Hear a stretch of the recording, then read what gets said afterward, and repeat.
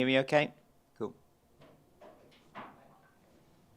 Good morning and welcome to Boland Park for the second day of this four-day series match between Goldrush Boland, the hosts, and the Momentum Multiply Titans, and the umpires, Tom Mokorossi and Warren Weingard, are out in the middle as the batters, Gavin Kaplan and Aviwa Mgijima, make their way out into the crease. You're with me, James King, the Cape Fox, and with me today, once again, Eugene Molion. Eugene, a very good day for the home side yesterday, 367 for 2 overnight.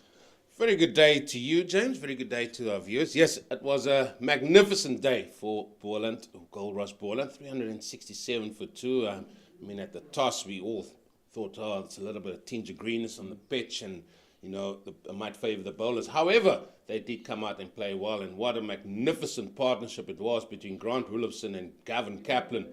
Roelofsen 150, Gavin Kaplan 162, and he's still going out there. But it was Dayan Khalim who was probably the most consistent bowlers, and we spoke highly and long about that, about maybe that first spell, his initial spell when he was bowling so well, had good rhythm. He probably should have bowled a little bit longer. However, they didn't do that, but we'll take nothing away from the way Goldrush Boland played yesterday. Yeah, it was a brilliant partnership, as you said, between Roelofsen and Kaplan, and they're no strangers to putting together big partnerships. 390 they put together for the second wicket last year in Potchefstroom for Goldrush Boland, and this time they have broken the Division 1 second wicket record here at Boland Park, and that previously held by Stiaan van Zyl and Clyde Fortuin of 197. So got their names here on the record books at par as well. And it is looking like a lovely day here today. Again, a bit warmer than yesterday, probably 27 degrees, 25 yesterday. Not really much of a breeze out there. So some hard work, you feel, potentially for the Titans bowlers if they don't get any breakthroughs early on. 27 plus VAT, I would say, out there, because, yeah, the breeze has died down. There was a little bit of a cool breeze that blew across this beautiful ground here in Paarl. Not so much today. And interesting to see Makania opening the bowling, but I would suggest, I think we'll see Dayan Khalim bowling here from our commentary in this morning. So it was Makania with the first ball of the day. And that coming in a little bit off the wicket there, and Gavin Kaplan just half forward and a little bit tentative first up this morning. The first delivery of the day, umpire Tom Mokorossi at the stables end.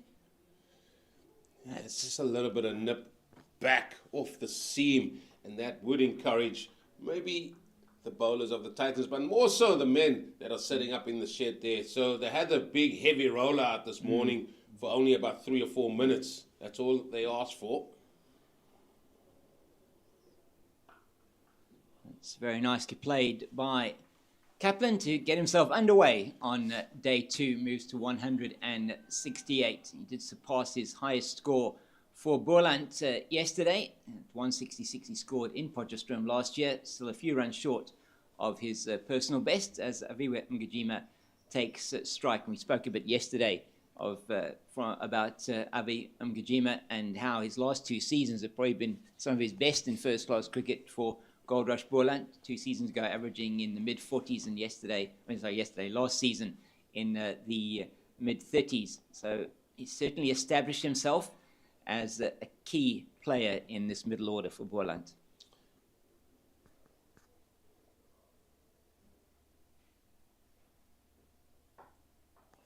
Yeah, he has, and I think what he has done, maybe at his time at Western Province, he learned his trade. He was a performer there as well for Western Province, and then when he came up here, I think he was looked upon as a leader of the team, and I think he's taken to that role.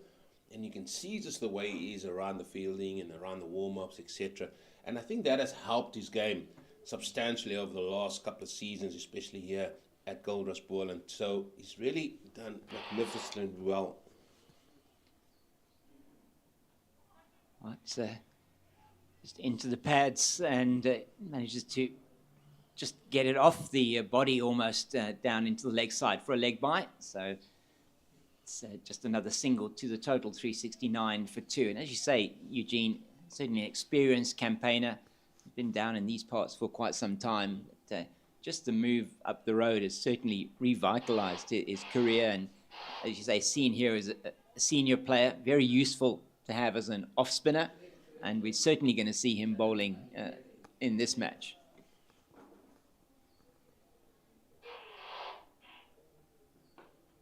This is good again from Makanya. This is what he did so well yesterday.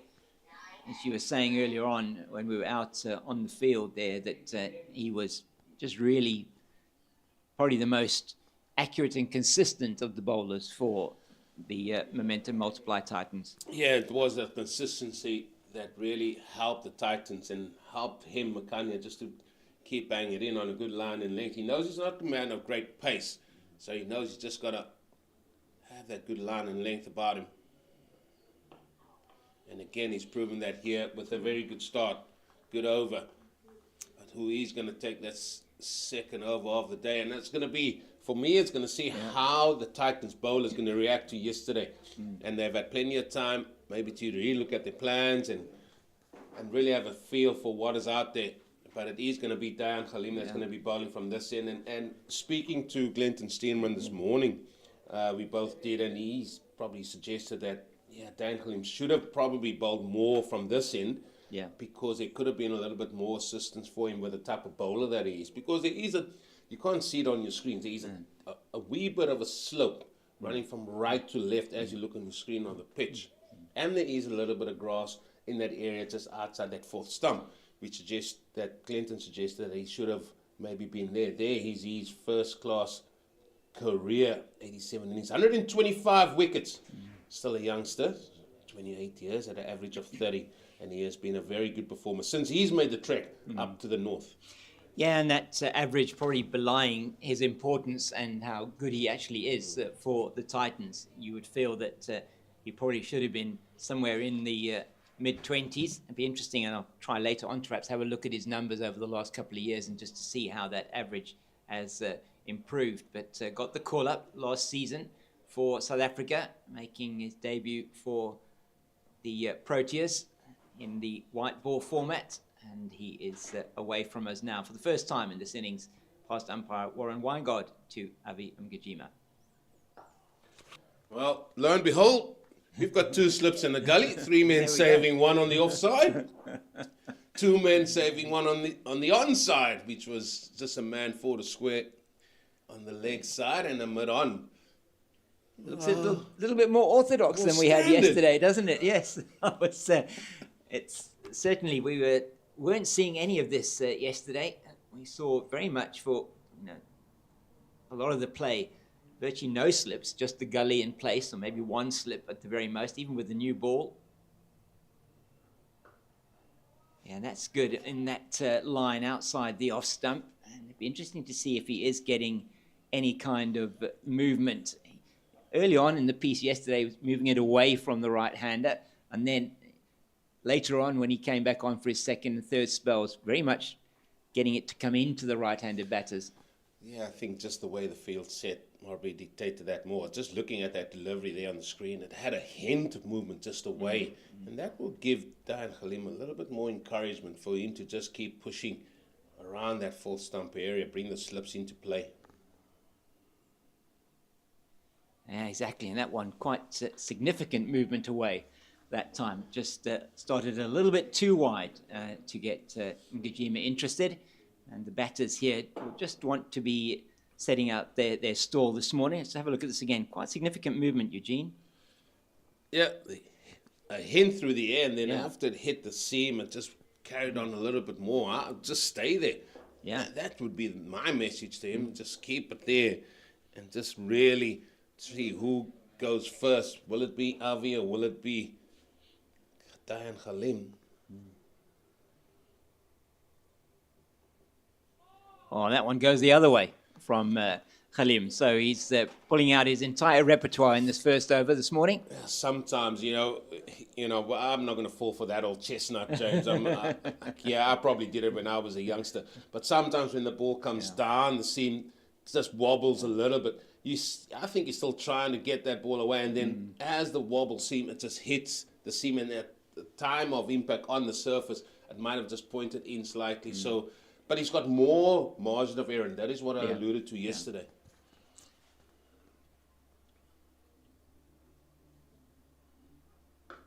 That one too full this time, but Kojima in behind it. So yeah, it's been a good first over so far from Khalim. What we would have expected from him, I think, senior bowler in this lineup, certainly for the men from Tshwane. And Kojima just taking a bit of time out, settling himself. Yeah, and what the goals are going to be, the small goals going to be here for Goldrush Boland, that's how they're going to take this forward. They're in a brilliant position. It's 369 for 2.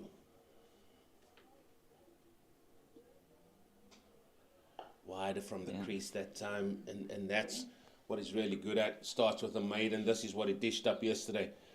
But we've got to start talking about how Goldrush Boland is going to take this forward. They've got 8 wickets still in the shed. Bonus points is a thing of the past. Yeah, Let's absolutely. get that out the way as well. And it is really not what the Titans would have hoped for, not picking up a single bowling bonus point, whereas the men from here in Paul, they have batted exceptionally well, and they would have picked up 5 point, I think, just let me get my my maths right here. I'm going to try and think what 5.38 bonus points is the way that I would calculate it to be. So we'll see if that is correct. So that is a good bonus point haul for Goldrush Boland on the batting side. And they've been batting at 3.7 runs to the over. And that really was largely because there was no consistency on the bowling attack, except really for this man and the man we saw from the Nederburg end, Dayan Khalim. So they've got their 2 best bowlers from yesterday on at the moment. Yeah, and it looks like Don Ferreira just wants to get a little bit of control. They might say to themselves, listen, let's try and bring that run rate down from 3.7 maybe to even below 3.5, and then work on getting it close to 3s. And in terms of Goldrush Boland, as we mentioned just the previous over, they need to take this forward a little bit. Why? Because they need to give themselves enough time to get 20 wickets.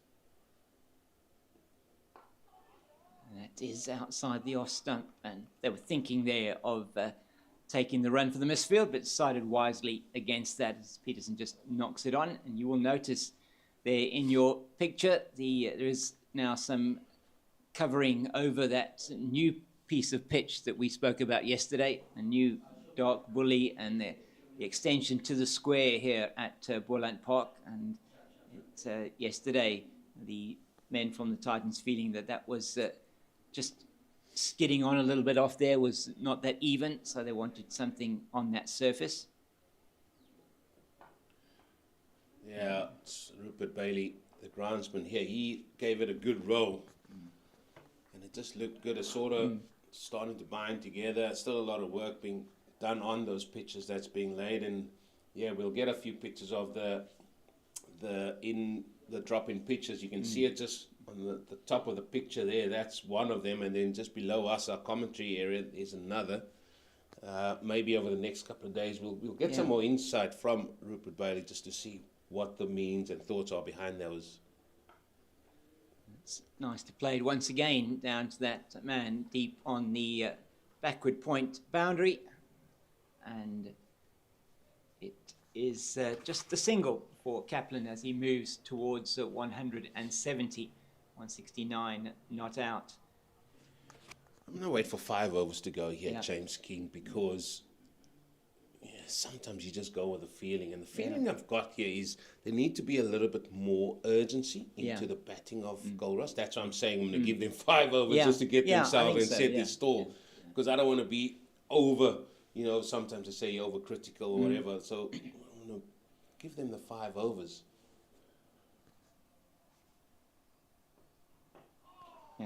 Jima in behind that one. Once again, targeting the stumps there is Makanya. And he has done a good job for his team.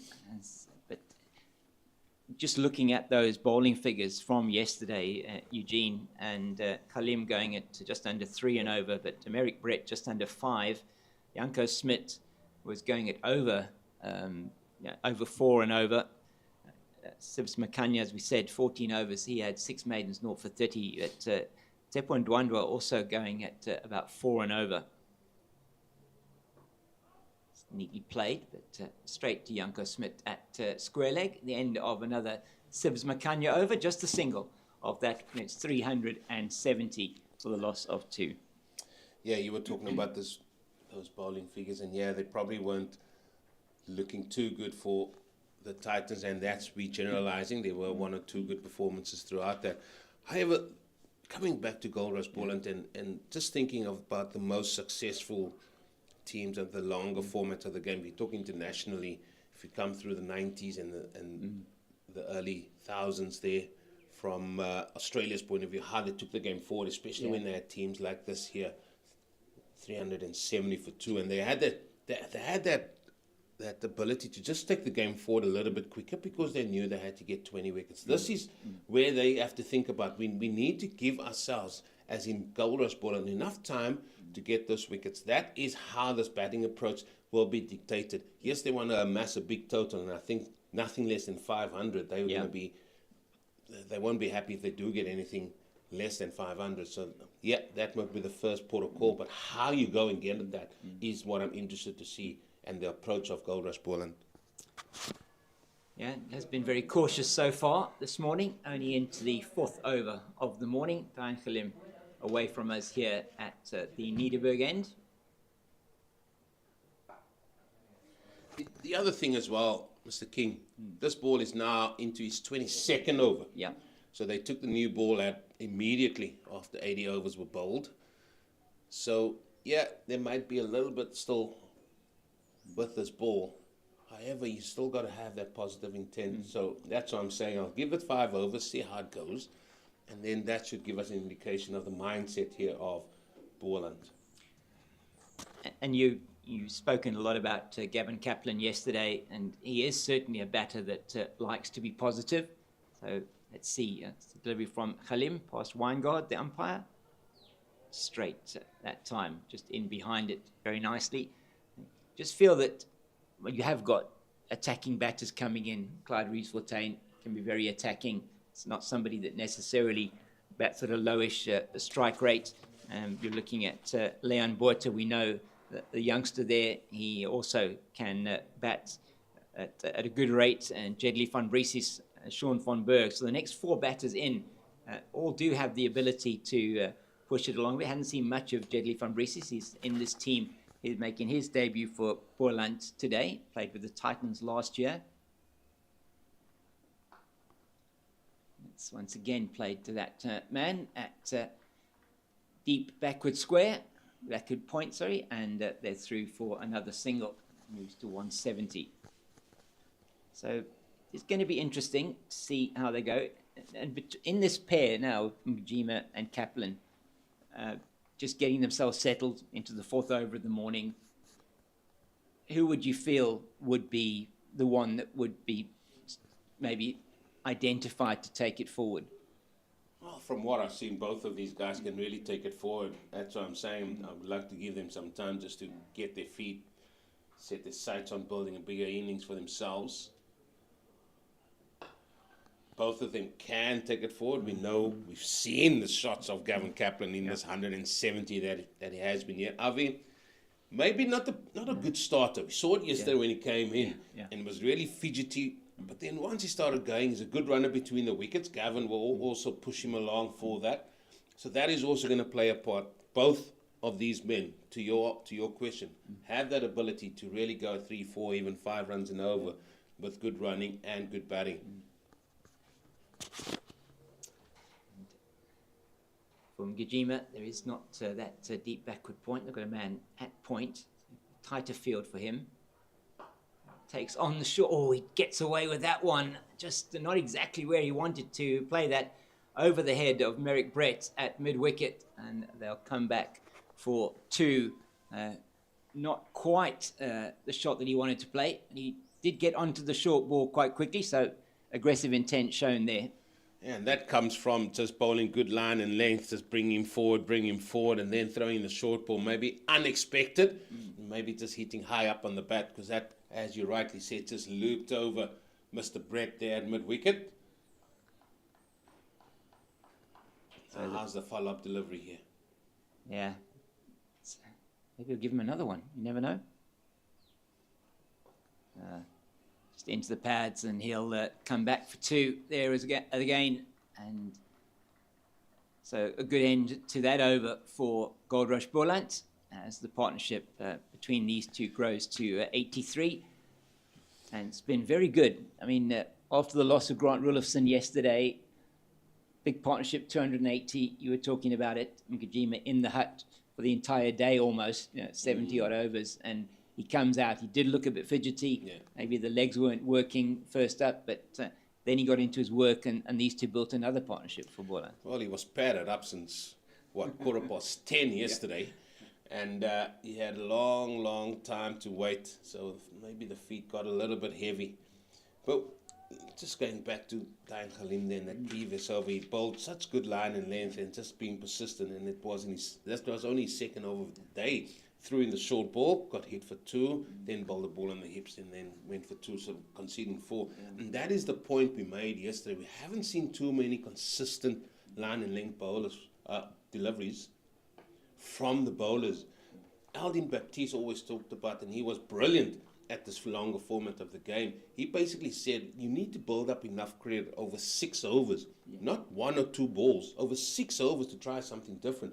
He just banged the length and line for 6 overs at a time, and then maybe at the 7th over, we throw in a quick bouncer, which was very quick, and then he would just go back to it. So for him, it was building pressure in this format of the game, and that way that can relate to wickets. And that is what we haven't seen much of so far from the Titans.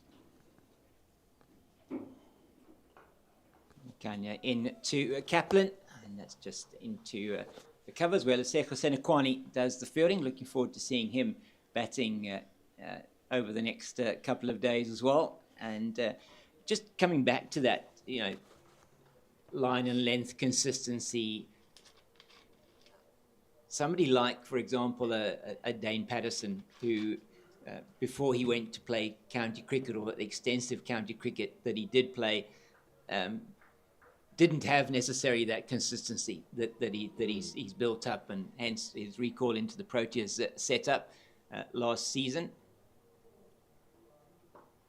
That's nicely tucked away into the leg side. Just a single for Kaplan, moves to 171. So Smith comes round and does the fielding. But he has over his career with Nottinghamshire and now with Western Province and the Warriors before that, but certainly since he came back to Western Province, we've seen exactly what you're talking about. He's consistent in those areas and very economical. We can revert back to the surgeon, Vernon Philander, a guy that bowled, and he learned so much about his trade, because what I mean by that, he played at Western Province.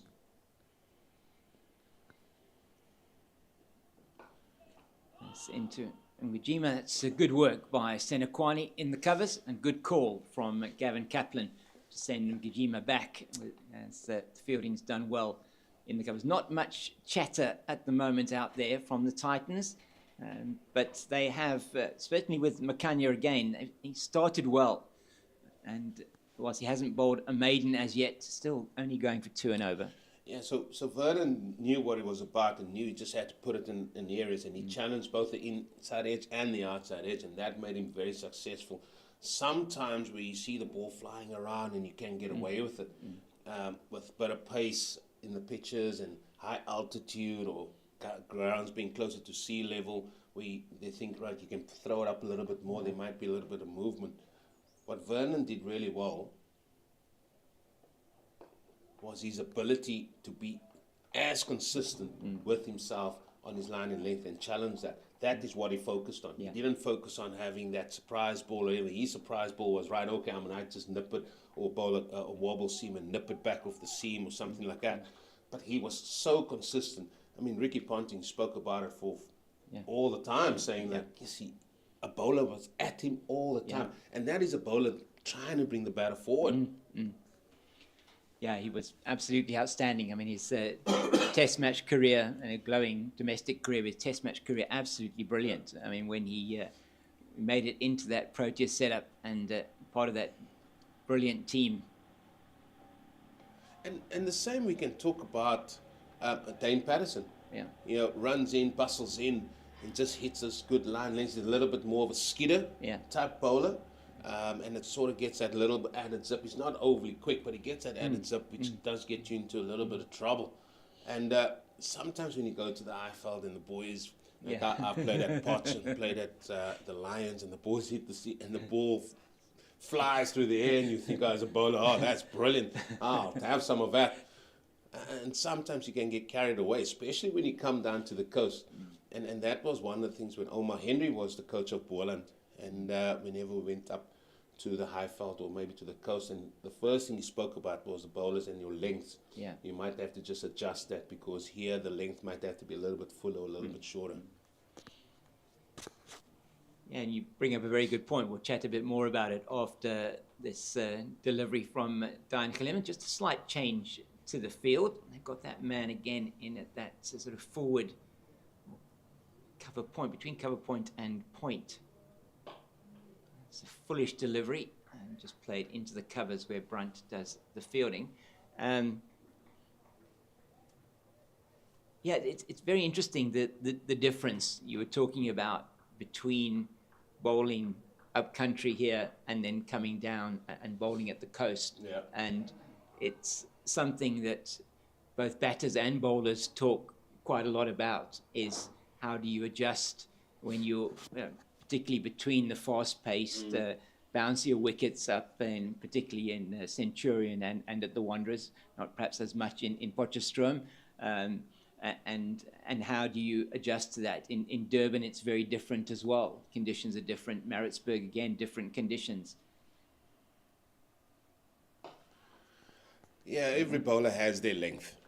That is a starting point. And some pitches will react differently. Some conditions will obviously act a lot differently to that. And you're always, your reference point is the top of the top of the stumps. That's your reference point. Whatever is going to allow you as the bowler to hit that top of off, that's where you want to hover around. So some bowlers might be a little bit more skiddier, and you'll find that they're going to have to bring their length a little bit back, and their margin of error is a little bit more than some of the guys that are a little bit taller and hit the pitch a little bit, because they've got a bowler on the ticky, so to speak. But what Makanya is doing well, maybe it is that sort of that knowledge of that batting, that he says, oh, listen, I just want to be there. And I think there were messages floating around that Luandre Pretorius even said, listen, they could have bowled a little bit better. Yeah. And that sort of insight needs to come to the bowlers, because they've got the ball in hand, and you try and make a lot of those type of information that you are gathered to see, like, what is the right pace for spinners to bowl. We spoke about that yesterday. Today we're talking about, which is a good topic, about the length that seamers need to bowl on various pitches. So neatly played by Kaplan on this occasion. I think that is going to make it to the boundary, and it does. And that boundary will take him to 175, which is now his highest first-class score. It's beating the 173 that he scored when he got his maiden first-class century for Western Province against the Dolphins a couple of seasons ago. And this one was really a gimme from Diane Khalim, just too full on that occasion. Yeah, too full on the pass. But what you got to admire is the way Kaplan played that. He didn't look to play it too square. He hit that in front, just to the left-hand side of the wicket. That's brilliant batting, presenting the full face of the bat onto the ball.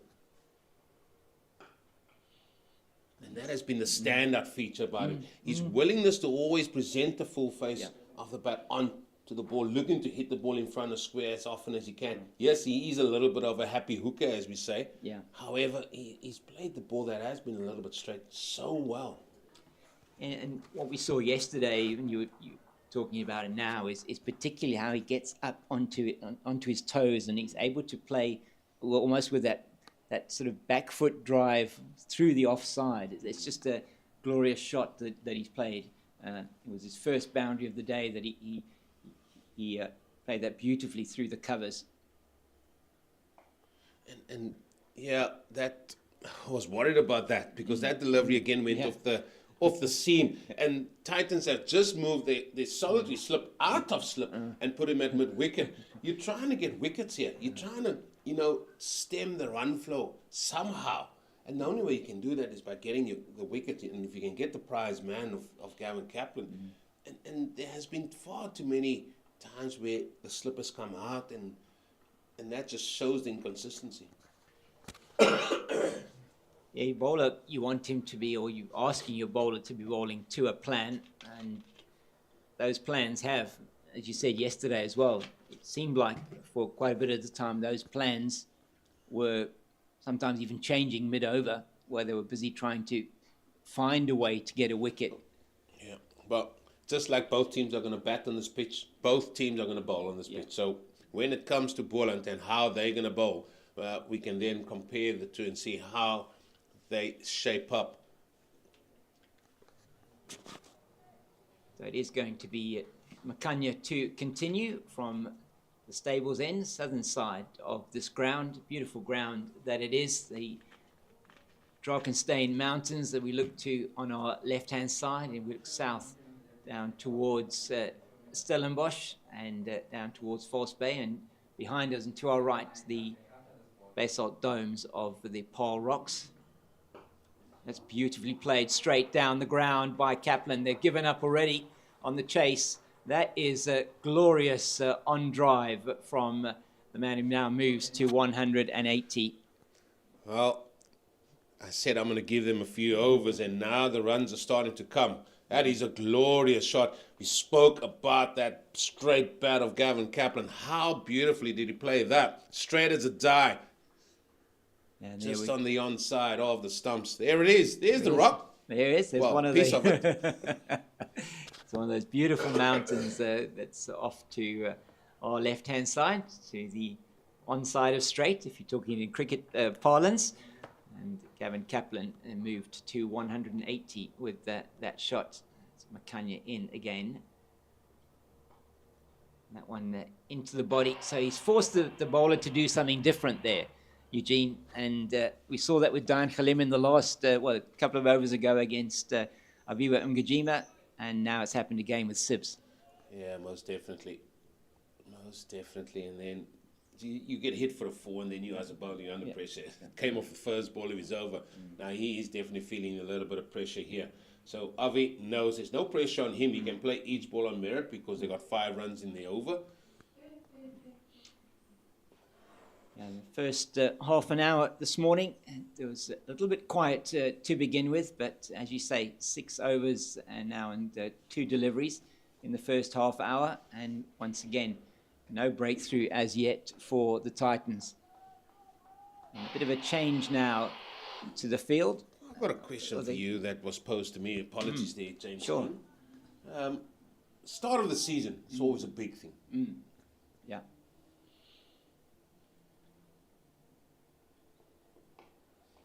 Everybody's ready to go. We're ready to go. We're ready to see the game.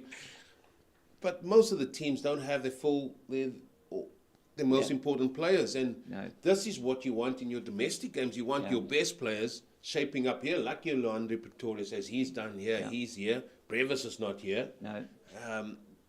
Bosch is not here. We've got quite a number, a whole host of players that they could have called upon. It doesn't affect, with all due respect, the team from Boland. But shouldn't they be here? Shouldn't they be playing? Shouldn't they be, part of your domestic structures, playing the game, getting a good run of form in? They are going to Pakistan for the various formats as well. Yeah, and that certainly, it's been a discussion that I was having with Jeremy Fredericks this morning as well. And I think, it is interesting because this first round of 4-day fixtures coincides with the last round of county championship games in the UK. So you're looking at the Titans, Simon Harmer, who's now is contracted with the Titans this season. It's going down the leg side, not a convincing appeal from Makanya and anybody else on the field. So you look at somebody like Simon Harmer, he's playing for Essex in the county championship at the moment. You have a number of players, as you say, looking at the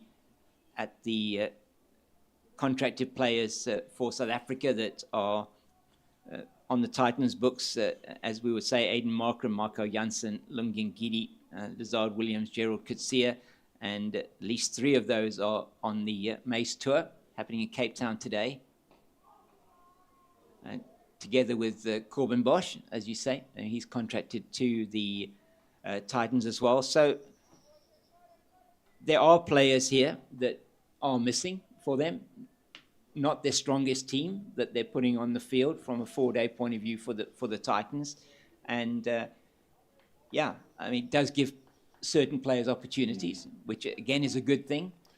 But it isn't. It means they've come into the game and their opportunity to potentially stake the best claim they can and get off to a good start is perhaps compromised.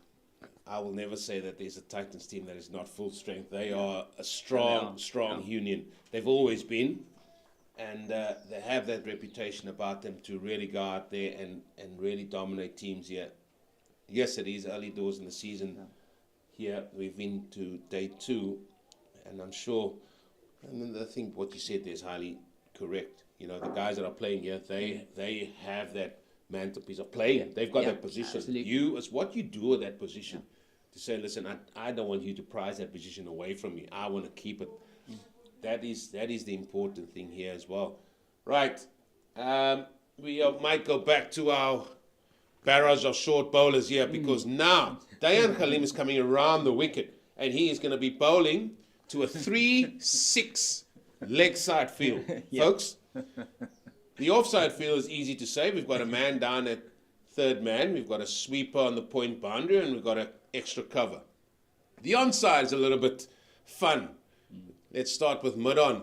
We have a man at deep mid-wicket. We have a mid-wicket in close in. We've got a man on the square leg boundary just in front. We've got a fine leg, and we've got a fine leg. Here he comes. And that's well played by Kaplan, just into the body, and he plays it down to that man that you were talking about. It's about 2/3 of the way to the boundary at a sort of shortish long leg. That sounds like a real contradiction in terms, to have a shortish long leg. They're just making a little bit of a change now for Ngijima. Yeah, so they're going to have like a leg gully in place now. That's Donovan Ferreira. He's gone there. So the 2 men behind square on the onside is a very fine leg and a leg gully. You also got a square leg on the boundary, as I said, just in front of square. And it just goes underneath this one. Rivaldo Munsami takes that well behind the stumps. That's 1 for the over, says umpire Warren Weingard. Still got 1 to come. He does. Looks like things have started to liven up here. The line and length theory has gone out the window. Yes. Let's come and bang it in on the length, back of a length, try and get the short ball barrage going. I'm not sure if Avi is a happy hooker, though. No, I don't know. I mean, he knows what's coming, doesn't he? I guess the question is whether Dayan Khalim's going to throw something surprising into him, but you would doubt it looking at the field that he's got set.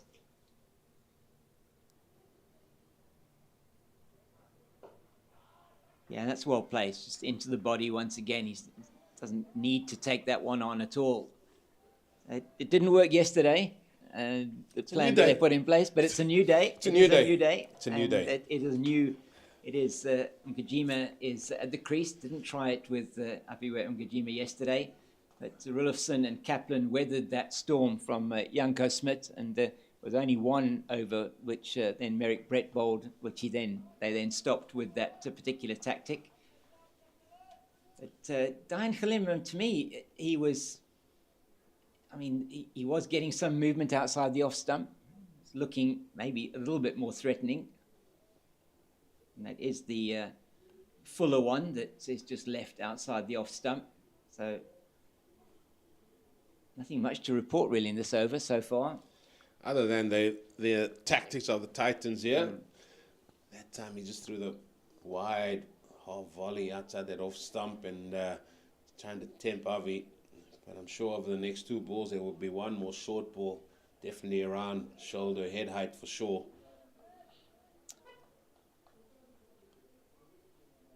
As he turns at the top of his mark now, and he's going to run away from us into his run-up. Just quite a long run-up. That's outside the off stump.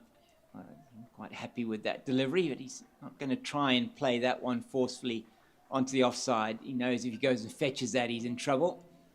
So well played by Ngajima. Maybe it's a plan, because the tallest man on the park, Janke Smit, finds himself just in front of square leg, saving one. So they've maybe identified the ball that just lobs over or loops over some of their fielders. So we'll keep an eye on that. Because definitely all the taller men are on the onside here. Yeah, they are, definitely. Just looking at that as, you're right. as an observation. Yeah, you've got Donovan Ferreira in at leg gully. You've got Janko Smit in at that short square leg position. You've got Merrick Brett at that sort of deepish mid-wicket position. So those are the three tallish men. I'm not sure what they're asking for here. I really don't know. Looks like something with the batter. I think it's something from the Titans. Or maybe it is. Okay, we're waiting to see what... not quite sure. But Diane Clem's given the ball back to umpire Warren Weingard. So just to come back to the amount of cricket that is going to be played over the next period of time, and we've got the tour to Pakistan that is taking place, and there are members of this team that are going to be playing in the T20 internationals in Pakistan. Donovan Ferreira, Luandre Pretorius of the team that are on the field in that squad.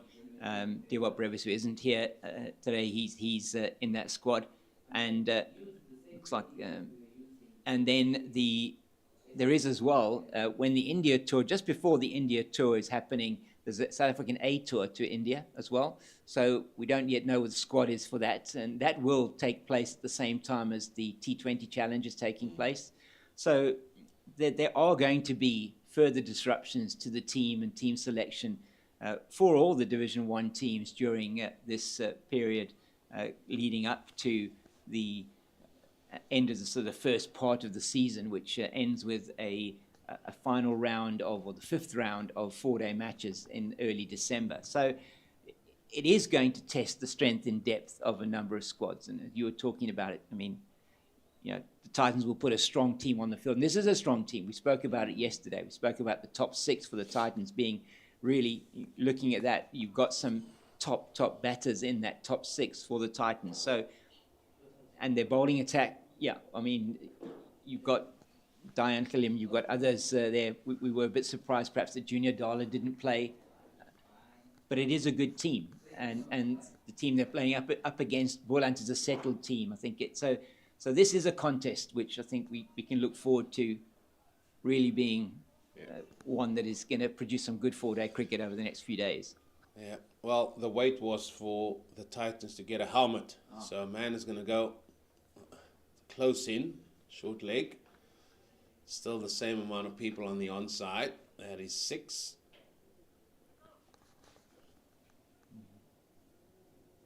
And I think the reason why they brought him in, James, is to stop that easy just riding the bounce. Yeah. So you must either leave it or you must play it convincingly. That is what the Titans want to see of Avi. Just trying to stand tall and play it just off the hip or off sort of the body. That's something that they don't want, because that's a time it can. You just get a little faint tickle onto the body, and then it just loops up, and there he's short leg that takes it. So you just got to be wary of how he plays this now. Yeah, it's good thinking from Donovan Ferreira. He spoke was interviewed prior to the matches, and having just taken over as Red Ball captain. Talk a bit about that after this delivery. And that one, not that short, but he gets well underneath it. But that's what I said. So now you just can't stand tall and play it, because you got a man there. Good thinking from Donovan Ferreira and Dan Kalim, because now it forces him, right, you got to duck it or play it convincingly. And I think the thing that came out of those discussions with Donovan and some of the quotes that the Titans have put out, just really around as we look at the scorecard there. So Kevin Kaplan, his highest first-class score now, 182 not out, and that very good innings from Grant Willifson yesterday of 150. Peter Milan just getting the 8 before he was LBW to Diane Khalim.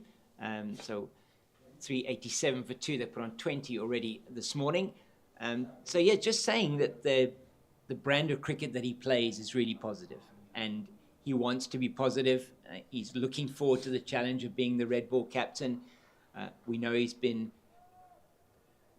rewarded for his leadership by being named the captain of the T20 South African team that is going to go and play the opening of the stadium in Namibia. And he is a player that you feel is a positive player, and it was really good to see that from him. What that doesn't mean is that they're going to play reckless cricket. It means they're going to play positive cricket. 100%. And just going to touch on that now.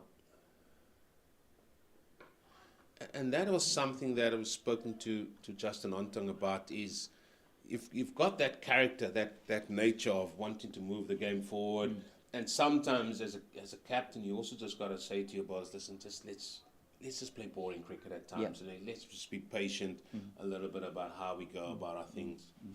And that is something that every captain will learn to best bring that out within their captaincy. But looks like the game is moving forward at St. George's Park. Okay. Mr. King, Western Province, started batting today. They find themselves 23 for 2. And it is the two new men, Pillay and Van Heeren, that are back in the sheds. Oh dear. So Western Province's woes continue from a batting point of view in the top order.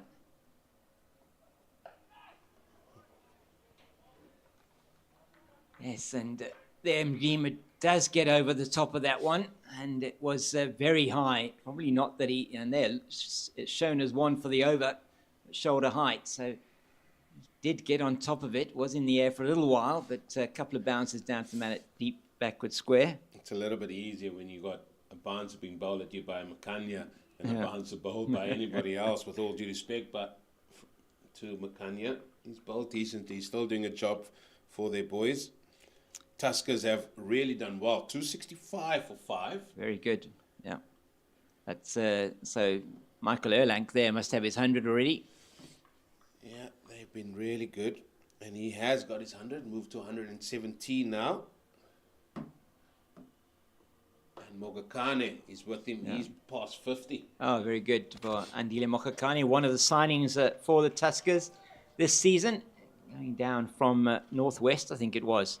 That he's moved down to the Tuskers, so they'll be very happy with that for their new signing. I wonder what, he's a match referee now, and people know him as a commentator, and whenever we were here and he would see fields like we are seeing now, he would be very outspoken, Mr. Fredericks. And why do I say about the field? Well, Makanya is just going to be bowling gun barrel straight here. Yep. He's got a man at sort of a deepish gully. He's got a point on the boundary. He's got a cover and then mid off. Those are the 4 men on the offside. Then there are 5 of them on the leg side, including a man at Silly Maron. The one you can see there, that is Brett.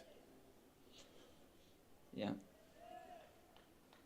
Yeah, so it is a very interesting sort of in-out type of field, isn't it? And sort of trying to cater for every eventuality.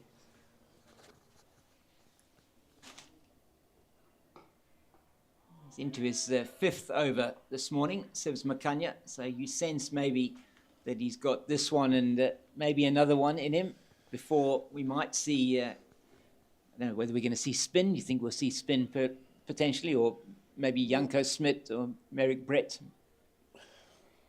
Well, I don't know. If they had a spinner that can really give them that control and not just going for threes, they would have taken that. As you can see there, that rate is still hovering around 3.7 mark. So they haven't sort of curtailed them from scoring. Started today at 367. So it has been a reasonably cautious start. And since Makanya, again, has been economical. He's still going at just over 2 to the over. That man from mid-wicket just comes in slightly closer. And Kaplan just stands up once again and plays it down to mid-on. And the end of another Makanya over, the 5th for him this morning. And he's now bowled 19 overs, 0 for 40. And so 5 overs this morning for 10 runs. And so he's doing a job once again in terms of keeping it quiet for his captain. And are we going to see a change of bowling from this end? No, it is going to be Diane Khalim to continue. Question is whether he'll be continuing with the short-pitched bowling in this over. It looks like he is going to be doing that. Is that Keegan Peterson? It is under the helmet at forward short leg. That is him. He's decided to come in a little bit closer to the action. He's been grazing the boundary all morning.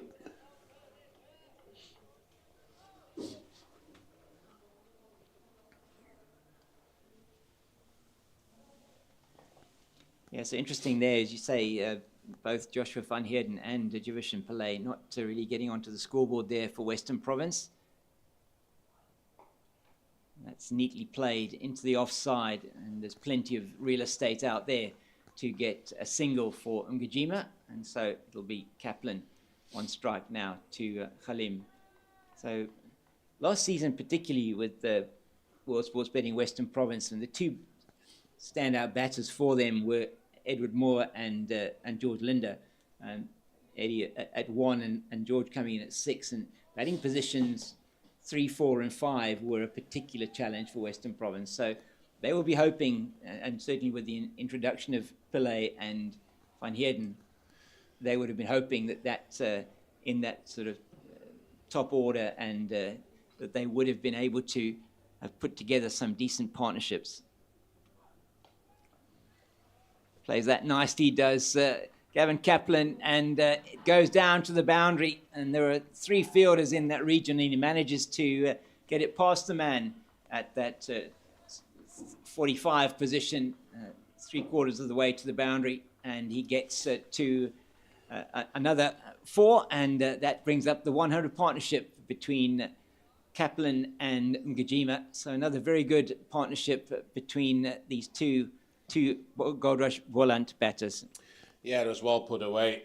He made mention about his willingness to take on the short ball, Gavin Kaplan, and that time he has placed that to perfection and getting the maximum out of it, getting 4 runs, played it beautifully.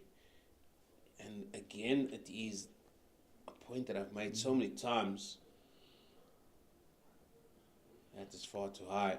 It's a point I've made several times, is in fact has been given as wide, that the Titans are bowling, yes, to areas that these Boland batters love to score from. Yeah.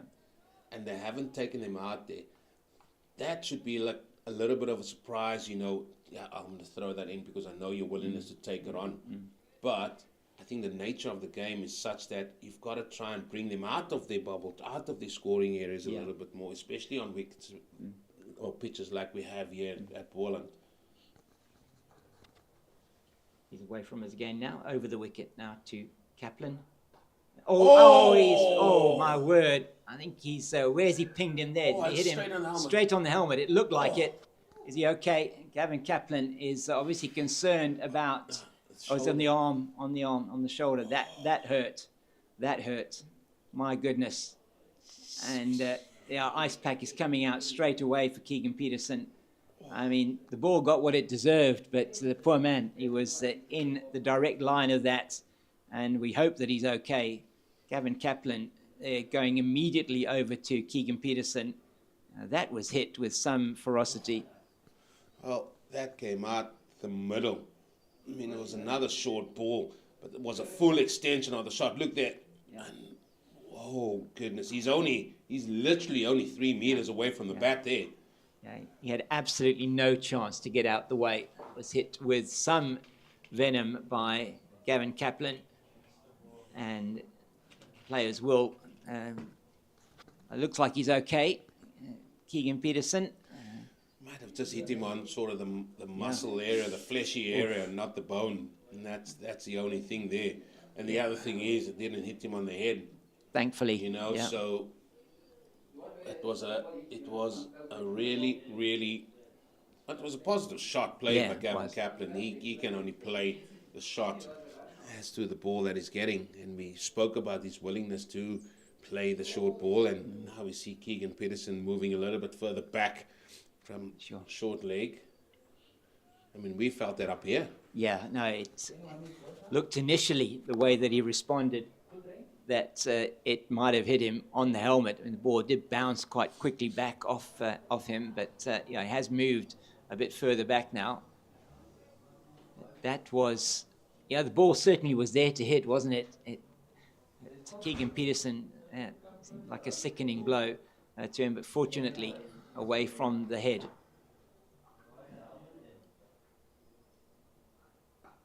And there's just in behind that, and there is really no worry about taking singles on the offside. There's a lot of real estate there with this 3-6 offside leg side field. As we look at that again, and you can see how hard that was hit by Gavin Kaplan, and Keegan Peterson just taking that on the upper arm, it seems like. That will be a rather psychedelic looking bruise in a day or so's time. Yeah, especially if he's one of your main batters as well, coming in the top 3 or 4. And you know you're going to have a big total to get up to. But he's still out there. He's a little bit closer here now for Makajima. Yeah, and kudos to him for being out there still. Yeah, just a bit of chin music, and he's able to sway out of the way, and it's another wide. And for height, presumably, on that occasion again. So 2 wides in the over from Dayan Khalim, and you would have to say this isn't working for the Titans. I think they'll get spin on now. Yeah. I think this would be the last one of this experiment. Yeah, he's into his fifth over of the day is Dayan Khalim. We've had a couple of interruptions, so only 10 overs will be bowled in the first 55 minutes, which is a lot slower than they were doing yesterday. But there have been a couple of interruptions. Well, he's moved now to silly point. Oh, it's in the air, and that should be taken. Is a man underneath it? Oh, he's dropped it. My goodness, that is Makanya in the position there at long leg, and they go through for 2, and that is the trick. I mean, the trick or the tactic worked there against Mgajima. It was top edge, went high up into the air, just wasn't settled, was he, at all? No, he just kept moving, and that's a tell sign that you're just not there. And then he had to put in the dive, and we made mention yesterday, we've seen everything that could go wrong in the field for the Titans, and that is the only thing that was a miss. And Makajima has a chance on 38 as he moves into the 40s now.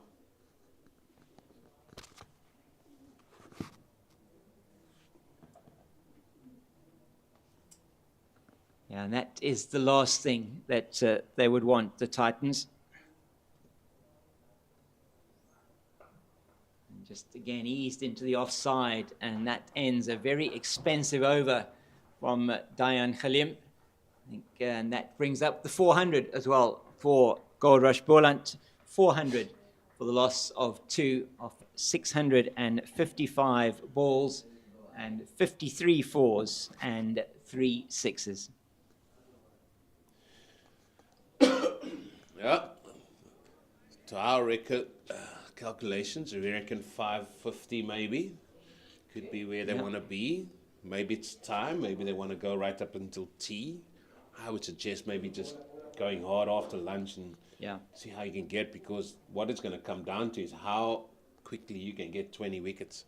As it is, Janko Smit now coming into the attack, the taller bowler.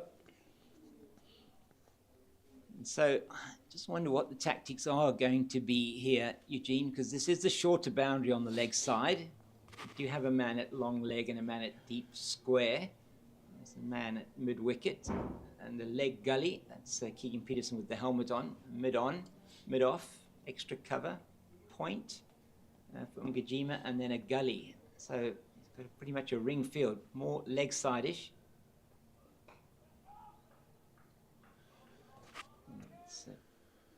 Well, this will give me a good idea of him running at me, seeing what we can see from the big, tall, fast bowler. Again, no slip. And one would have thought that he would have been the man in there. That's his numbers in first-class cricket. 6 wickets, going an average of 23, best of 3 for 54.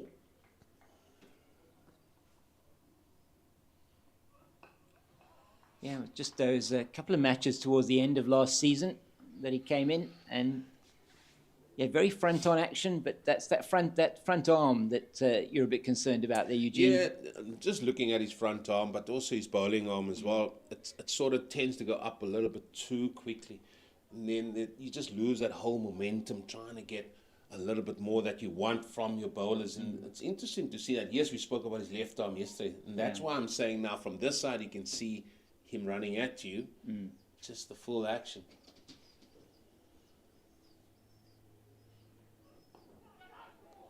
Oh, that one close to the man at that leg gully position. Keegan Peterson. So Viva Ngajima given life in the previous over, living a little bit dangerously as he moves into the he's into the 40s now, 42. He has got Gavin Kaplan on 188. So Janko Smith, still a youngster. I mean, it got time to develop that action. It's not perhaps as fluid as you would want it to be. No, it's not, and he'll get stronger and he'll work on his game. He's in good company there with Albie Morkel. I just feel he's just lacking that, maybe that little bit more oomph, as we say. And when he sort of loads up that front arm, that bowling arm of his, when he loads up, it sort of just flays a little bit outside his body. You want it nice and tucked in. And then when it's tucked in, you sort of got to get it down first and then come back up. And while that is happening, then he'll be at his maximum. But I think that is just that timing issues that we spoke about yesterday, that he just needs to work on a little bit. Yeah. You certainly feel that he will be able to pick up his pace, which will make him a far more dangerous bowler than he is at the moment. 100%. I mean, he's got every attribute that every fast bowler wants. And one thing he also has in his armory, he comes from that Pretoria boys there. Yeah. And they're strong boys, aren't they? Yeah. Most definitely. I think a product of... It was from Uffies, I think. Yeah. Neatly played by Kaplan, but there is no run. I think Uffies just says, like, if you got to play sport, you got to be 6 foot. Looking at their rugby team, I mean, the whole rugby team is like 6 foot, and obviously we watched a lot of rugby and seeing how they go. And yeah, it is the same.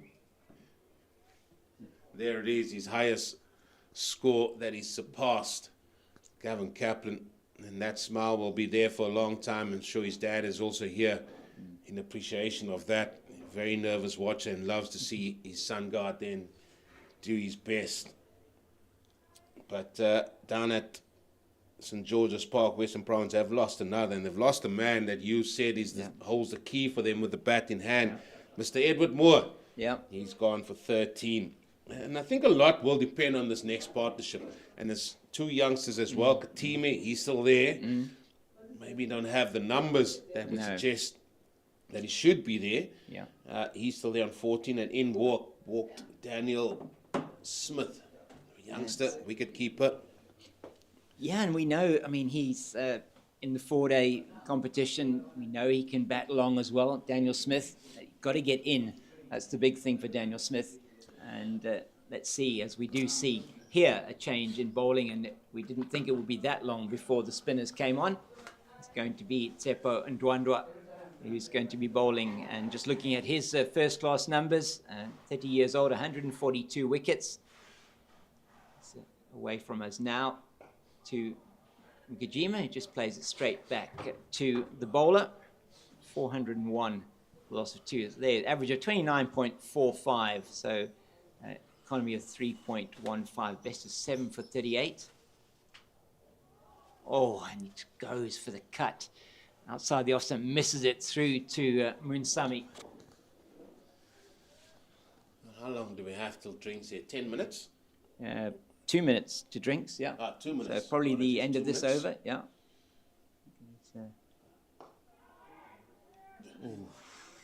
My word. He is living dangerously here, Abiwa Mgijima. Saw this yesterday. Yeah. Ball just landing No, in it does. pockets where the fielder just can't get to. Yeah.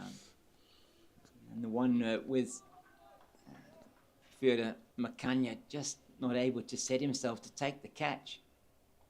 Oh, he gets an edge on that one. I don't think that was where he intended to play it, but it's gone down to the boundary for 4 and a wide-ish third, and he'll take that any day. Well, Abiwa Mgijima moves him to 46, total to 405 for the loss of 2. Yeah. It has been a little bit slower than yesterday. What was that? Only about 40, just 40 runs, just too short of 40 runs scored in the first hour. So we will say that, yeah, the Titans have managed to slow that scoring rate, but the runs are still coming, and Goldrush Boland can still accelerate. So they've moved the man from 45 on the leg side now to the offside at a short third man. So it'll be interesting to see if Kojima tries to do anything different, like a paddle or anything down into that leg side gap. He plays it through the offside, and that's another boundary. And Seppo Ndwandwa has gone for consecutive boundaries, and that is his 50.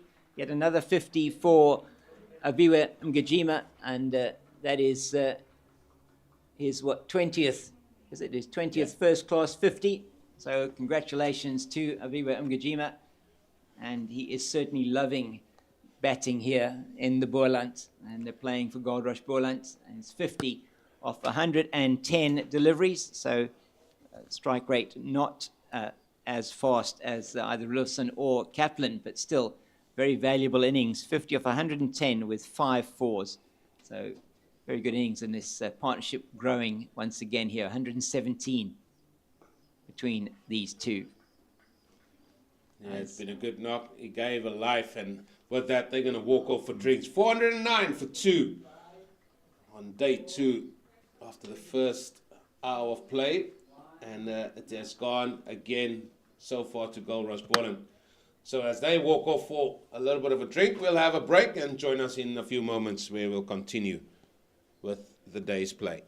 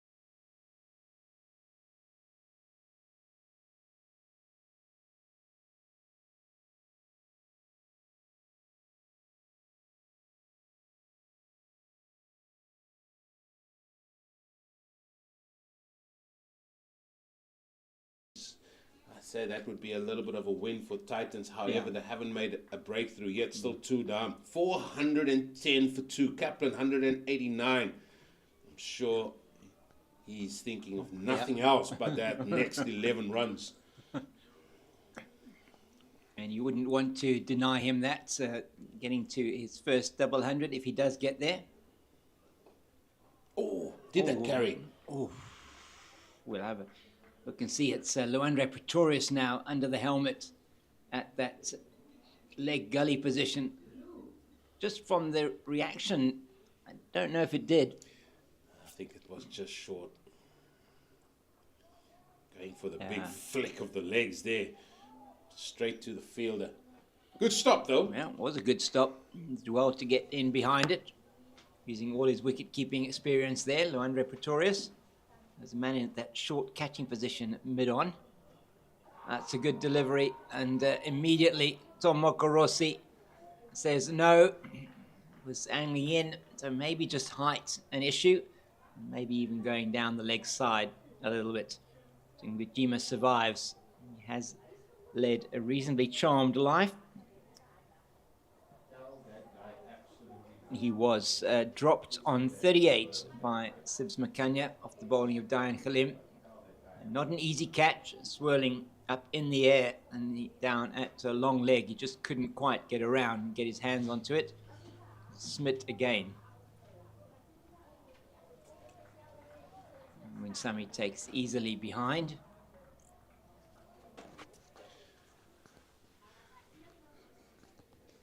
Oh, it's a little bit meandering here.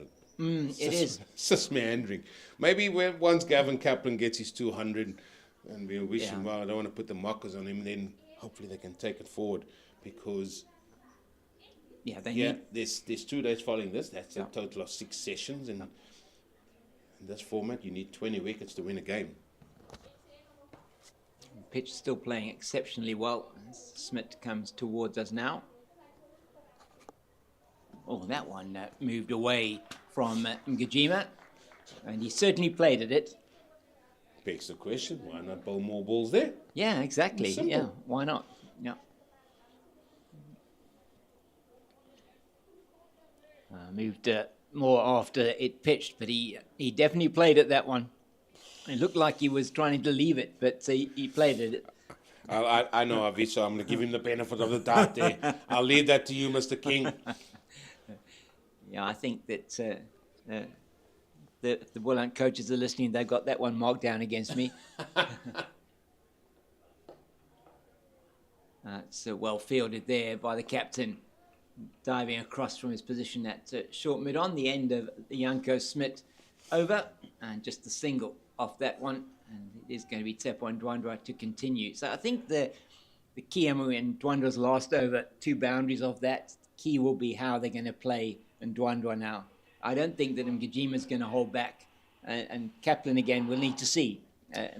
Was he going to be circumspect until he gets that 200? Well, I think if the ball is still there for Kaplan, he will still play it. I'm now looking at Avi and thinking, if they're bowling it that wide outside that off stump, is he thinking of maybe going for the reverse sweep here and just play it upward so it gets over the fielder, because they are point and there will be a backward point as well. So you just got to be mindful of the fact if you do go for that and you want to play that shot, you got to go over. It won't take that much to get over the fielder. For Kaplan, they've got a 45 in place. They've got no sweeper on the onside though, which suggests to me they'll bowl it slow and wide outside the off stump yet again here. And here we see the tactics from Ndwandwe now. It's quite straight. It's played to Junior Dala, who's on the field. Not sure who's on the field for. We'll see if we can pick that up. I think it's Dayan. Yeah, I think you're right. I think it is Dayan Khalim. It is Dayan Khalim. It is slower outside that off stump. Saying to the batter, you got to make all the pace on it. Yeah, and if you do want to play this onto the leg side, you've got to take a risk against whatever potential spin or turn there might be. Plays that beautifully straight to Senekwani in that point position on the boundary. He goes to 190.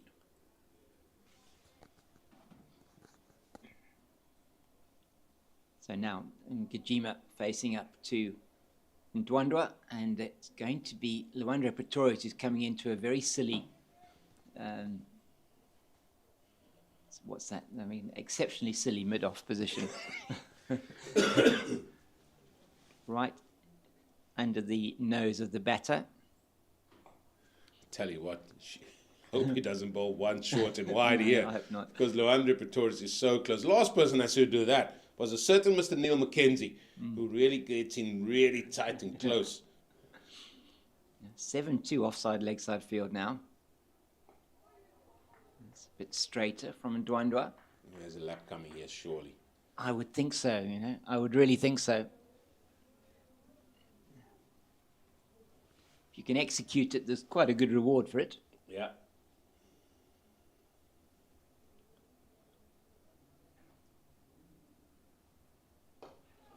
Well, forget about the lap. He's decided not. He's just going to muscle one over mid-off for 4. Good use of the feet.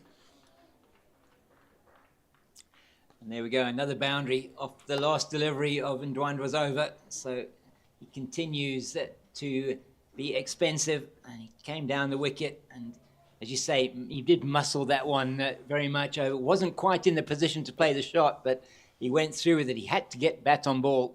Otherwise, he would have been making his way back to the pavilion. Is that a sign of what the message was at drinks, Mr. Maybe. King? Yeah. I think important. I think Avi is the one. I mean, I would think Gavin, after he gets to 200, he is going to start opening up. You feel that is going to happen. Aviwa needs to be the one that's definitely taking the attack to the bowlers. And I do think they will try and accelerate this run rate in this second hour. It's just about taking the game forward. It's giving you the chance to get the wickets. Who knows? You'll never find yourself in a position like this again in other games coming up. You can only plan for what is there in front of you now. This is where you're at. This is what's happening right now. Take control. Take charge of it. And the drinks break was the ideal opportunity to get that message out from coaching staff and captain to the players out there. And the question is really whether how difficult are the Titans bowlers going to make it for them to start accelerating that rate. We've seen run rate over 5 in the last 2 overs from Ndwandwe. That's good line. That's good length. And we've seen these type of deliveries few and far between. And I saw the previous over from Janko Smith, a ball that sort of hit the pitch quite hard, had a little bit of bounce and a little bit of movement. We saw that through the air as the ball came through to Munsami. Very next ball, half volley. Yeah. So consistency, as we've been talking about, absolutely the key here for the Titans bowlers. And as you said, they're still young. These bowling group here for the Titans, they'll take a lot from it.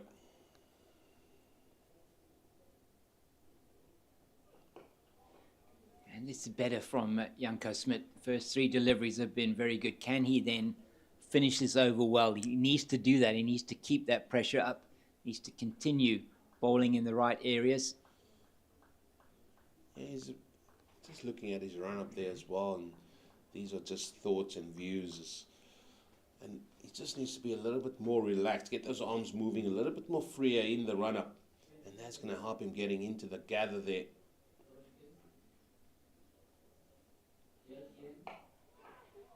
Oh, another one that just bounces short of the field at mid-wicket. Took on the short ball, did Gavin Kaplan.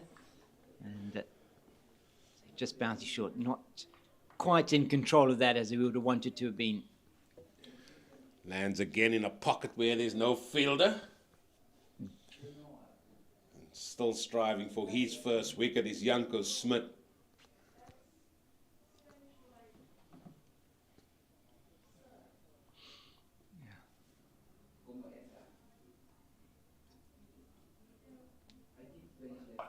Oh, and that's beautifully played, and is a man out on the boundary there. It's Keegan Peterson.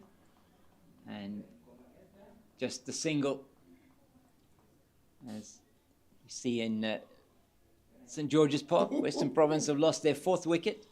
Daniel Smith is out in single figures as well, 40 for 4 now. World Sports Betting Western Province, and Mhlali Mpongwana, I think, it's either him or Oliver Whitehead who'll be walking to the crease. And they are in a serious amount of trouble there, World Sports Betting Western Province.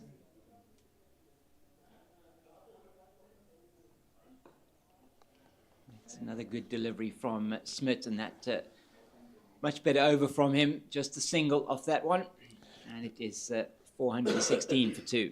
Yeah, that was a problem for Western Province last season, even the season before. They just can't get good starts with their batting up front, and this one has started in the same vein, unfortunately, for the World Sports Betting Western Province team.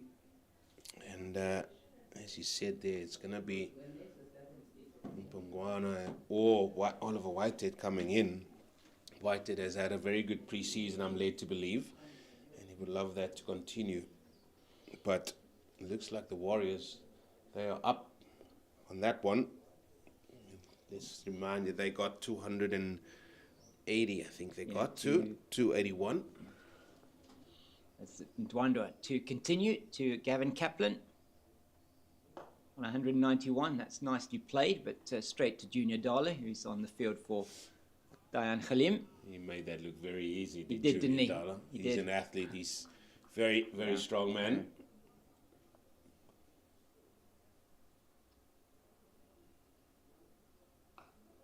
It's nicely played to the man deep on the boundary. That's Merrick Brett, and he goes through for another single. Gavin Kaplan moves to 192, 418 for the loss of 417 for the loss of 2. And the man in a very short, silly point position, or almost a silly mid-off position. Luandre Pretorius, and he's just moving his man on the paddle around. That's Janko Smit to backward of square. And he misses that one outside the off stump. That's Abiwa Mgajima. So will he be aggressive again against Seppo and Ndwandwe? Hit him for 4 down the ground with the last ball of the previous over. And just half a bat on that, straight to Pretorius. So a bit of a game of cat and mouse here between these two. Ndwandwe away from us now. And that one was a little bit short. He goes back and cuts it out to Brett on the boundary. Probably see him coming in from the southern end of the ground in the not too distant future. I reckon that he'll probably be replacing Janko Smit at Merrick Brett. Now it's Kaplan to face the last ball of the Ndwandwe over. So just 51 runs added so far this morning. Wider at the crease that time, and just defended. So just a 2 off the over, a better one from Ndwandwe, and it's 418 for 2. Yeah, and there's still a lot of time. I think they, as a target and aim, I think Boland would want to get again 100 plus runs in the session. That's what they got to get to. That's what they're going to try and get to. Again, beautiful pictures. I mean, that is the bowling figures there. And not a lot to be spoken about in the wickets column. And Dan Khalim, 6 maidens, and Makanya, 6 maidens as well. It has been few and far between in that region as well. Just shows, and that tells the story on its own, just shows how inconsistent it has been. But they need some sort of breakthrough here yet again. Smith into Nkajima. That's pretty sharp work by Luandre Pretorius there at that leg gully position with the helmet on. I would say that was not a great shot there from Aviwe Makajima. It was sort of about 4th or 5th stump, and he tried to flick that again. Maybe his mindset was, oh, they're going to bowl straight, you're going to bowl straight. You can't get ahead of yourself. But if that was on the legs, then yeah, it's easy. But if it's slightly outer, you've got to play straight, and that is shown just with his shadowing of the shot. Yeah, so that one just played out into the leg side, but his trigger movement's quite interesting there, Eugene, and because it looks like in taking his guard, he's almost taking guard on leg stump, maybe 2 leg, and then he's moving across as Janko Smits just into his delivery stride. So interesting for when you're a youngster, if you're a youngster watching, which there probably aren't too many. You're supposed to be at school today. But there's a holiday coming up, I'm told. Yes, it will be soon, the school holidays. It's interesting just to see different batters have different trigger movements. They set themselves up a little bit differently. Stars are different. They might have one or two movements that they would make just to set themselves for when the ball comes. Yeah, once a batter moves across there, they are telling themselves, listen, I am willing and know I will be able to get my bat in front of my pads first and foremost. So you're not going to beat me for pace. That's what he's saying. And I want to hit the ball where I'm comfortable and try and hit it a little bit straighter. So I want the bowler to bowl to me. Good delivery from Smith there. He's got now Lewandre Pretorius. In fact, even closer in at that shortish, very short mid-on position. Got the helmet on, so he's dispensed with the leg gully for Kaplan. But this has been a better spell from Janko Smit in terms of his, just in terms of the work that he's doing and the lines that he's bowling. Yeah, he's running in. Not liking what I've seen there when somebody stretches a leg or so, but it's been much better from the big, tall, fast bowler. That one was played on the bounce to Pretorius. Toss it to Junior Dala at mid-off. I'm sure he would have been relishing playing in this match. Junior Dala, he's out on the field, and as you say, Eugene, a man that really looks, in terms of his conditioning, always outstanding. Yeah, and he bowled a few overs during the lunch break yesterday. He'll probably do the same again today. And that is much better. The lines have been better. The lengths have been better. Hence, he's only gone for one run. Yeah, and what it is doing now is it's pretty much putting the onus on the two batters to target one of the bowlers, and the bowler they have been looking to target is Tsepo Ndwandwe, as Merrick Brett's doing a bit of warming up. So I think likely that he'll replace Janko Smit at the stables end of the ground, but it is Tsepo Ndwandwe who's going to continue from the Nederburg end, the northern end of the ground, and he'll be wanting to view at Mgijima. We've still got the slip, that very silly mid-off position, backward point, man at point on the boundary, an extra cover and a mid-off, a mid-on, a mid-wicket and a backward square leg.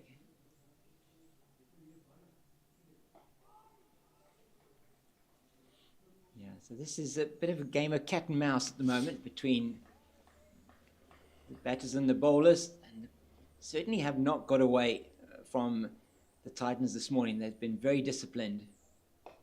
That's neatly played by Mgijima. Dala will field and just be the single. Yeah, and that is the question. Why hasn't it? Yeah.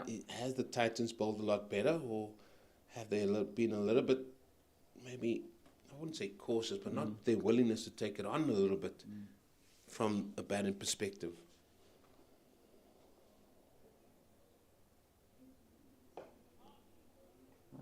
I think probably a combination of both. Certainly the bowling has been better. We've seen Sibs Makanya as economical as always. Janko Smit has bowled a good spell from the southern end.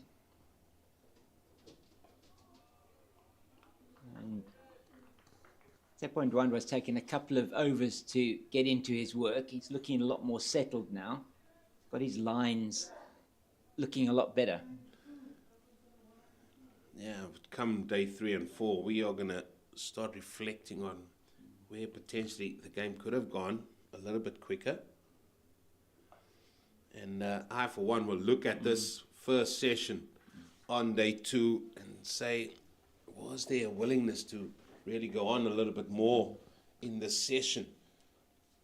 Because they have, as you can see on your screen there, a substantial total already. It's about getting the runs quickly now, giving you more time. That's what it's about. It's about the time here to get 20 wickets. And it was interesting, as you say, chatting to Glenn Stearman this morning. We'll chat a bit more about this that at the end of the over. That's just defensively from Ngujima, and a much better over from Ndwandwe. Just a 2 off that. It's 421 for the loss of 2. And yeah, when they are going to declare potentially, because at this stage it's not looking like they're going to be bowled out, and he was saying, you know, when that might be, and a lot of that is going to depend, and he alluded to that in what he was saying to us. Is it going to be lunchtime? Is it going to be after lunch? Is it going to be tea? How much are we going to get is the question. And at the moment, the rate that they're going now, they're not going to be scoring more than 80 runs potentially in this first session. So that's going to be putting them up at around 450. And that puts pressure on them then in the afternoon session to get maybe 100, 120 runs, or maybe less than that, you know, if they're going to want to declare before the tea interval, as Merrick Brett is coming back on. 20 innings, 29 wickets, 25.34 average at an economy of 3.04, the best of 5 for 61 for Merrick Brett, and that was against the Dolphins in Durban. No, it wasn't, sorry, got that wrong. It was against the Dolphins, but in Centurion. So he's going to be coming on from the southern end. So you're right, Eugene. How much time are they taking out of the game at the moment? So I'm going to be working it backwards here. So you're saying that if they go to T, let's say they declare T, that leaves 7 sessions left in the match. From what we've seen thus far in the 4 sessions or 3 and a bit sessions, is that enough time to get 20 wickets?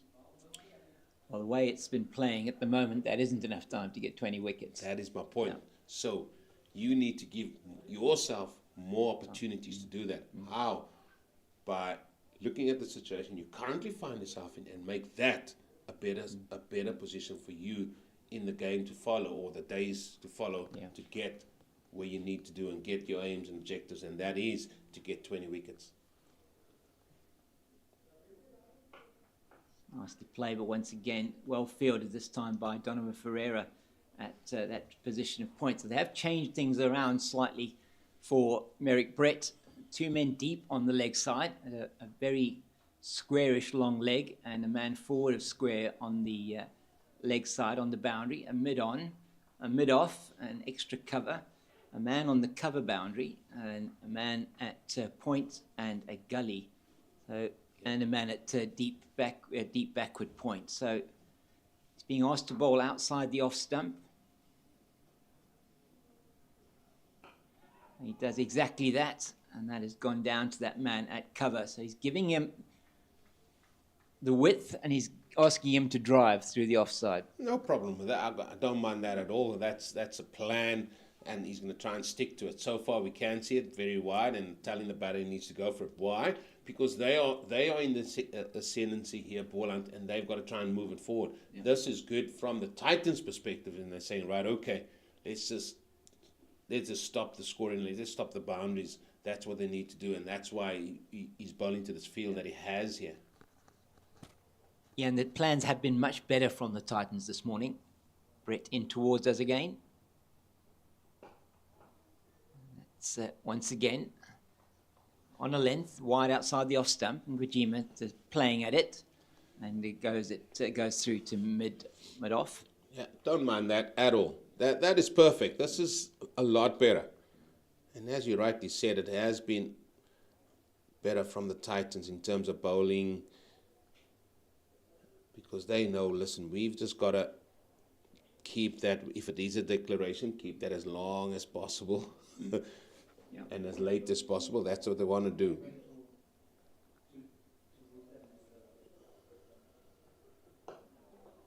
Once again, outside the off stump, and that length. He's been good in this over, Merrick Brett. He's been given a job to do, and he's been putting it in the right areas for the field that his captain has set, and you can't ask really more of your bowler than that.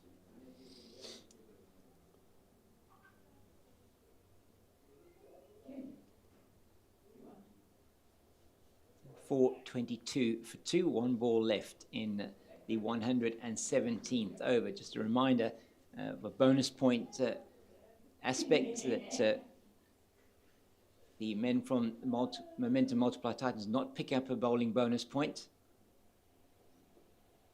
And just leaves that one alone outside the off stump. That's the end of a good over from Merrick Brett. Just a single off it, and it's 422 for 2. And for Goldrush Boland, my calculations say 5.38 bonus points for them from a batting point of view, and they'll be very happy with that, as this is their highest total in the new Division 1 era. It's the highest total that they have posted against the Titans in the 3 matches they've played against them so far in that 4-day cricket. That's still some way away from the highest total at Boland Park. And we'll see now this over from Tsepo Ndwandwe whether Gavin Kaplan is going to look to accelerate. Just 6 away from a double century.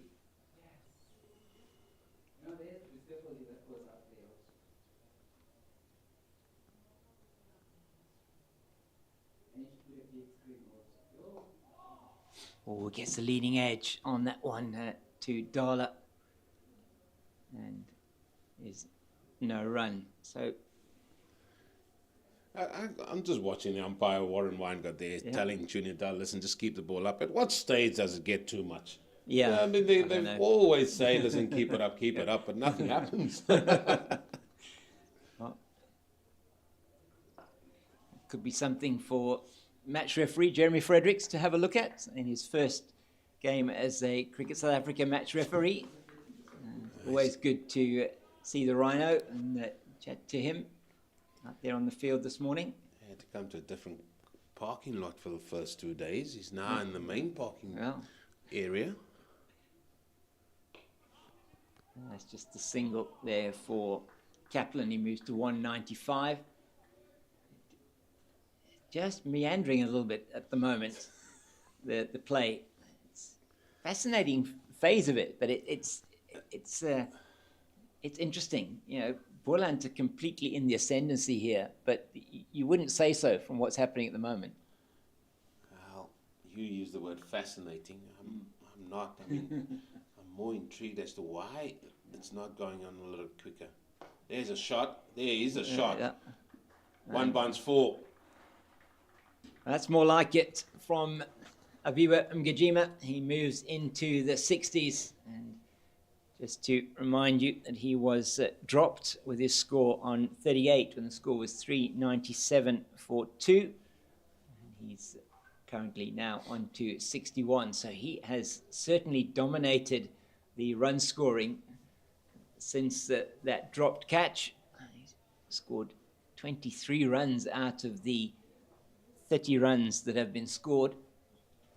He's had quite a lot of the strike.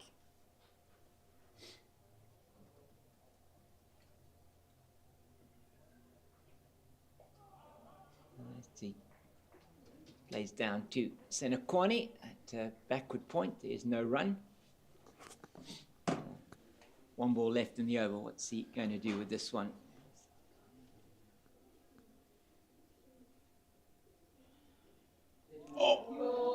Oh my word, that is also another one that's put down, and that be interesting to see that one again.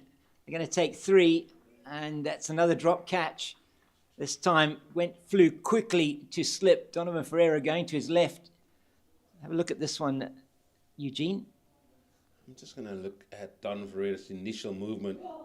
And again, maybe just a hint of going to his right-hand side there. Not as bad as it was yesterday, but he's beaten on the left-hand side again. And that was a chance. That's his second chance this morning. Aviwe Makajima. Yeah, very tough chance, but you know that somebody like Donovan Ferreira, he would have expected to take that. So get away with it. So with the score on 427 for 2, it's Kajima dropped by Ferreira off the bowling of Ndwandwe. And that's what happens, isn't it? When you've been out in the field for 118 overs, was a long day in the field yesterday, a long day today, and it will be very difficult. It makes it difficult when you've been out in the field. Concentration can lapse, but these players will pride themselves on making sure that that isn't the case.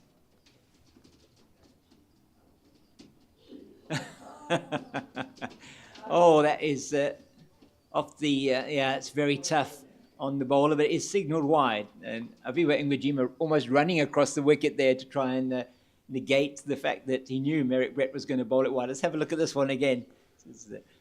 So he starts moving way quickly, and then it is Ngujima that almost forces him to bowl that into a wide. So Tom Mokorosi, yeah, not letting that one go.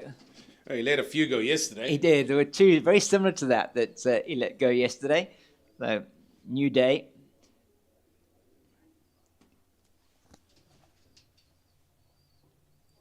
Let's let that one go outside the off stump.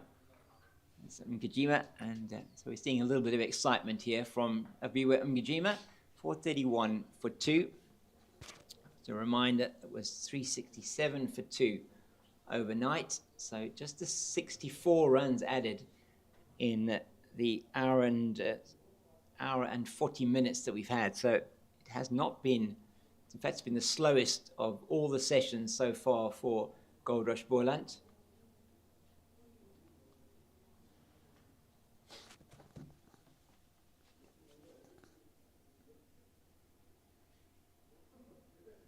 Oh, has a go at it, and that's what you're going to get with this line of attack. It's as good from Merrick Brett and from the Titans. Aviwa Ngujima, he's trying to be aggressive, just flaying and missing that one. But again, the planning is much better. Yeah. The execution is much better from the Titans. It's now, it is on the hands of Boland as to how they want to play it. That is, I mean, if you're talking about fascinating thing, that's more fascinating. Yeah. To me, I'm intrigued why they haven't done it. That is... Yeah, certainly the plans they put in place this morning have been far better executed. And yes, trying again to...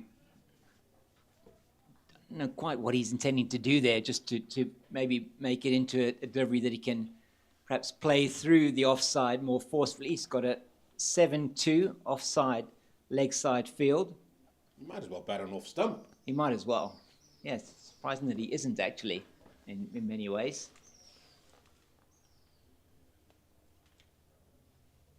The other aspect of the morning is that we've only had so far 20 overs that have been bowled, so it's been a bit slower from the Titans. So they've managed to slow the game down quite a bit, which, as you were saying, Eugene, in terms of them knowing that they've got to make sure they don't lose 20 wickets, is very important for them.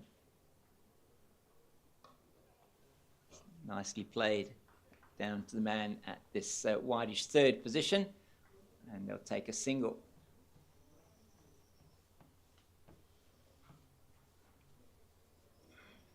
So 2 balls left in the over.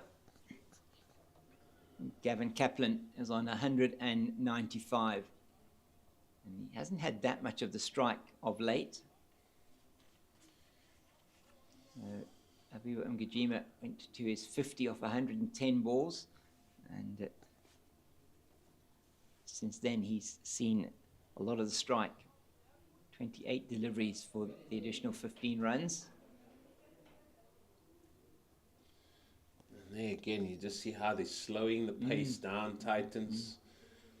It might seem like there's a conversation going, but I mean, these are experienced men. Yeah. Donovan Ray is just taking time out, slowing it down. This is part of the game. Yeah, it is.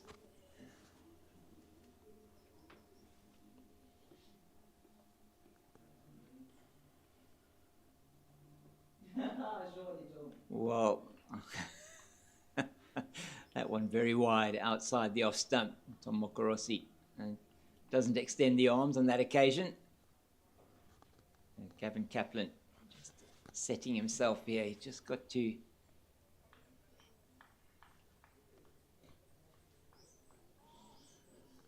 make sure that they're not this sort of slowing down of the game. I think Aviwa Ngujima is trying to take the game to them. Gavin Kaplan hasn't had much of the strike. It's just a period of very slowish play here at the moment. And that's what happens because you haven't played at a ball for so long. Again, a ball maybe even would have missed about a 6 stump. Yeah. Good length it was and a little bit of bounce, but Gavin Kaplan just thought, he'll just have a go at that. And that is much better structured over, and that's what they need to do a little bit more of. In fairness to the Titans this morning, they have done that very well. Yeah, I must agree with you on that, Eugene. This has been a far better bowling performance from the Titans this morning. Where they've instituted their plans, they've stuck to them. They have certainly dried up the runs, and where Goldrush Boland were perhaps hoping or expecting to be able to move the game on a little bit, they haven't been able to do that, and that's largely because of the plans that the Titans have put in place. And once again here, time being taken out of the game. Diane Khalim now back onto the field. I think somebody else is, not sure who's gone off. Junior Doll is still on the field. So Khalim into the covers, and it's all very slow at the moment. And 25 minutes until the lunch break. See how many overs they can get in that time. Oh, he goes back, and that's a little bit fortunate there. Just into the leg side.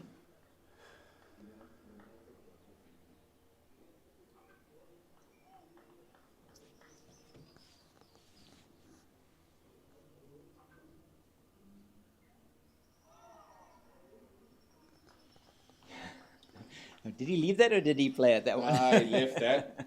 He did leave it. Yeah, he did. But again, just speaks about the mindset. Yeah.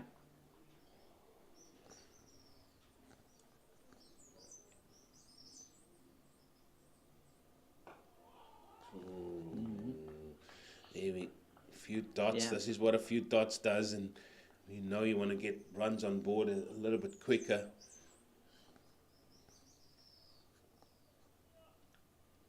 Yeah, once again, pressure now is on the Goldrush Boland batters to try and accelerate this run rate.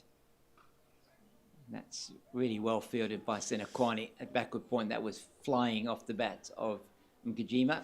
And all of a sudden, the fielders are being hit now, and more dots being added to the system here. 2 balls to go in this over. Make that 1 ball to go in this over. And it'll be a rare maiden for Tsepo and Ndwandwe. If he does get it, just be his second maiden in his 22nd over. The left arm spinner. Wicket potentially can fall any minute here, and that is his second maiden in his 22nd over. And the run rate continues to drop for Goldrush Boland. 432 for 2 after 120 overs, and a good maiden over there from Tsepo and Ndwandwe. And Titans are just exerting a little bit of control over Goldrush Boland at the moment. Yeah, just not letting them get away. That is what we are seeing here. They're slowing that scoring run. They're slowing the pace of the game. Kaplan's 195 is 5 away from what will be a truly magnificent double century. Grant Rulofsson, he was magnificent yesterday. Avi doing what Avi does so well. It's just the pace of the game has slowed down, and this is what the Titans have done very well. They've learned their lessons from yesterday. They're applying to it today. I think there's no chance we're going to be finishing at 5:30 today, Mr. King. No, there's absolutely no chance we're going to be finishing at 5:30 today. And the way this is going, it has been quite slow. And that Tsepo and Ndwandwe over, from the start of that over until the beginning of this over, 4 minutes for the Tsepo and Ndwandwe over. Oh, Chairman Fraser will be happy with that. Making his notes there. I'm sure that Mr. Fredericks will be having a look at this. this is now. They're taking a long time to get that ball back to the bowler. He's already at his mark and the ball's not yet back with him. So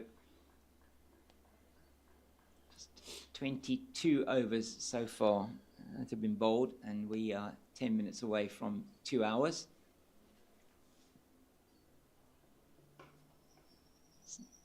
Neatly played, but they've got those two men in there.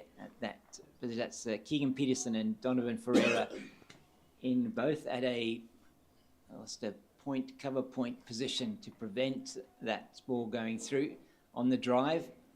Merrick Brett's executing the plan well here. Yeah, there they are on the right of picture.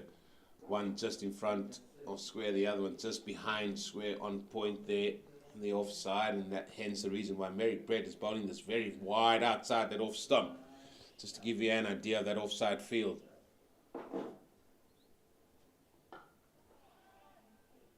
This one is into that region again. Neil Brunt just sliding across the turf. Not very happy, Rivaldo Moonsami, with that one from Neil Brunt. Gives him the double teapot. Gave it the old double pads as well to try and stop that. And once again, the bowler's back at his mark, and the ball is going to still take another 5 or more seconds to get back to him.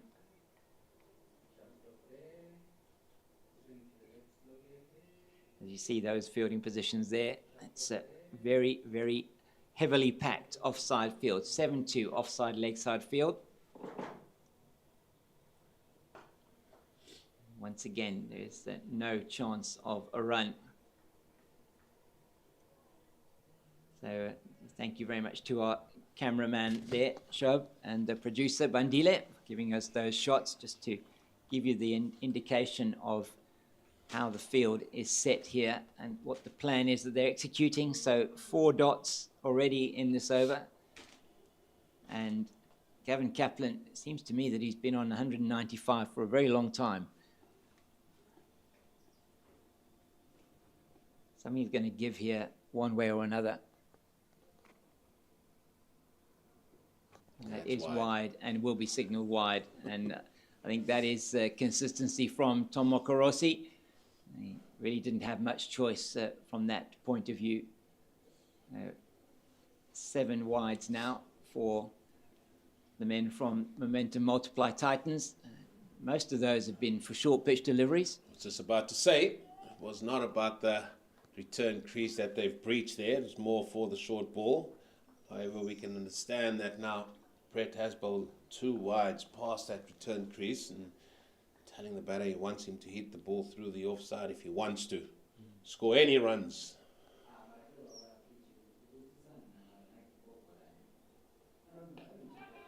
And that is may have been in the air for a short while. It's a single to Kaplan down to the man at a wideish third for just that one. And once again, it's all happening in slow motion. Merrick Brett's it's not tea time anytime soon, but he's got the double teapot out on his walk back to his mark, and this over. Just the one more delivery to come in the over, and Gajima on strike.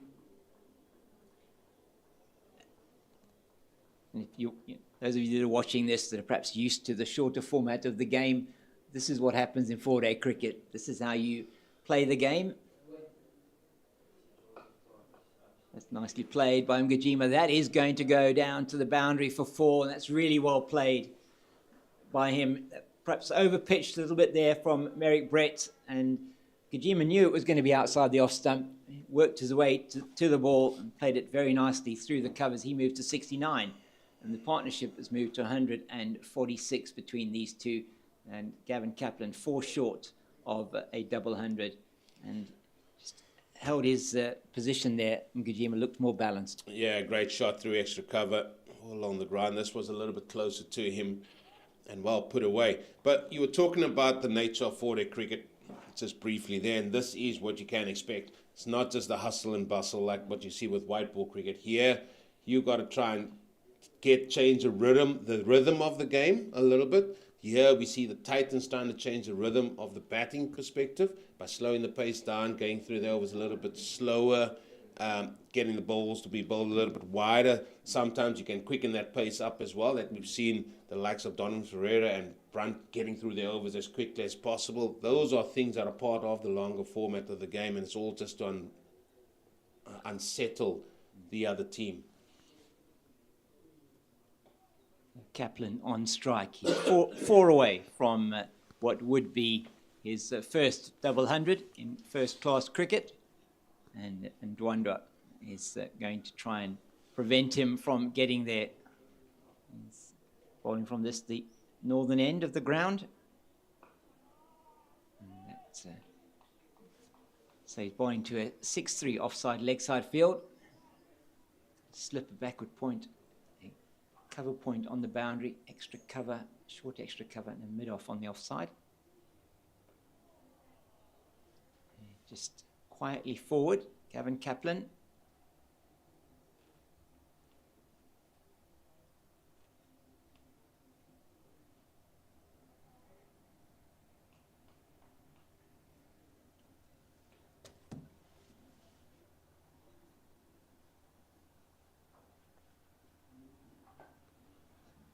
And once again, just defensively into the leg side. And there's no run, so 4 dots again. The previous over that he bowled was a maiden, Ndwandwe. That time was to Ngajima.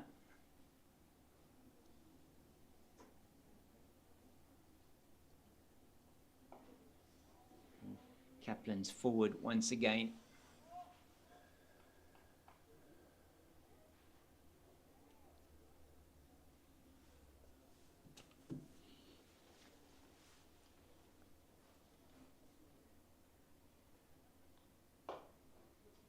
This time slightly more aggression, but straight to the man at mid-wicket. There is no run. Second maiden in a row for Tsepo Ndwandwe, just the third of the innings for him.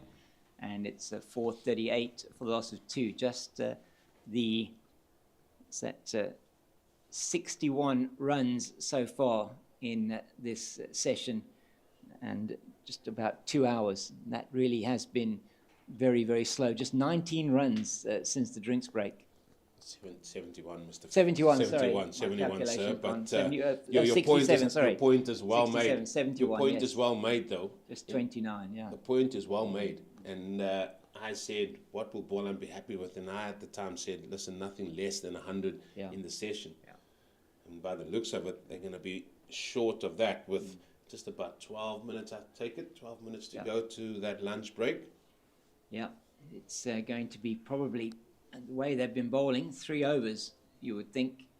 2 from Brett and 1 from Ndwandwe. Yeah, and that certainly, Gavin Kaplan does not want to be run out on 196. Imagine that. Imagine that.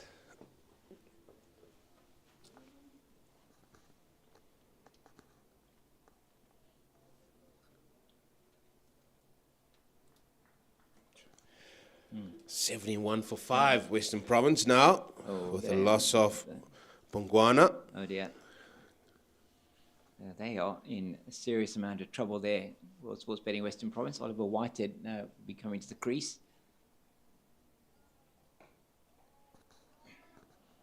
Yeah, once again, he's moving across into the offside to try and do something with that.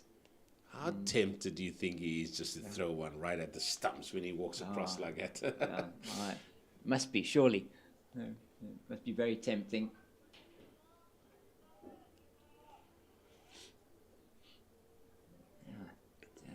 Very little happening out there in the middle. And we'll see what does happen then after the lunch interval. Just feel now with 10 minutes or so to go to lunch.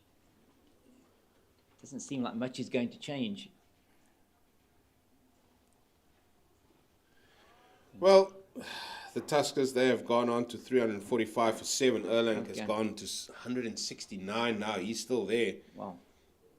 And they are putting on a good first innings there, which is good to see from the men that have or were promoted.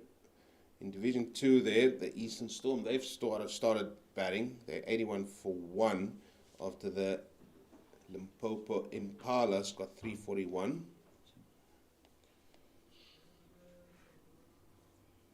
Yes, so a lot of cricket happening throughout the country, and at the moment in the centre of Cape Town, the Mace Tour happening for the Proteas. And that is sliced away. It will be to the right of Makanya, and he'll get to it and just go through for the single. And 2 balls left in the Merrick Brett over. Gavin Kaplan still in the 190s. As Aviwa Ngajima has moved to 70, partnership worth 147. And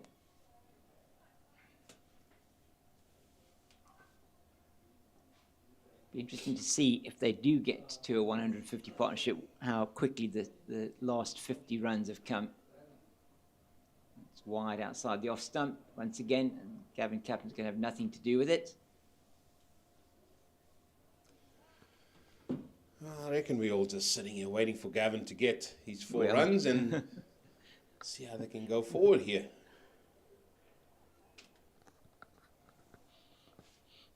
Yeah, we certainly hope so. Score at Ngajima was dropped on 38 after 107.5 overs. So I say 108 overs that was.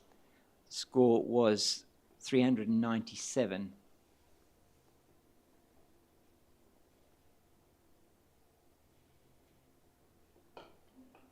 It's nicely played by Kaplan, but straight to Neil Brunt, and there is no run. So the end of the over, 439 for the loss of 2 after 123 overs.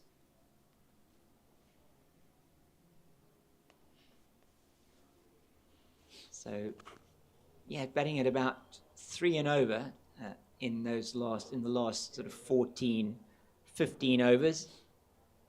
Not quite 3 and over. So it certainly has reduced the run rate here significantly.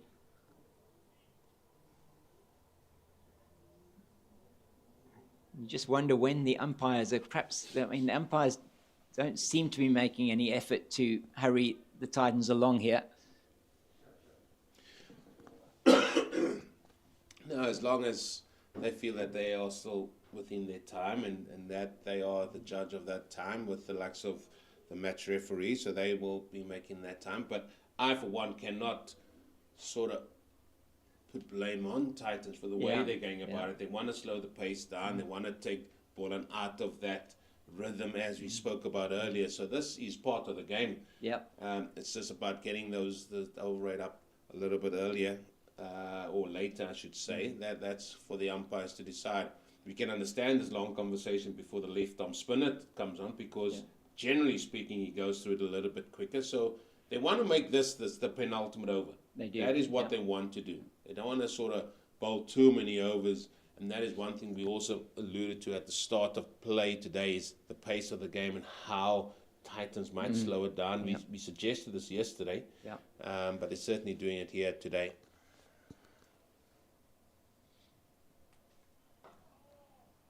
Ngajima just straight back to the bowler. So just 25 overs have been bowled in 2 hours and 4 minutes. And yesterday, in that opening session, the Titans getting through 30 overs in that opening session from start of play until lunch, and that with the new ball, the fast bowlers in operation. So it certainly has slowed it down quite significantly. It's a good run from Ngajima. I just want to give you an indication of sort of where and how this game has gone. I'm going to take Gavin Kaplan, for example. So at lunch yesterday, Kaplan was on 43. At tea yesterday, he was on 107. So he scored 64 runs himself during that second session. The final session yesterday, he scored 60 runs. Where is that now? And yes, there are certain milestones ahead.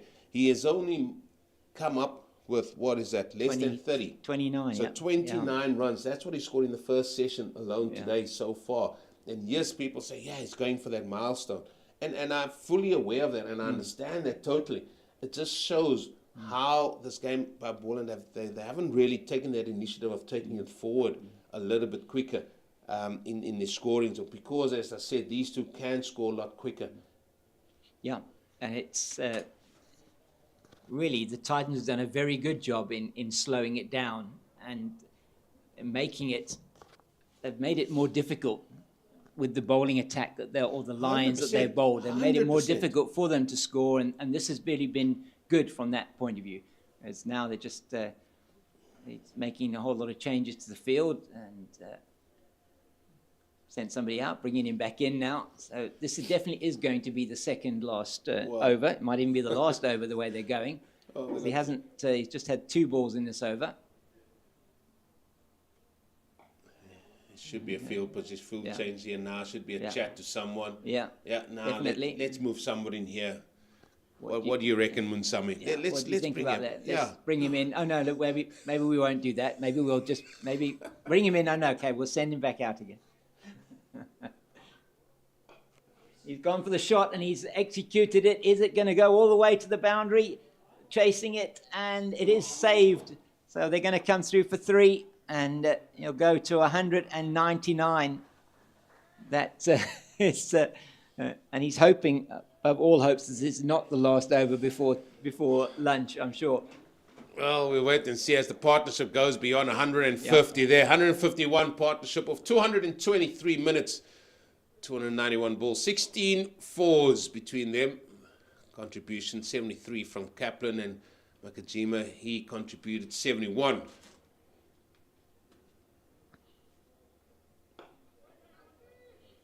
So they take the single, and there will be 1 delivery left in the over, and to see if Gavin Kaplan can get to that double 100. So just to give you an idea there, they got to the 100 partnership of 189 deliveries, and they've taken 102 deliveries to get to the next 50. Yeah, and you've slipped up there, Mr. King. Oh, dear. Quadruple Nelson. I did, yeah. 444. You love those numbers. I do love those numbers. Oh, now we've got a crap. Now we've got It's all happening here. Word. It is all happening here, folks. Now, this is actually, this is now becoming quite comical in many ways. So this is just to make Gavin Kaplan wait. They know he's 1 run away. Yeah, that is tough on the keeper. Yeah, it is. And we are just surmising as well. Let's be serious as well. He's constantly getting down and up and down and up. And the first year's on now.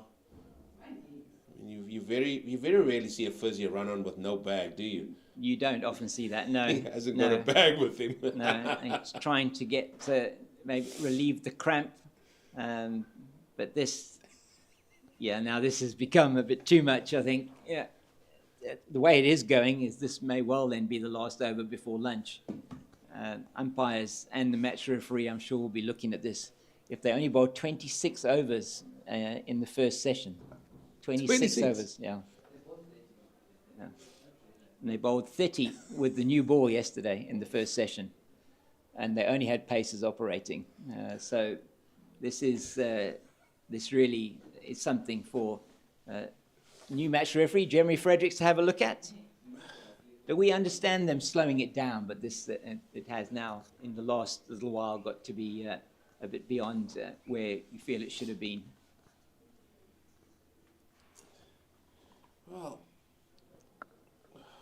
what we can do while we wait for this is just go through what's been happening elsewhere and just give you an update as to what's happening there, because they are nearing their lunch break there as well. Western Province still 76 for 5. That is in response to Warriors getting 281 all out. Northwest Dragons, they're yet to bat, and Tusker still going very well, 351 for 7. And then, as we said earlier, Eastern Storm, 91 for the loss of 1 in response to the Limpopo Impala's getting 341. Well, 10 past has come. One ball to go. Yeah. Everything seems to be good. And Sam is happy enough. This Tepo and Ndwandwe over has taken about 8 or 9 minutes to bowl. Brilliant. Yeah. And from the left arm spinner. And at 4:44 for 2, Gavin Kaplan's on 199. And there's one ball to go before lunch.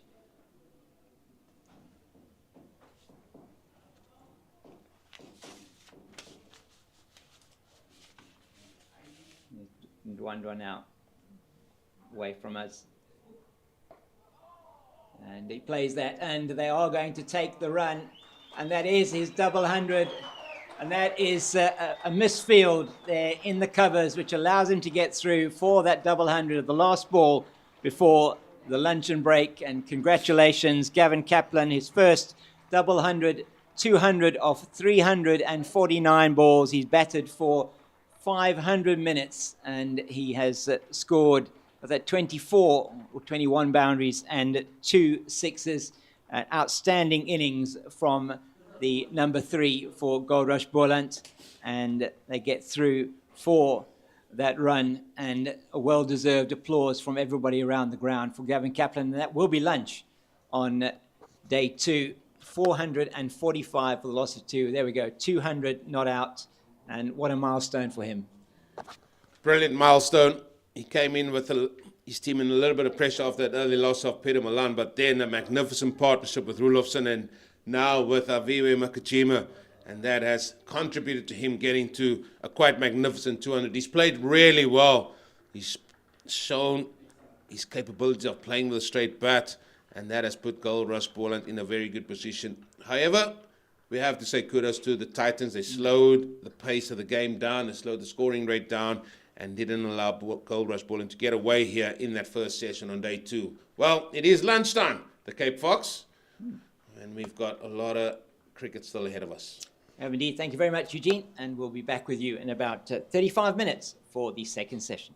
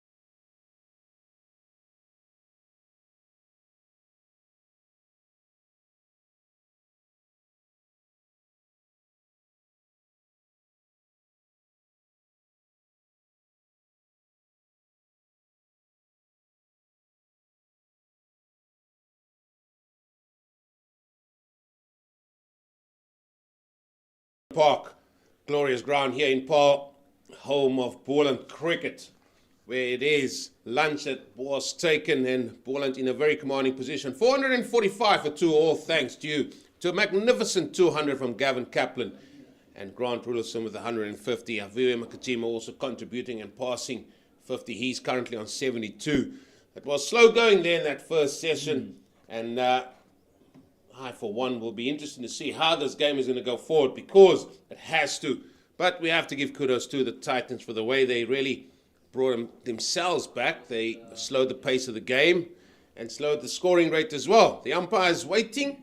Warren Weingart and Tom Mokorosi in the middle. They've been out there for a good 5 minutes. My name is Eugene Mullion. With me, the Cape Fox, James King. And what are your thoughts on particularly that first session on day 2? Yeah, well, it was an interesting session. In the 2 hours and 10 minutes, we had 130 minutes, 26 overs only bowled. So that is an over every 5 minutes. And you just feel that the Titans probably in that session just really dragging it out maybe too much towards the end of the session. But the runs not coming for Goldrush Boland at the rate they would have wanted. They didn't lose a wicket, but they weren't able to accelerate the rate because of really the way that the Titans had controlled that run rate during that session. So you would expect with this session now that the batters are going to be a lot more aggressive. Kaplan, as you can see there on your screen, very, very good 200 not out for him. He's going to be facing up to, it looks like, Neil Brunt first thing after, was it Donovan Ferreira? Yeah, sorry, Don Ferreira. Don. And facing up to Donovan Ferreira first thing after the break. And we'll see what plans they've got, each of the teams here, because the Goldrush Boland, they need to start pushing this run rate along a bit now. 78 runs were scored in that first session without a wicket being lost. As Ferreira comes in, first ball. What will we see here from the home side, who has, for me, James King, has to show the impetus here now. They really got to take this game forward. Yeah, fully agree with you. And how they're going to do it. They've got a lot of wickets in hand. The bonus point is a thing of the past. It's just about, for me now, about scoring quickly.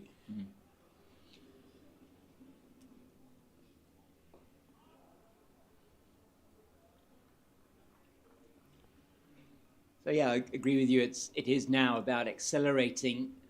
These two are going to have to start to not just push the ball around, but to really maybe take a couple of risks against the bowlers, try and disrupt the plans, whatever those plans are that the Titans might have for them. I'm sure they would have discussed it with the coaching staff over lunch, exactly how they're going to go about it. As it's Ferreira in again. Yeah, I thought that was a good option. I thought that was the option. Just a lap around the corner with no 45 and back to come for 2. And we might see a lot more of this from Aviwe Makajima. He will lap, he will sweep, he will reverse sweep. And maybe Kaplan will try and just keep hitting it straight. He has a very good slot sweep on him as well as Gavin Kaplan.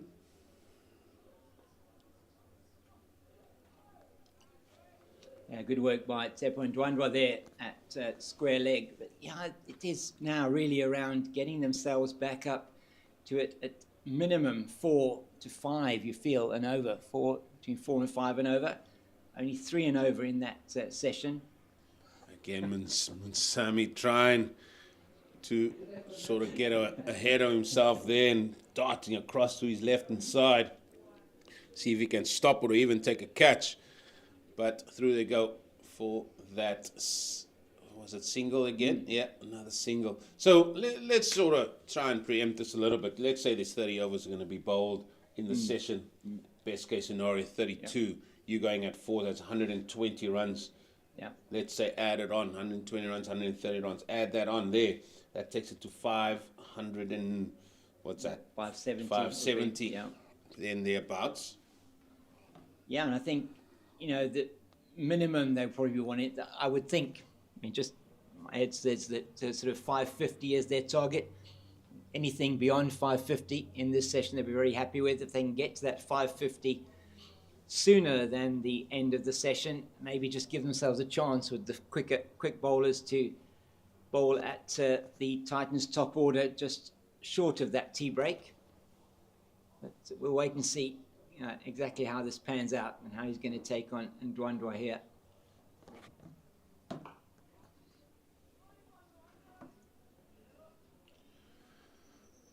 Well, where he's going to go, he's got Pretorius that's very tight there on extra cover in the face of the batter.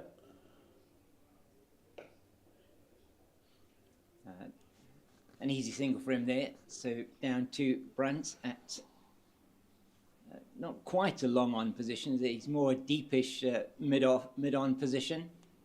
And Kaplan takes strike now.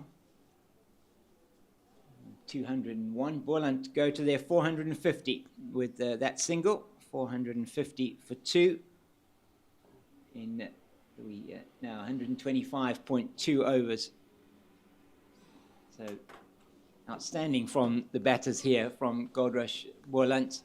Kaplan into his first double hundred in first class cricket. And what an asset he's proving to be for Goldrush Boland, Eugene. Oh, he's loved his time here, hasn't he? And he's just continuing his form that he has shown here for his new province.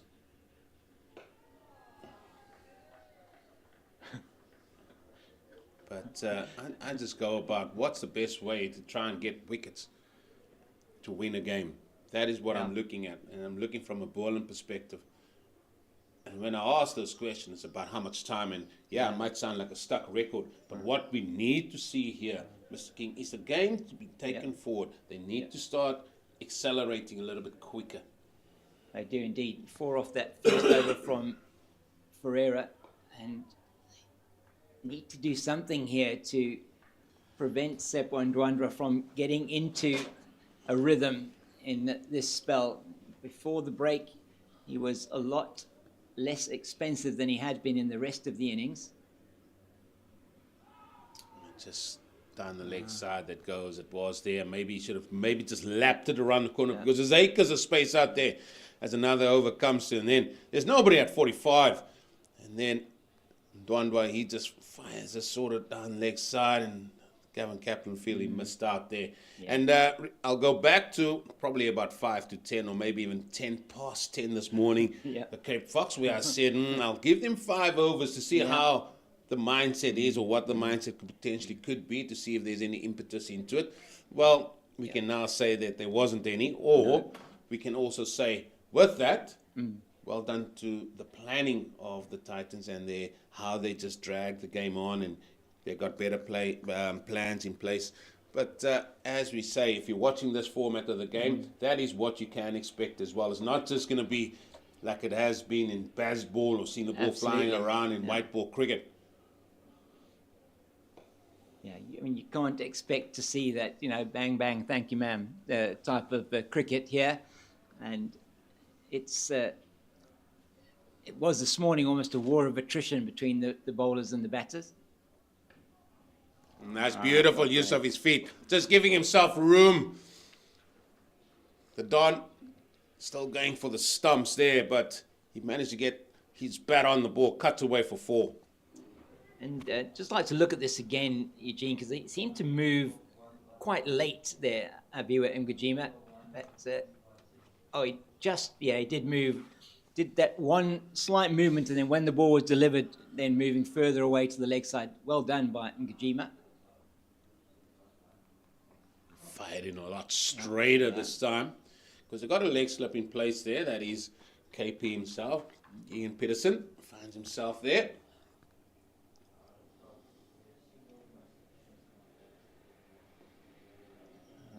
Missed out there, I think, Ngajima. That one was a lot shorter from Donovan Freire. Shorter, quicker.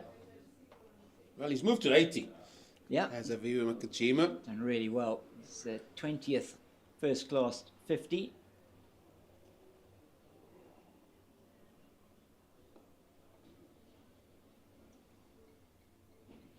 What we will see now is that it looks like they're going to be getting through their overs a lot quicker. I wonder if something was said at the lunch break. You don't know.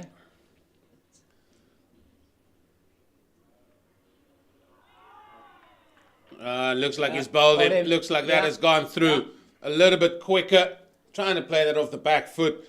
No, 100 there was waiting for Nakajima, but he's bowled for 80, and that is the third wicket gone. And finally, the Titans have managed to break this partnership, a partnership worth 162 runs. And that is the end of Avuya Nakajima.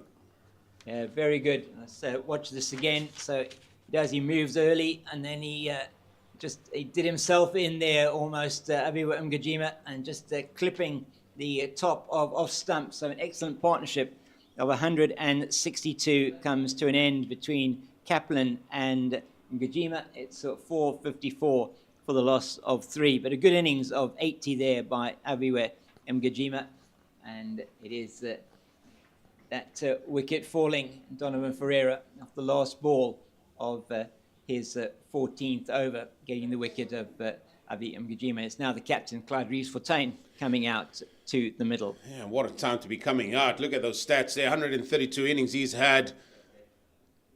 He's amassed nearly 3,400 runs at an average of 27.58, highest score of 144. Yeah, he's strike rate, he's going at 50.97, but he would want to go maybe a lot quicker than that because he understands his team is in a very good position. But however, they need to also work out how they're going to get and prize out 20 very important wickets here for themselves. Yeah, so say a partnership there of 162, and Nakajima has made his way. 163 balls for that 100, 163 balls for that 80. Doesn't wonder. So it's going to be spin, no doubt, from both ends. And Ferreira getting the reward there for attacking the stumps. Nakajima. That's well bowled. Not a bad shot there from Donovan Ferreira bringing himself on. The reason I say this is because he may be understanding that Boland might want to score a little bit quicker. And as we've seen in the white ball format, he is quite capable of slowing the rate down. Played nicely by Gavin Kaplan again. Sort of a trademark shot of his. As it is, Neil Brunt just trying to get round, but they're going to come back for 3. Good running. And that will bring Clyde Reeves-Fontaine on to strike for his first delivery. Yeah, so it was good just looking at those numbers again. 30 years of age, 3,393 runs, an average of 27.58, 1950s 300s, with the highest of 144 not out. And that probably, those figures not necessarily doing him justice, Clyde Reeves-Fontaine.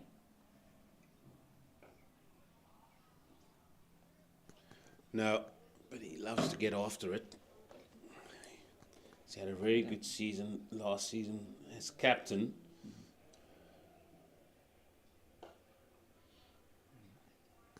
And he would love that to continue.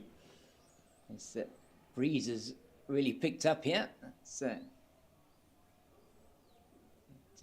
floppy hat from Loandre Pretorius flying off his head.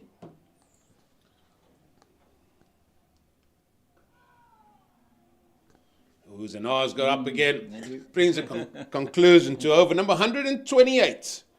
457 for 3.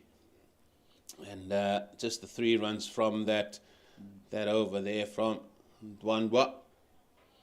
So it is the question that we're going to be asking this all the way through this session is that how much and how quickly are Boland going to be getting to the how much they feel they need.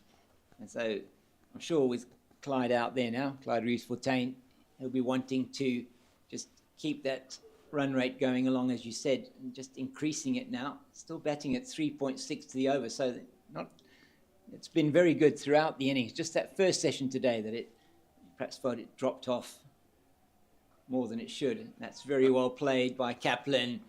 That's going to be down to the boundary for 4. Yeah, just a hint of width there, a hint of width. And if a man's on 200 plus, he knows how to put them away. And utilizing that pace as well. We might see somebody just being pushed back to that point boundary, will we? Wait and see. So far, they're not doing that, but that was well put away by a man that's now on 208.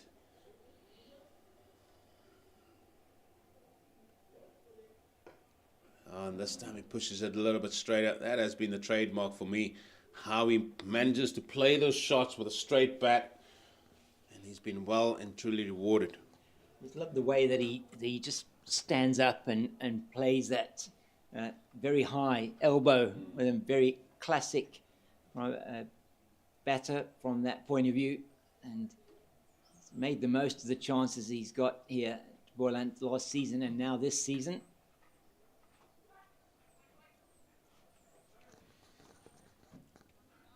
No, he's certainly made that number 3 spot his own. Undoubtedly. The faith that the team here has shown in him, bringing him across.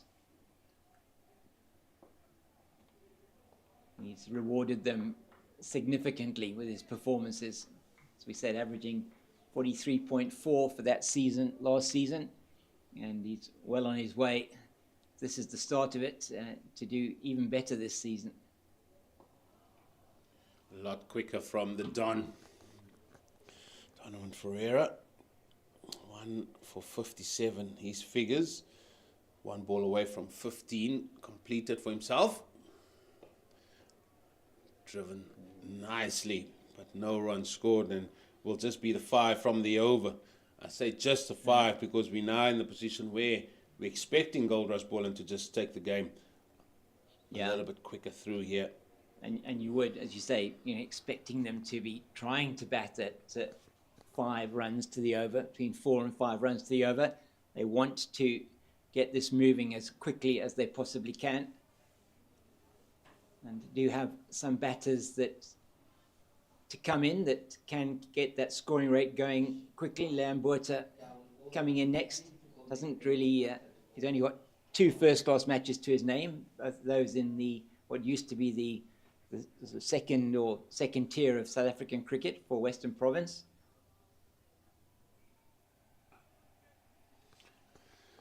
Yeah, for sure.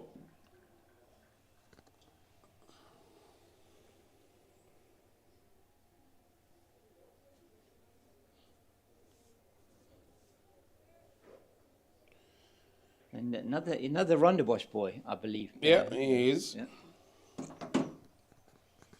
He's done just yet to break into this first team. He's still a youngster.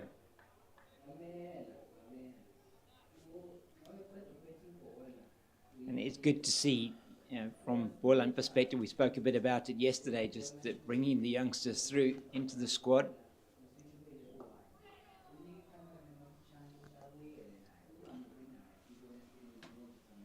Yeah, they have. They've only made the 1 signing this season as Boland, and they're going to be reliant on the youngsters. We're seeing somebody making his debut here, and it will be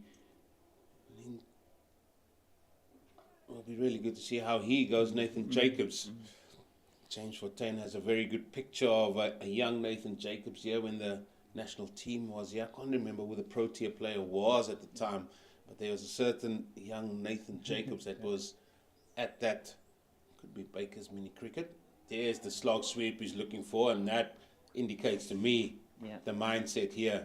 They want to take it on a little bit more. Yeah, I definitely missed that one, but he is going to be able to take it on. It's only the 3 fielders on the leg side. I hit that one too well that time. End of another over. Yeah, over that only brought about 2 runs again. Looking for that boundary option. So how far are we in here? Just checking the time here. It's almost about 20 minutes that we've had since the lunch break. At lunch it was 4:45. So they've added, just 1 run short of 20 so far in the 20 minutes that we have been here after lunch. So a run a minute at this stage. And after we took lunch at 124 overs, so 6 overs So just still on that 3 and over. Not quite what they would have wanted. Lost the wicket of Aviwa Umgajima. There's a short boundary on that leg side. Nicely tucked on the onside. Gets the man that's on 210. And this is what Clive Fontaine needs to do. He just needs to give the strike to Kaplan. Obviously, the field was spread alarmingly more for Kaplan. We've already now seen point go deep. It's a long on. The cow goes into place now. And I tell you what, with the way this pitch is on this ground, it won't take much for Gavin Kaplan to clear the boundary at that cow deep mid-wicket area. He decided to go aerially on through the offside. Again, the feet and the feet position allowed him to play that shot that was close to Neil Brunt, who dived across to his left, but 4 more. Yeah, lovely shot from Gavin Kaplan. Have a look at this one again. As you said, Eugene, he's able to play it with that straight bat, just wide of the man at mid-off, and he can't get a hand on it. Goes down to the boundary. 214 now for Gavin Kaplan, and then that's his 21st? No, sorry, it's his 26th 4. I was trying to find it on the scoreboard there. Outstanding from the young man, and Neil Brunt made his way very slowly to collect that ball. So no real urgency again from the Titans. They'll know that Boland want to accelerate here. It's pretty clear that that is the plan after lunch. And I think that's why Donald Ferreira brought himself on, because he knew that might be the case.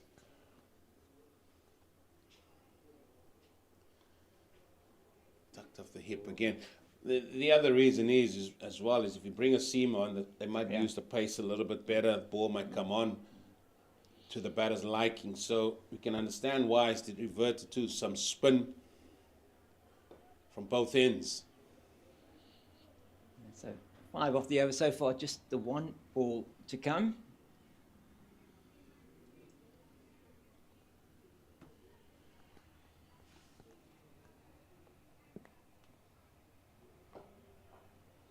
Excellent bit of fielding that. Getting across the ground very quickly there. And that has stopped any more runs. So it's 5 again from the over. So 2 overs that have brought about 5 runs.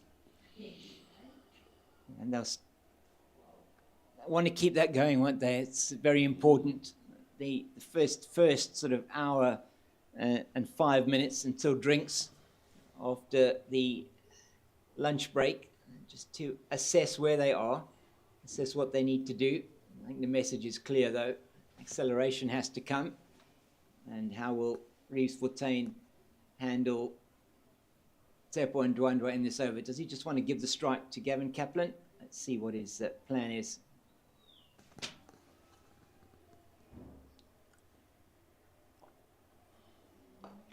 Well, there's his plan. There's his plan. I'll use my feet. Glorious shot. Couple of bounces across the boundary for 4. I mean, that's good impetus shown here, and the captain has decided he's going to take it upon himself, giving him just a hint of width. He made the width, didn't he, as well for himself? Just with excellent. his feet. Yep, excellently done. And very clear. They want to push this along. 473 for 3. Been a mammoth innings and big total for Goldrush Boland. Oh, that's a full toss, and now the bowler's going to be under pressure. That's going to be back-to-back 4s. And now then, bowler under pressure.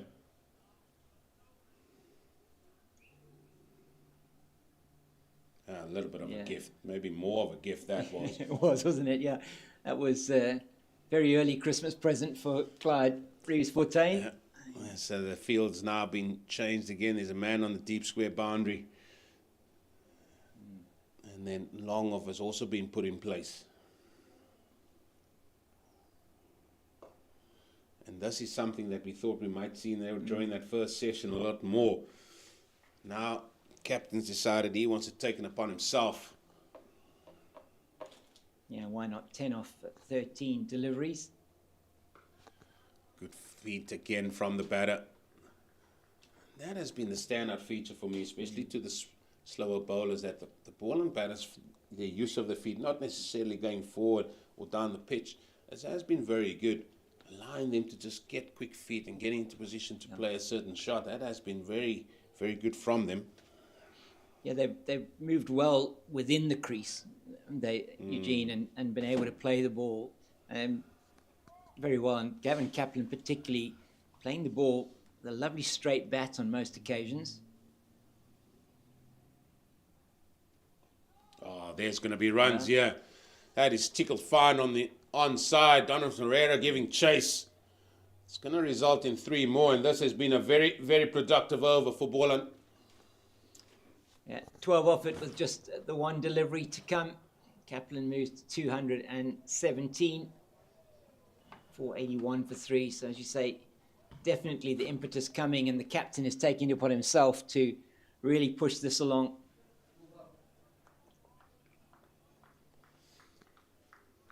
Yeah, it just shows how one shot can just change the whole over. It was Clyde Fontaine that started with the next ball, got a juicy full toss, then managed to get a single, then a ball clipped fine by Kaplan for 3.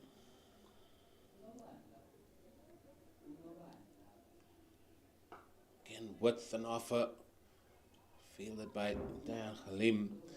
That brings an end to that over. Very, very productive over. 12 from it. Yeah, excellent over for Goldrush Boland. And his partnership now of 30 balls has gone to 27. So really have accelerated the run rate since the captain has been there. Aviwa Mgajima perishing in the cause to get quicker runs. And he went... perhaps went a little bit too early in trying to play a straight one from Donovan Ferreira, got his off stump clipped. It was a very, very good partnership of 162 between him and Gavin Kaplan to add on to that 280 between Kaplan and Rulofsson. And it's the self-same Kaplan who's on strike now. And conference happening between Donovan Ferreira and Neil Brunt.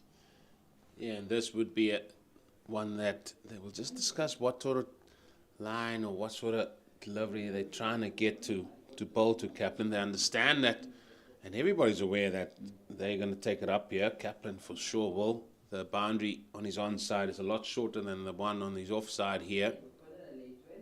There he goes, up and over. That's in the air. Oh, valiant attempt. That was a valiant attempt there at deep back of square by Dayan Halim, and it literally just about got over, and it's gone all the way for 6. Yeah, what a great effort from Halim on the boundary. And as you said, we were talking about it just before this happened. Short boundary, great camera work there. And it just had enough on it to make it difficult for Halim to, he couldn't latch onto it. Needed to be Mr. Smith on there.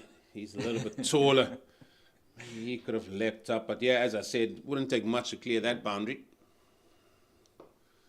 And that is good. So you've got 7 of the first 2 deliveries.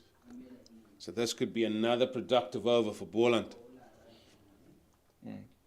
Kaplan moves to 224.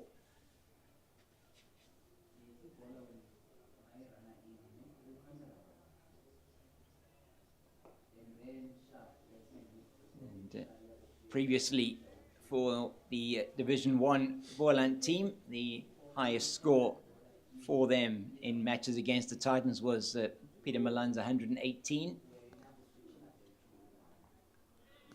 Just neatly played for 1.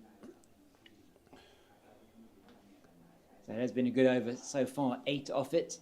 Just the 2 balls still to come. It's really good getting that big boundary off the first ball of the over. Eugene's put them in a good position. Yeah, it does. And they've managed to do this a lot, actually. They've managed to get a boundary for the first 2 balls very, very early in the piece. Very often. He's gone over mid-off now. How is this outfield? Sort of might have just checked up And I would have been happy with that with my pitching, where it's just checking up after the first bounce, but 2 runs added. And now it looks like the accelerator is well and truly on here. Our partnership now with that 10 off that over has gone to better than a runner ball. 37 off 36 for boundaries and 1 maximum.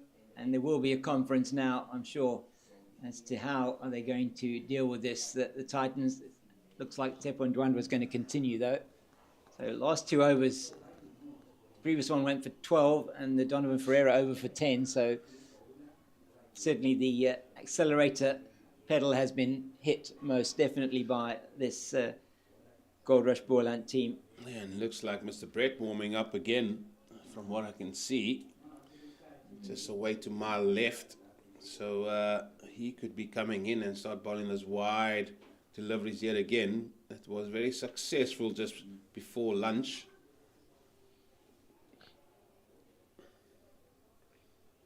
I'm sure the Titans would just want to get off this field whenever that is.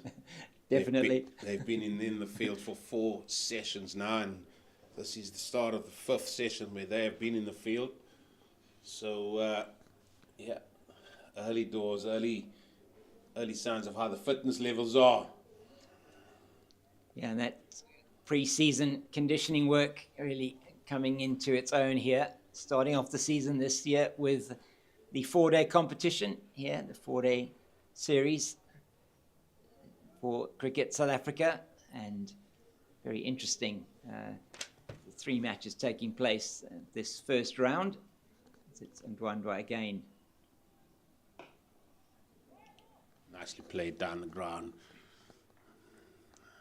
I think that the maiden count, we might not even worry about that, because that is not what Boland won here. And Ndwandwe is the first Titans bowler to register his century against his name, 104. He's conceded into his 29th over.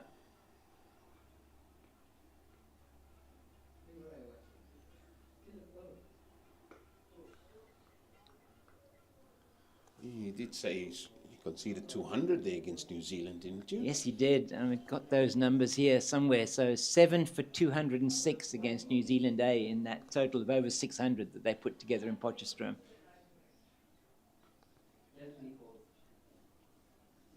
So we know that he's capable of bowling very long spells.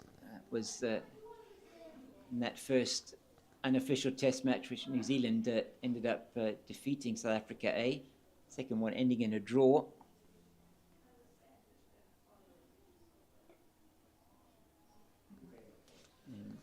Getting 9 wickets in that match, Tepo Ndwandwe, 2 for 52 in the second innings, so just missing out on a 10-wicket haul.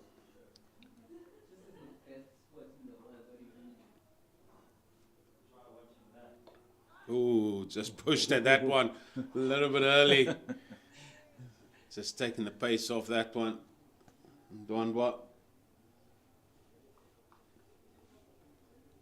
Been a better over this one on Tepo Ndwandwe, just 1 last delivery to come.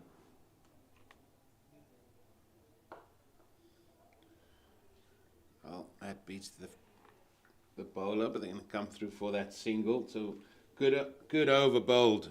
Just 2 from it. 493 for 3. Who's going to be bowling the next over? Brett still standing where he is. Might still be Mr. Ferreira, is it? Because Msami is still keeping his helmet on. Yeah, definitely. It's like he's who's he chatting to over there? That's Lesego Senekwani. Donovan Ferreira is having a word with. In deep conversation. I think it is going to be Ferreira to continue.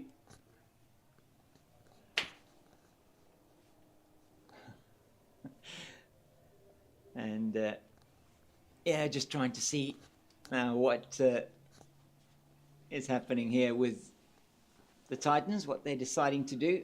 It's a long conversation between Donovan Ferreira and Lesego Senekwani. Ferreira is going to take his hat off now.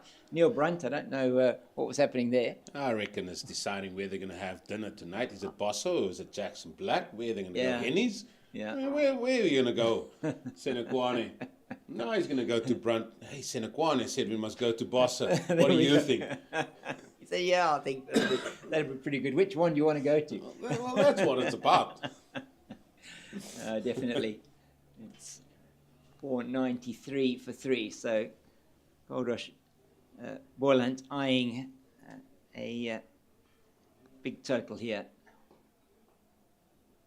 Good work from Ferreira.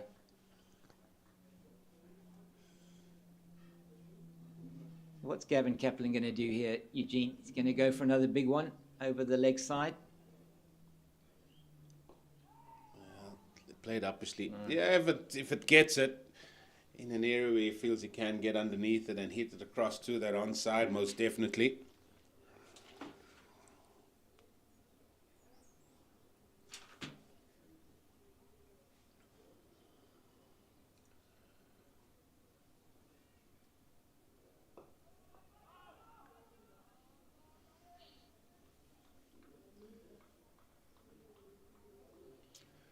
A whole lot of development work that's going to be done to this ground, and yeah, I just hope it doesn't take away from this glorious picture that we have. We do hope so. It's I think initially we weren't hoping that would be able to be done before the World Cup in 2027. Unlikely that will happen now. Well, we'll don't know. We'll see how time goes. Yeah.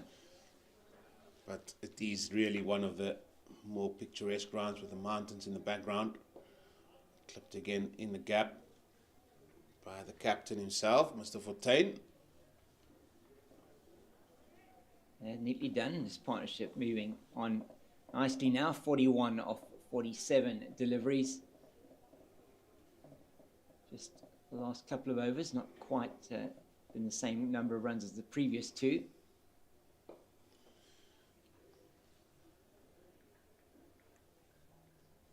Good once again from Kaplan, and 3 off the over though.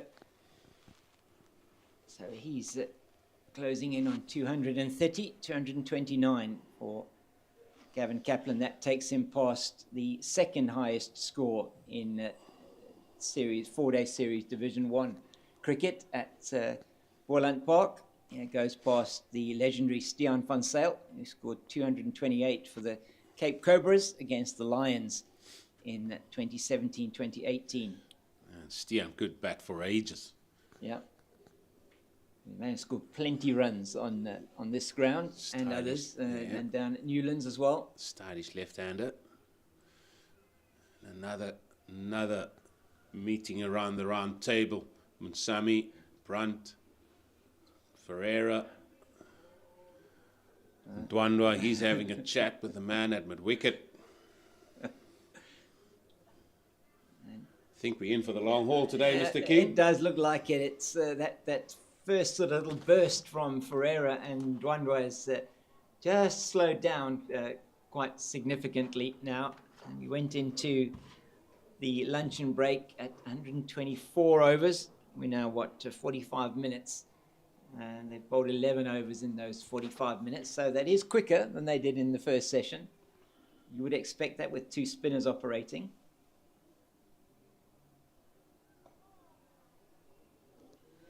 Well, these days I'm not sure what to expect. No.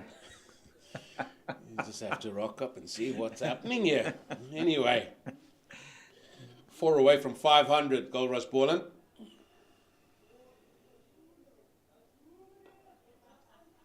Again, just played into a gap. And I must say the legs must be feeling tired out there from the Titans. They've been in the field for 135, busy with 136th over. That is a long, long time. It is a very long time. And the longer you can keep them out in the field guessing, the better it will be for Boland, you feel? Yeah, brings back memories, James. Brings back memories. When Northwest played Titans then as well. And we bowled with 1 ball for 144 overs. Oh, my word. Because we knew it, we just wanted anything soft. Yeah. Nicely played again. Yeah. I tell you what, a certain Mr. Swiss or Francois van der Merwe, we called him Sways. He was happy to throw that ball off. You should have seen the looks of it. It was terrible, that ball, on one of the flattest pitches in Potch. And you can get some really flat pitches in Potch, can't you? I told you that yesterday. Yeah. Bring in the big guns. A little bit quicker, well bowled.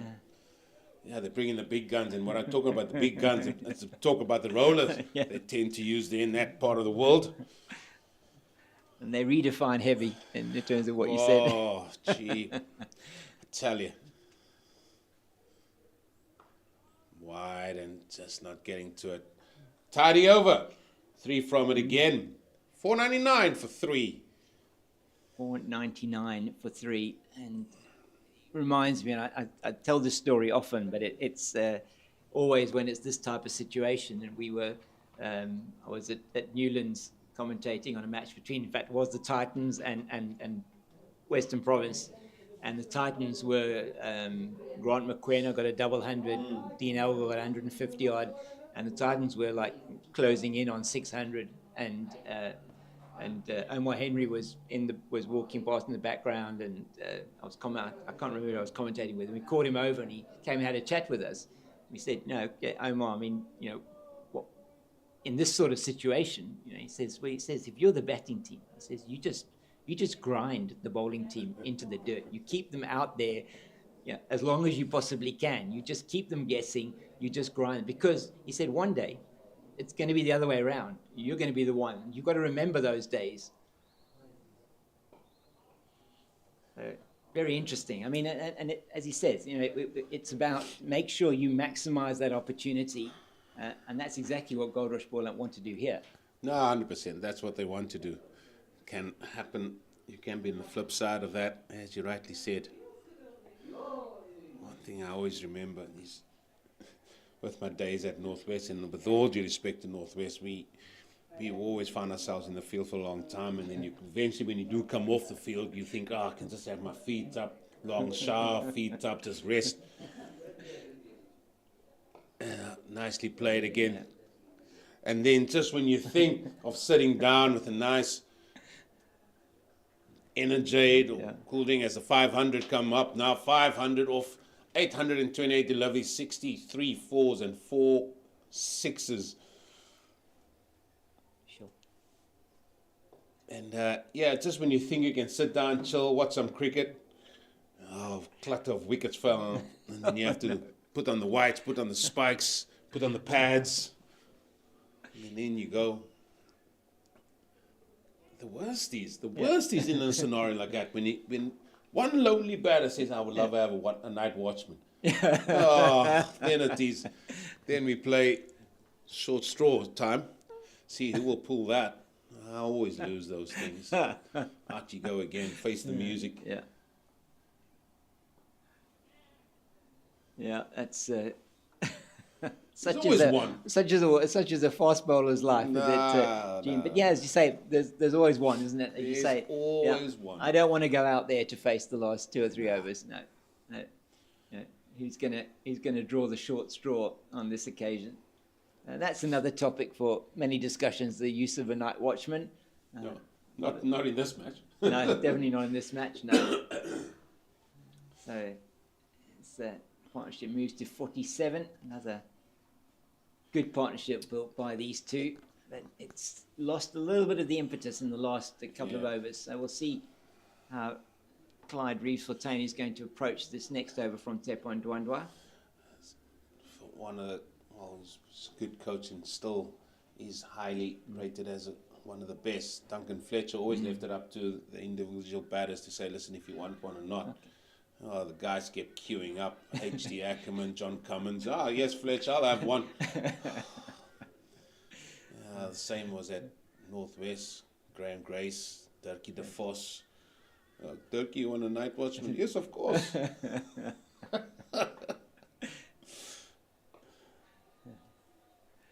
Oh dear. You just had to go and do a job. Yeah. And it always happens that it's about 5 overs to go to the second new ball, isn't it? Of course, yeah, exactly. Yeah. Just the fast ball at the other end licking their lips. Use of the feet again. Through they come for a 1. It's almost like we're all waiting to see what's going to happen here. Yeah. Are they going to say they're going to bat through to T? Well, we spoke about this briefly yesterday, Cape Fox, and when we saw that Boland were very much in a good position. Cut away again and nearly past the man at point. And we thought maybe, I for one thought, if they can get up to just an hour after lunch, they could be in a good position. And I was still thinking about being at 550 plus already at that stage. And we haven't really got to that stage, although there's still time left here. But it certainly looks like they're going to go beyond that time that I potentially thought they would be a good time for them. Yeah, no, I think so as well. I would have thought, you know, I'd say 5:50 maybe an hour or maybe 40 minutes before the tea break. Put the Titans in for half an hour. Give your fast bowlers 2 or 3 overs each at them, either side of the break.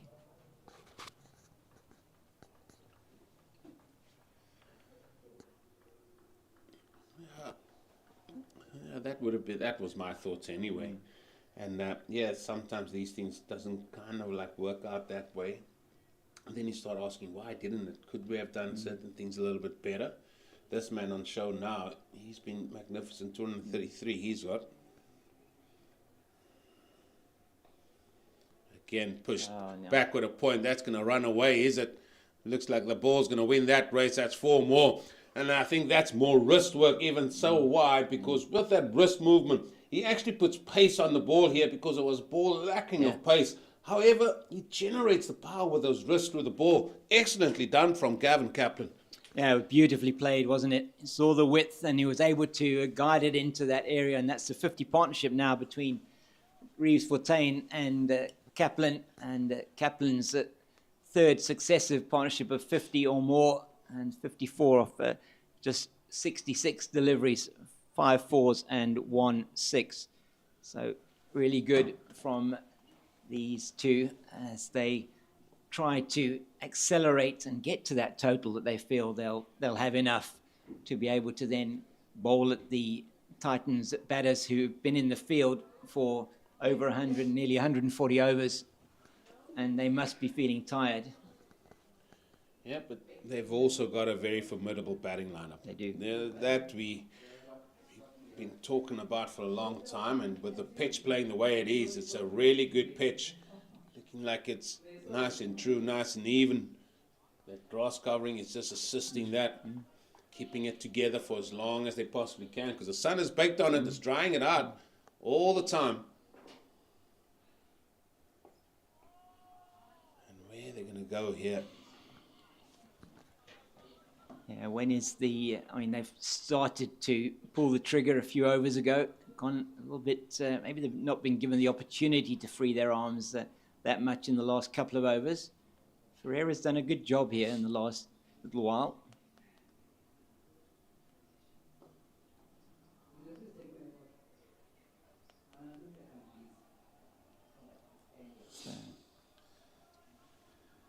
Well, they're still boisterous out there as much as they can.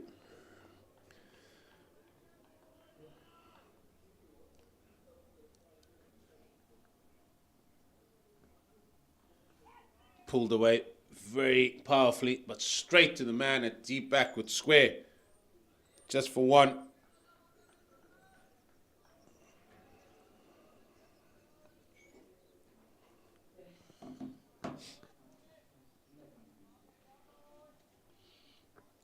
Yeah, still quite a lot of chatter, as you say, out there from the men from the Titans. I'm not sure who the cheerleader is actually out there. I'm trying to see who's the one that's making all the noise. Well, it usually came from the likes of Janko Smith. He's at long on. Dan Khalim finds himself at deep backward square. It sounds more like him. It does, doesn't it? I also thought so, yeah. If you look at all the other customers, they normally won't be shopping in that aisle. Yeah. I feel he missed out there, Gavin Kaplan. He's played that ball so beautifully through the offside with that straight bat. standing tall. 237 not out he is. It's been an innings of epic proportions from him.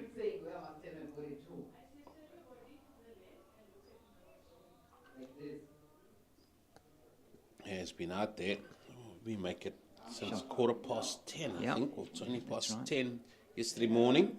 Yeah, I mean, just looking at the number of minutes that he's been batting now, 548 minutes, it says there on the scoreboard. So that is 9 hours he's been out there.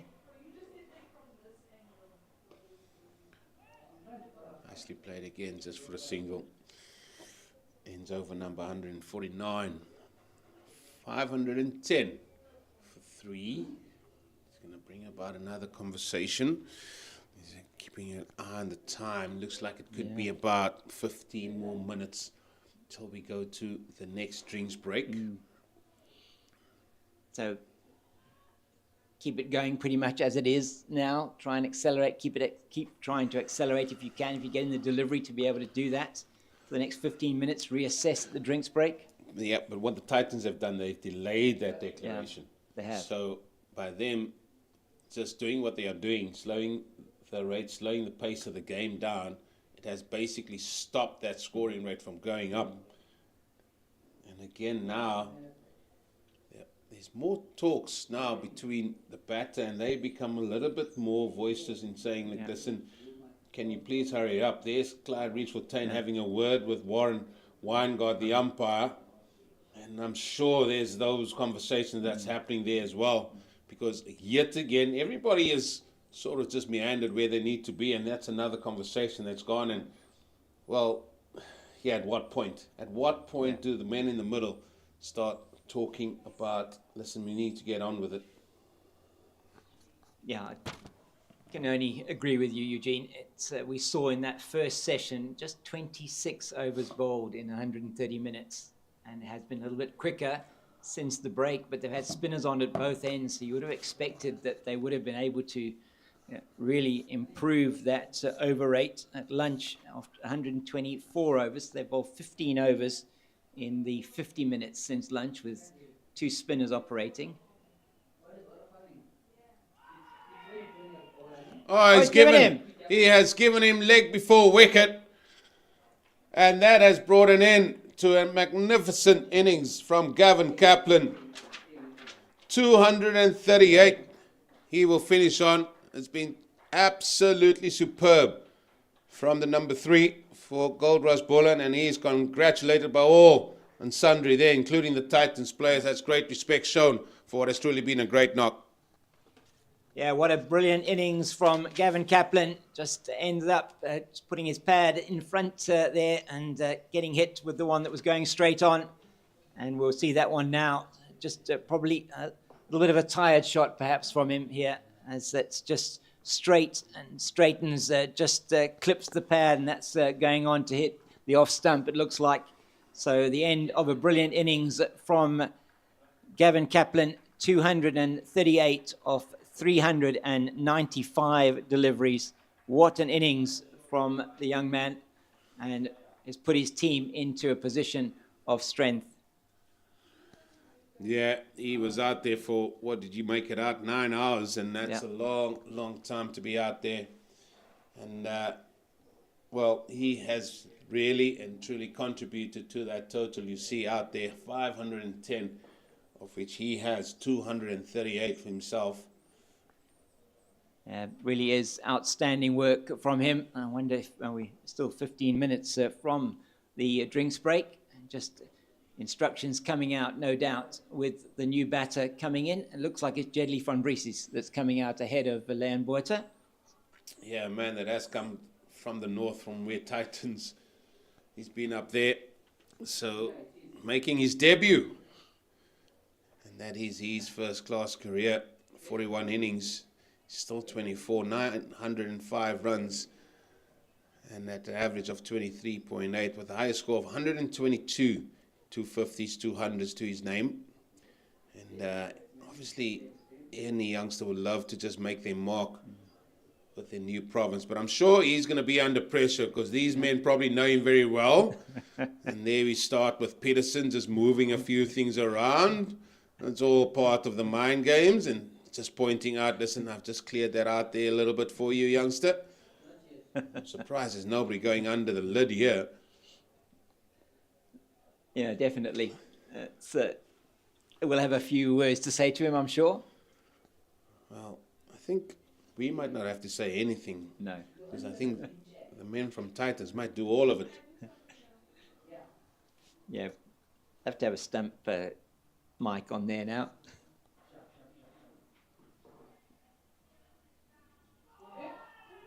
Oh, beats him straight up. Beats him straight up. Oh, now the tail's up. And that has gone. And I tell you, one person that won't mind seeing this is a certain Mr. Sean Van Berg. Just having a good look and see where this turned from. It turned from the straight. It turned from the straight and bounced. Yeah, and Sean Van Berg definitely won't mind seeing that. Clyde Fontaine just going down and having a bit of a word with his younger batting partner.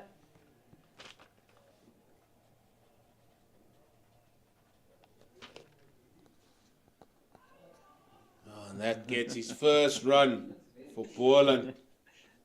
Obviously a lot of nerves there, but he gets off the mark nonetheless. Yeah, probably not the ideal situation for him to come in though now. Jedley Van Riese's got to really get on with it from the word go. Wearing number 7 on his back.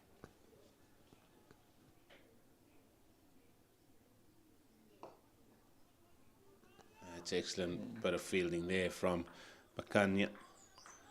He's done a lot of bowling and now he's running around in the field as well. He's certainly going to be needing a good rest, one feels. Yeah, perhaps into the ice bath perhaps.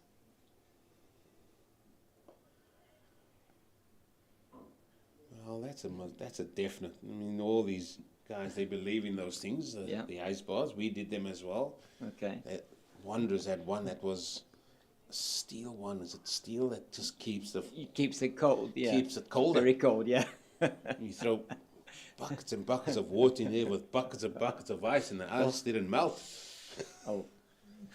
You find it was quite a thick steel then in that instance. Once you can see the vape on the what do you call that, on the outside? Yes. Then you know it's cold. You know it's very cold. Yes. The condensation. Yeah, condensation. Down there. Yeah.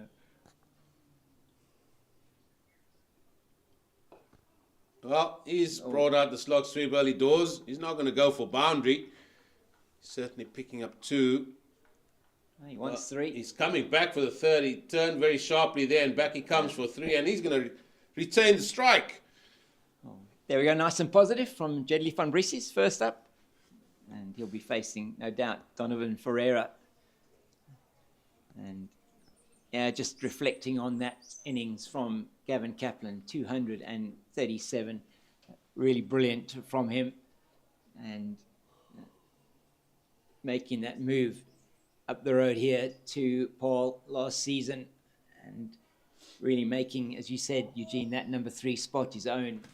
And he's certainly has repaid the trust that the team here at Goldrush Boland had in him, bringing him up the road. A really good signing for them. Yeah, that's what you said there, just the trust. And they put a lot of trust, a lot of faith in him, and they kept with him, they stuck with him at number 3, and he had really good performances throughout the season, and he's contributed most definitely to the season they had last year. And what a way to start your new season with a big double 100. And always knew that he had that potential. I mean, first game that he played and got a 50 for Western Province on debut, same match as Daniel Smith. Oh, there's a reverse sweep. That's the first one we've seen, and Van Brees is bringing out all the shots early here, and Fontaine's going to do well there to come back for 3. Yeah, and that he done, and there we go. The youngster, he's come in. The new man on debut has decided, listen, my captain wants me to increase the scoring rate here, and he has come in and done just that. brought about a change to the field immediately there.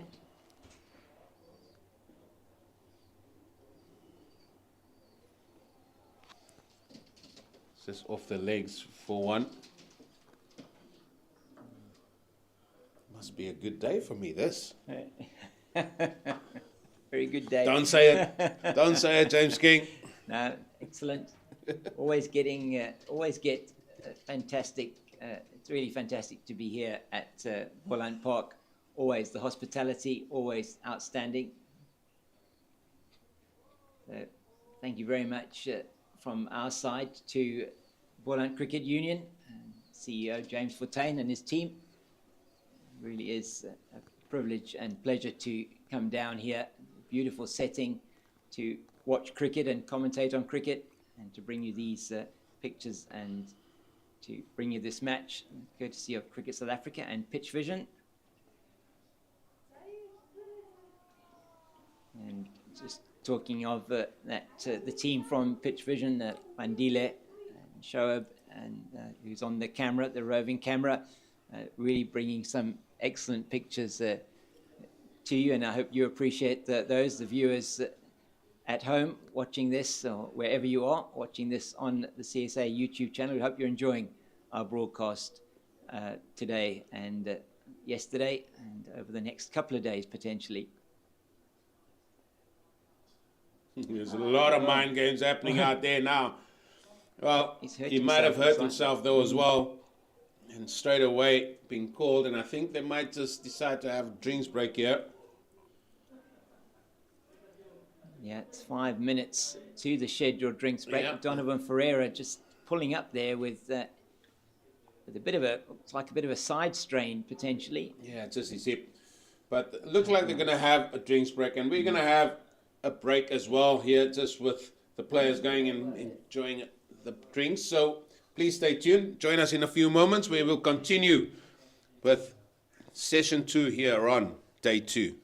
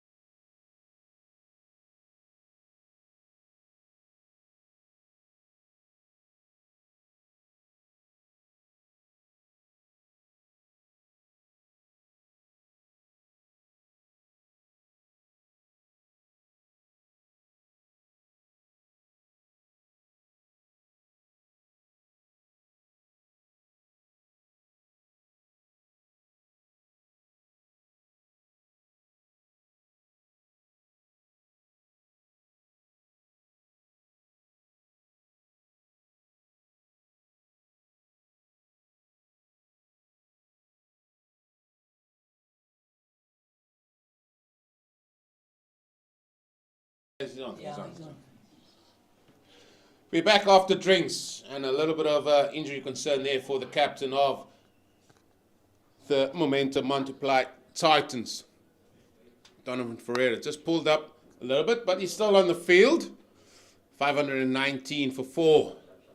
Goldrush Boland. Man making his debut. Mr. Van Briesies, he's out there. He's shown a little bit of impetus. He's played the slog sweep. He's played the reverse sweep. He's run well between the wickets. And he's had a lot of chatter from his former teammates there. Well, Mr. Fox, we'll probably see a few more shots played in the next hour or so. Yeah, I think so, definitely. He'll try and get that scoring rate to go along a bit.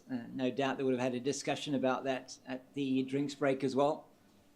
And all will be revealed to us in the not too distant future, potentially, around what they're going to be doing. Well, we've got 56 overs still left in the day's play.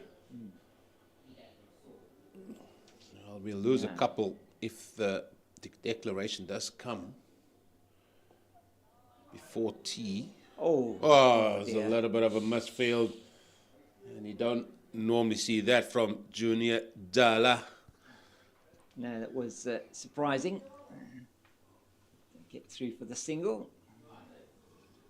When's Clyde Reeves for 10? Just having a quick look into that leg side.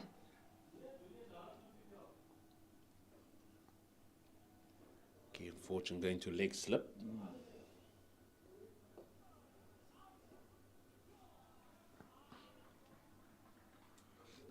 That ends that over. 520 for 4. Still to come. We've got Leon Boerter still to come. Sean van Berg. Clinton Steeman. Jacobs. That's the man on debut as well. And then Nyaka. The left arm seamer still to come there. I'm sure we might see a declaration before the likes of maybe Jacobs and Nyaka is in. But we are just surmising, as it is the left arm spinner. Tsepo Ndwanwa, he's going to continue here. Yeah, the man is the product of that academy at Fort Hare, Mfuneko and Gum, and a number of outstanding cricketers that have come from there. One of those, the South African women's cricketer, Ayabonga Kaka, who's there in Sri Lanka and India at the moment with the South African team for the Women's World Cup.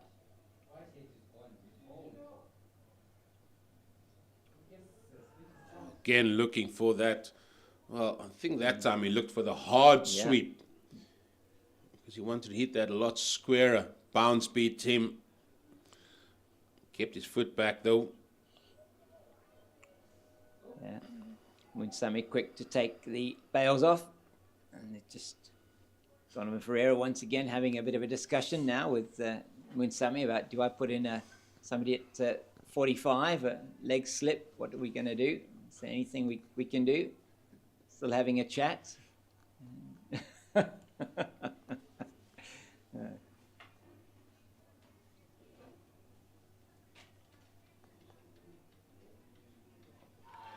Again going for the sweep. This time maybe going down the leg side, a lot fuller. Just needed a little bit of a, just put bat on that and guide that down to the vacant 45 there on the leg side.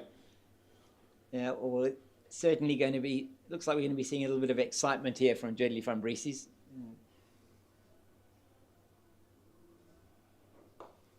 Oh, well, that can only be described as a big moose. Came down and just wanted to mow that over mid-on.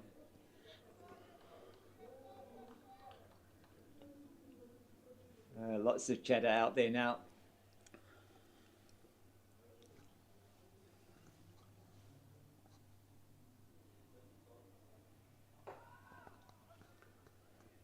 He didn't decide to go there for the run because he was so on the back foot there. It went through quite quickly to Neil Brunt here at mid-on.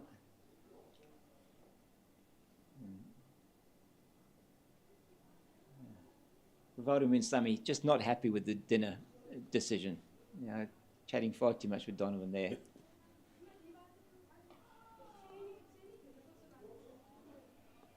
Well, they will have another chat just on that delivery. They'll give me their own little commentary there. And they're the captain. Now, this is going to be even more pressure on him.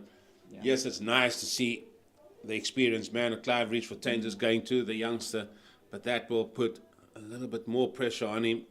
Maybe he's just saying, listen, just see this over right, don't give it away. No.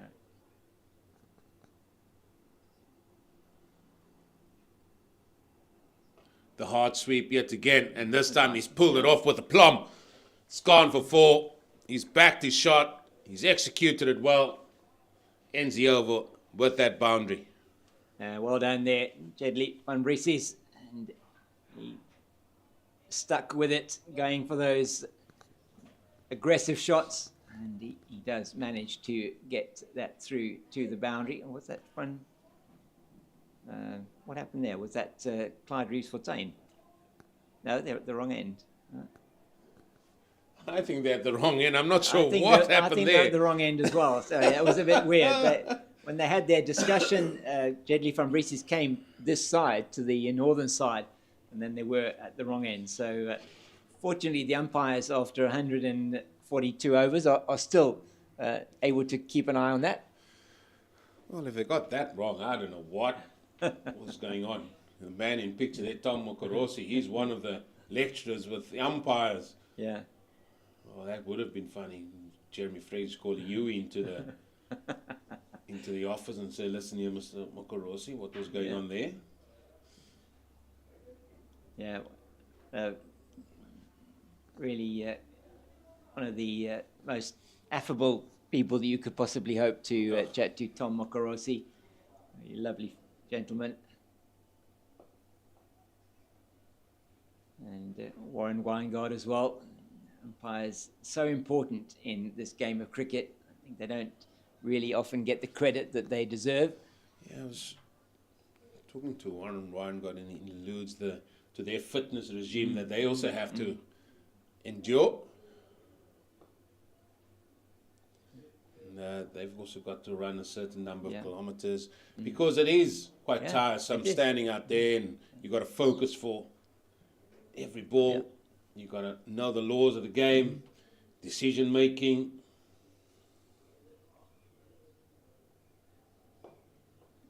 I mean, to your point, I mean, the focus has to be there on every single delivery. You can't switch off for a moment, really. As you always something happening on the field. You have to be aware of what's happening in the surroundings. Yeah, even at the non-strikers end or the square leg end, you've got to watch how many fielders are behind square, where the keeper taking in regards to the stumps, and all those things you've got to take into consideration. It's worse when it is white ball cricket. Yeah. That's been a good over from Donovan Ferreira. This another 4 or 5 balls have gone without any runs. So the boundary of the last delivery of the previous over from Tsepo Ndwandwe.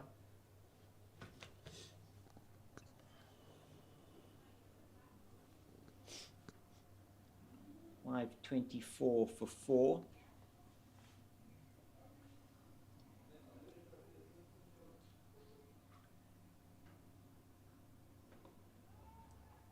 And finishes the over well. Oh, maiden. Yeah. He gets on that maiden board there, the captain, Donovan Ferreira. At a time when, not that they're going to throw caution completely to the wind, but you know, the expectation is that they are going to start to, or they have already, Jedley van Brieses has started playing his shots. Clyde Fontaine now is batting at his sort of career strike rate of about 50. You'd want to really push that up a little bit. Yeah, it does. But it's going to be van Brieses that's going to be on strike, and we've seen it before. He fancies this hard sweep shot of his. And I think that is what that conversation's about from Donovan Ferreira. He's just coming to Keegan Peterson. Maybe Keegan Peterson, by all accounts, a good sweep of the ball, and he's giving him a little bit more insight as to what the field potentially should be. In comes Mr. Brunt. Yeah, he's also been able to show how he would direct the traffic there as well. Yeah, maybe just delivering more information with these 60-60 coming in there. May well be, you never know. Well, there Dan Khalim comes back in. He's going to go, by the looks of it, to a 45 on the onside. The deep backward square is moving in front of square, being directed there by Constable Ferreira.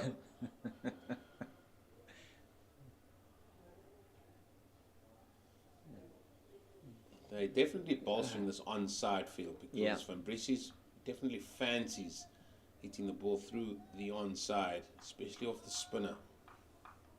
Yeah, so they brought Mokhakani into a short mid-wicket position. You've got still got Brunt at mid-on. You've got a man at 45, short on the leg side, and a man just forward of square, just about 5 meters off the boundary. That's Van Dijk. He used his feet quite well, but then he just managed to clock that straight over the bowler just for one. That brings the captain on strike. Yeah, so Van Briese's 13 off 14.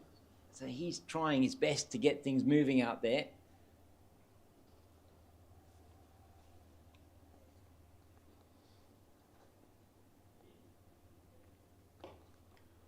Tossed up by Ndwana. No run. He's definitely bowled a little bit better here, I have to say. The pace off the ball. He's getting the ball to do things off the straight.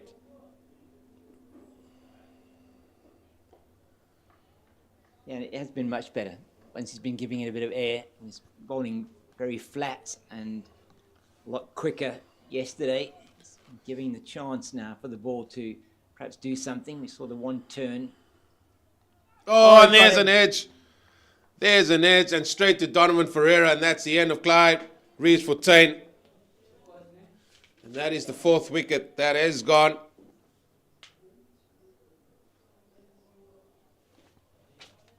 And Dwandra gets his 3rd. And we'll look at that one again. It's just tossed up outside the line of the off stump, and he comes down and tries to play it over the offside, thickish edge, and well taken by Donovan Ferreira at slip. And that's the end of Clyde Reeves Fontaine, 21 of 46 deliveries. And he makes his way back with a score of 5-25 now for the loss of 5. It's a partnership of 15 with Jedley Van Briese's, of which Van Briese's got 13. And it is now Leon Botha that's coming out to the crease, no doubt with more instructions from the coaching staff as to what the intent is here. Well, I'm just looking at the dugout of Boland, and they're still in their warm-up gear under the tent. Leon Botha, 1 innings, 22 runs. So still very much early in his career. But the Titans, they're managing just to hold Goldrush Boland here. I said it was the 4th wicket. It was, in fact, the 5th. But the departure of the captain, Reeves Fontaine. And again, they're just going to reassess what they're going to have to do here. One feeler they might just go up to tea time. What the total's going to be there, we'll wait and see. Yeah, 50 minutes until the tea break. And they just now, in this, to me now, is Titans players should be ready for the new batter. Not necessarily. I mean, they want to prolong this as long as they can and drag it out because they realize that the quicker they got to get in there, the more overs they're going to bowl and everything else. So I can understand their reluctance, so to speak, Mr. King, that they want to get into position, because I'm sure there'll be a few more discussion that's going to happen here before this ball is going to be bowled. It looks like it, and we're trying to see what the field is going to look like. And the man who brought on the drinks is making his way slowly off the field. He's sort of marching there. That's a good marching pose, that. It's like Skalk Engelbrecht, I think, there with the drinks. Yeah, and they are now bringing in the helmet. Put somebody under the lid, close in. We've got 2 gentlemen out there making their debut for Boland at the crease. That's right, yeah. Two, as you say, Boland debutants. Their first class match for Goldrush Boland. And Jelly van Briesses has shown us already that he's wanting to get things moving.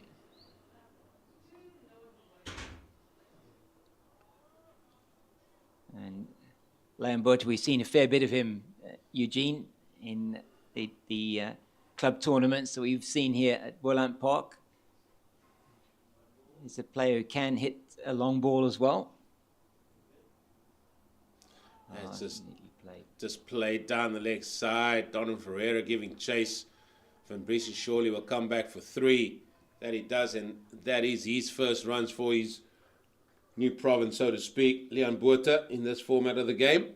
And that ends another over. He's going to keep the strike. It was a successful one for Tepo Ndwandwa, getting the wicket of the captain of Goldrush Boland, Clive Rees-Fontaine.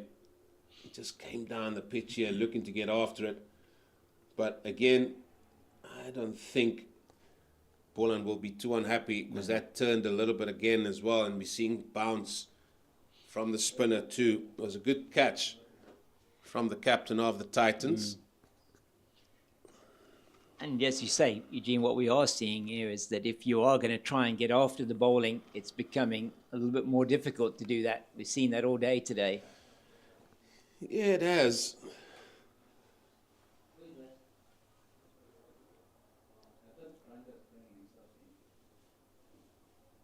Well, I still think Mr. Fox, come whichever day, maybe it should be the 4th day, we're going to be talking about that first session on day 2. Yeah, I think you're right. And just that first session, as you say, on day 2, what was it? Just the 70-odd runs that they got in that session. Yeah, 78 runs, 78 runs in 26 overs, so exactly 3 runs and over, and that may come back to haunt Goldrush Boland. 78 without losing a wicket. Yeah, and that's the key thing, isn't it? They were not able to advance the game as you would have expected them to. Kojima, a very good 80, brilliant 238 from Gavin Kaplan. But that session, the Titans were able to exert some kind of pressure. Down the ground it goes. Yeah, we also, as we said numerous times, the planning was better, the execution was better with the ball today, and they've kept Boland quiet.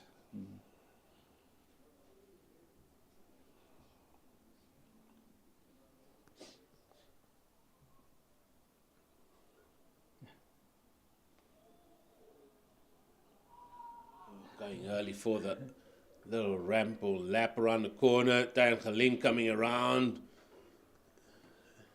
He stops it and it'll just be a couple.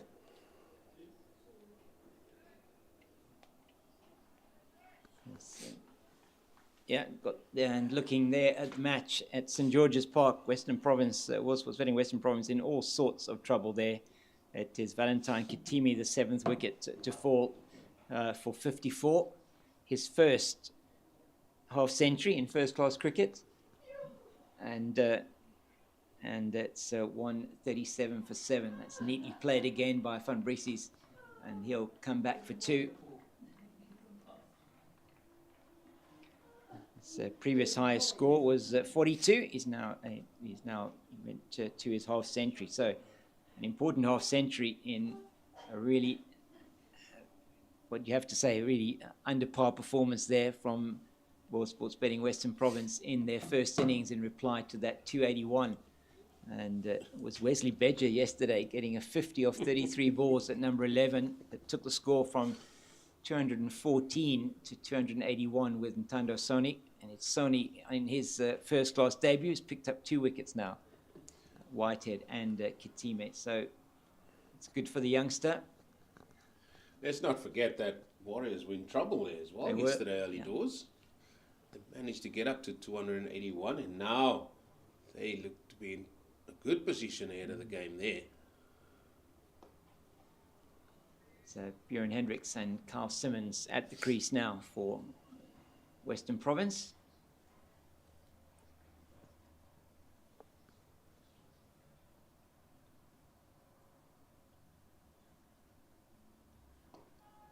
Well, he's hit that straight down the ground. Feel it coming round. He will get that. And still Van Bries is showing his willingness to get after the bowling here. And he has taken a number of risks. He's got away with it so far, 19 off 18. So batting at a runner ball, which is exactly what Goldrush Boland need at this stage. We're now 45 minutes before the tea break. How soon can they potentially get to that 550?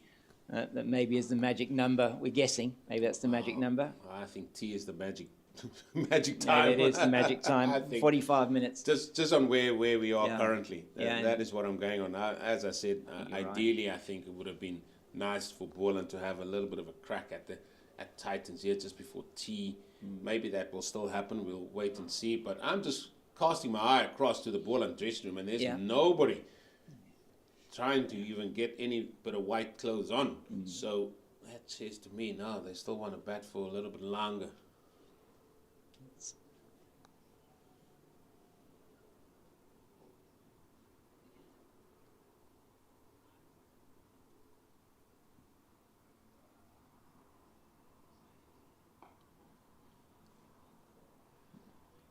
Much better today, the left-arm spinner, has to be said.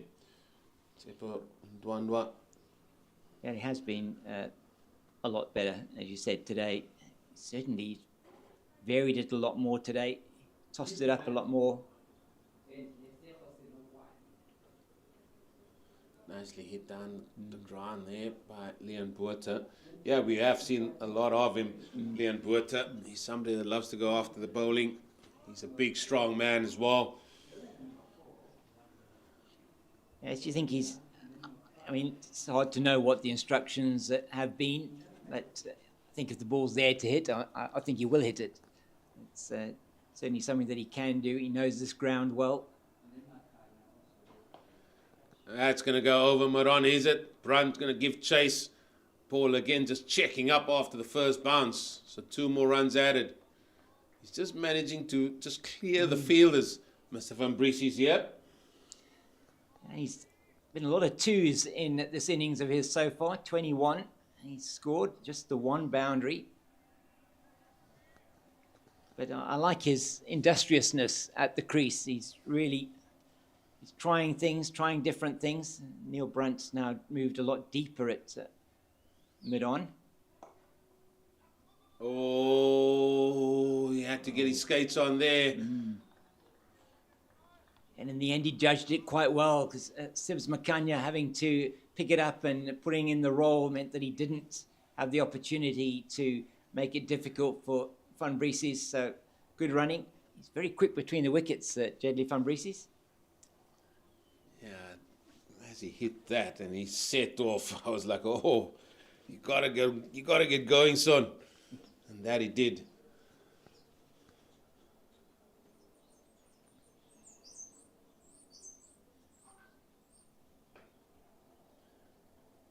Cut to the man that's deep there on the offside.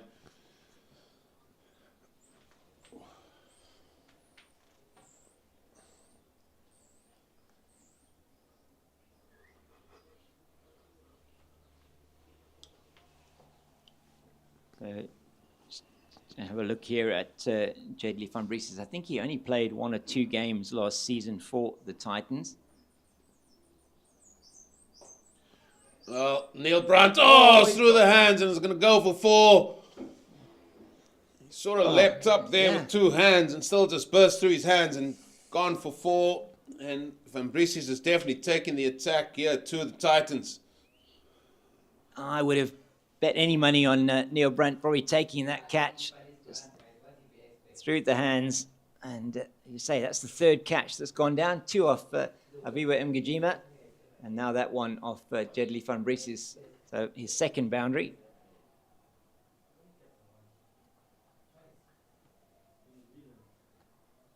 Well, the debutant, he's come in. He's decided, listen, his team needs to get on. Maybe that was the message to him. And because he wants to make a showing, I've got to listen to my teammates, and he's gone out there. He's played nicely. 26 of 21. Van Brissies.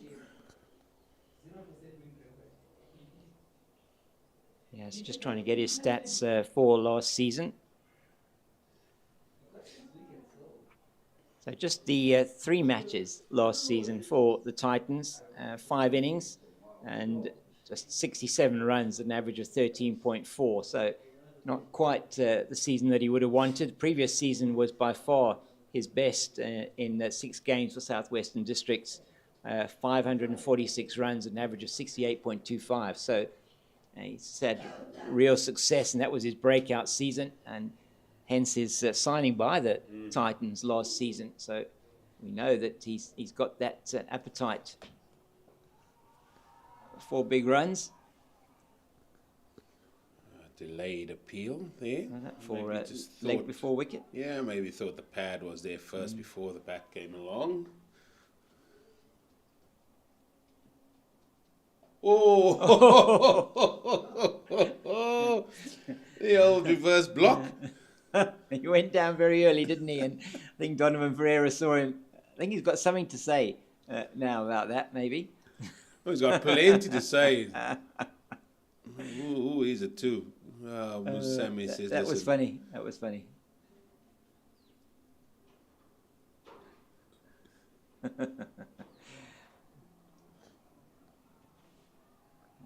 Still, he's chatting away there.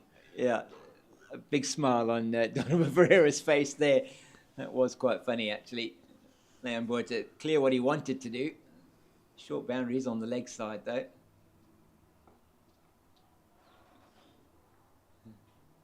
This will be a good challenge for the young Leon Boyd, won't it? No, it will, because you can't just really bat here. You've got to try and do a job here for the team with the position they find themselves in. So you've got to put your personal pride sort of to the side a little bit and just go about trying to see what you can do in this situation.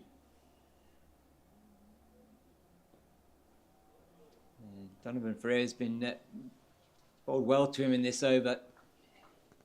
Still muttering away. Yeah. Not giving him any room, is he, to sort of free his hands. Oh, you've got to speak to Bandile. We need to get that stump mic out there. We need to hear these things. It'd be really good to hear what they're saying.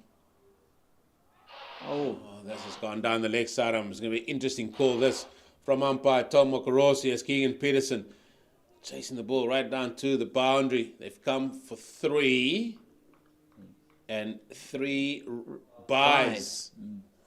Buys is the call, and Munsami is not happy about that. Right. So let's have a look at that again then. Look, I don't know. It's oh yeah, it is buys. Yes, off the gloves, and he wasn't happy. Wasn't able to take that down the leg side. Maybe slightly unsighted. Closed the hands a bit quickly, and 547 for 5. That 550 mark now within reach.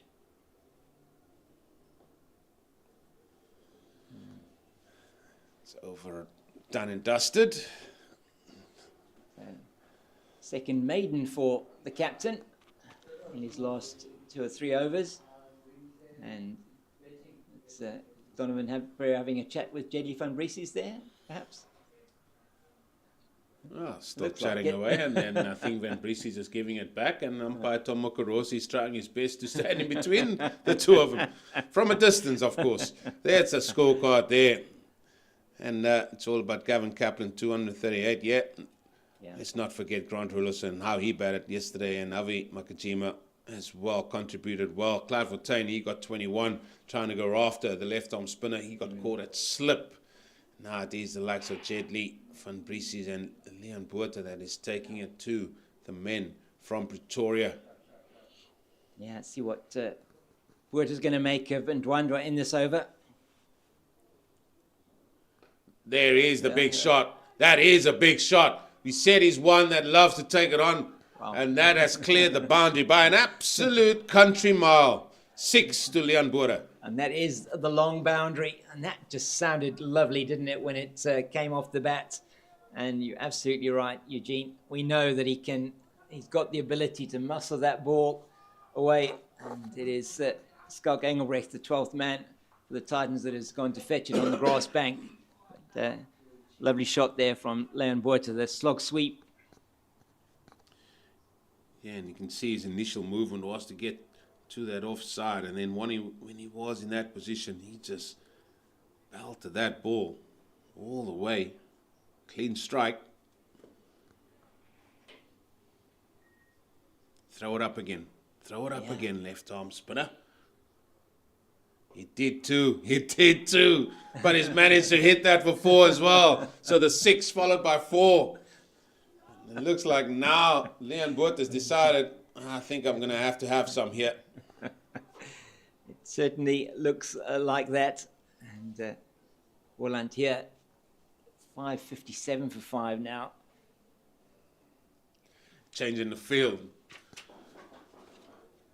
Man going out, Makanya, he's going to go out too, deep mid-wicket now.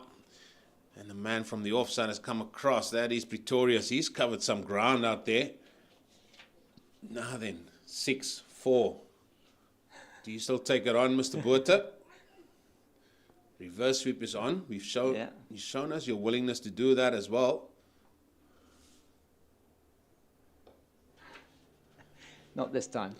Well, it's a shorter boundary this time for him. When a man fiddles around with his gloves, like you can see there, you can see he's itching to go. The batsman I'm talking about. Yeah.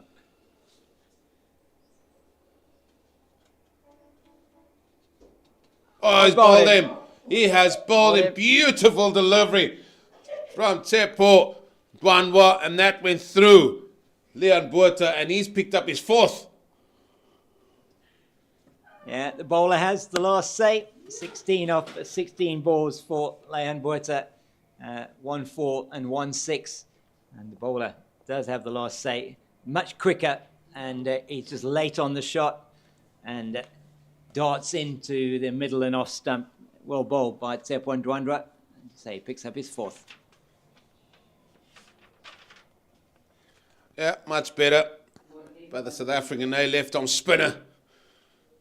He's stuck to his guns today. He got hit for a 6, got hit for a 4, still tossed it up after the initial 6 and 4. And then that 4th ball was a little bit quicker through the air and getting through the defenses. And it's going to be the most experienced man in this Boland group, Sean van Berg, coming up against his former teammates as well. Remember, he plied his trade up there for a long, long time at Titans. And those are his numbers there, average of 28. He has 27 50s and 500s to his name. He can bat. Yeah, man with over 5,000 first-class runs and over 500 first-class wickets. So, all-round performances. He's been outstanding for many, many years. Sean van Berg. Yeah, that he has been. So, wonder if they will have a few words to him. They were very keen to have a few words with the youngster, but obviously a man with a lot more experience in Sean van Berg brings about something different. Now, he's just going to ask the umpire there just how much time is left before tea. The only reason why I know we did that because Tom Makarosi pointed to his watch. There we go. So you look at these finer things, and I'm just surprised he didn't know that before he came out. 32 or 33 minutes to go before tea, 5.57 for 6. And Boland here closing in on a record score in Division 1. So since the franchise records have been in place from 2004, 2005, the highest team total here is 574 for the loss of 8. And that is not that far away, potentially. And well, this would be good for him to be out there in the middle just to see what the pitch is like. Is it turning? What can they do? So it will give him a little bit more insight as to his own bowling, because he will be needing to do quite a number of it, one would have thought. And starts with 2 dots. And another over. I'm sure Sepon Dwandwa here is eyeing a fifer. 4 for 147 he's got so far in 36 overs. And he's been bowling unchanged, as has Donovan Ferreira, since the lunch break. A really big total here for Goldrush Boland on the back of that 238 from Gavin Kaplan and a 150 from Grant Rulofsson. Seems like a long time ago now, that 150 from Rulofsson. And other scores there, Eugene, you got another score you were looking at? Might have been a long time ago from Grant Rulofsson, but he sort of set the tone. But no, 164 for 7, Western Province against the Warriors. Elsewhere, I'll get to that score now for you. The Dragons finally getting the Tuskers out for 399. They offer 29 without loss. Quicker again from Donovan Ferreira. Eastern Storm going great guns, in fact, against Limpopo Impalas. 144 for 2 in pursuit of 341. That was the first innings total of Limpopo. That's good in that match there. So some interesting matches happening in both first and second division here in the first weekend of the 4-day series. Oh, and again, that ball's going to go over. Is that Neil Brunt again? Yep. Ball seems to be following him now. 4 more runs to Van Briese's. It's really well done here. Opens himself up, decides to go inside out and manages to play that one over the head of Neil Brunt. He got one through his hands in the Sepon Dwandwa over a couple of overs ago. Neil Brunt makes his way slowly to collect that one. And 561 for 6 now. Goldrush Boland, 148 overs they've been in the field, the Titans. And it's just a question now. I think you're right, Eugene, if you're looking at it in terms of the timing, 28 minutes to go before the lunch break. Tea break. It's unlikely that Goldrush Boland are going to be declaring anytime soon. No, don't think so. They'll be looking at the next break. Well, yeah, he comes through for that quick single. So Van Berg facing Ferreira for the first time. A bit of evasive action there from Tom Mokorossi. Has a good smile on his face there with that one. Yeah, no, Tom, he loves it out there. It's just doing some moving bits around here. Sorry, it's going to be a long day, Mr. King. You need something a little bit more comfortable.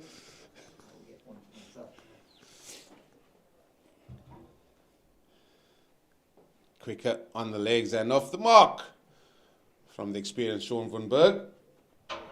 That ends the over. Over number 149. 563 now for 6. Have to say, Van Briese's 31 of just 26 deliveries. He's really come and given impetus here. But he has been given the freedom to do that. But it's all about this man now. Tsepo Dwandwa. See if he can pick up his Michelle. Yeah, absolutely. He's put in the long shift, 36 overs. Once again, know he can bowl long spells. He really did for Liam Boerter there with that quicker one. I don't think that the batter was expecting that at all. And was in no position to play any kind of shot. So he'll learn from that. Yeah, like I said, it's just the situation came before him there a little bit. So he knew he had to go after it a little bit.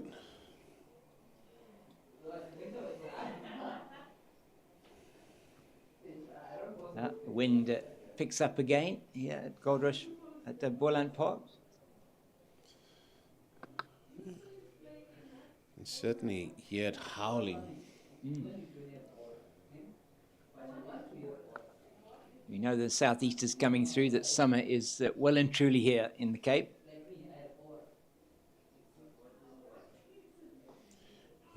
Use of the feet, eludes a man at mid-wicket there. Now, how does Van Brisies play this? We've seen the hard sweep. Oh, who's that? Makanya, he's still on the ground. Yeah, he dived on the square. Yeah, oh. That's always hard. Looks like he had his head bowed in prayer there. I think he was just hoping that was, can we get off here as soon as possible, please? 149 into the 150th over for the men from the Titans. It's been a good scoring rate from Goldrush Boland, 3.8 to the over. Now that is tapped or tickled again around the corner on the onside. Well, can Van Berg come back for 3? Oh no, he can't. So it will just be, now they're going to get 3. Sammy went for the stumps and missed it.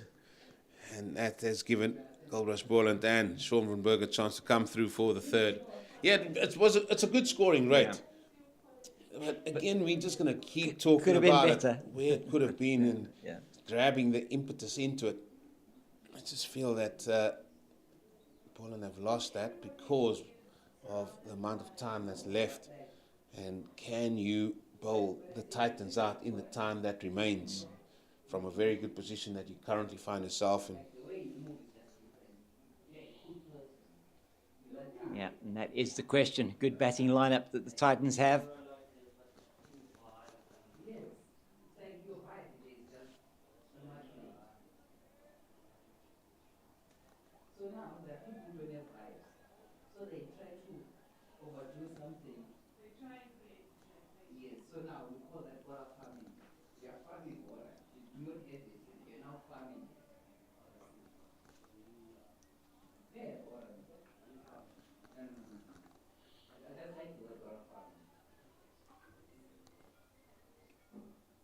One ball to come in the 150th over. And Dwandwa has bowled nearly a quarter of those.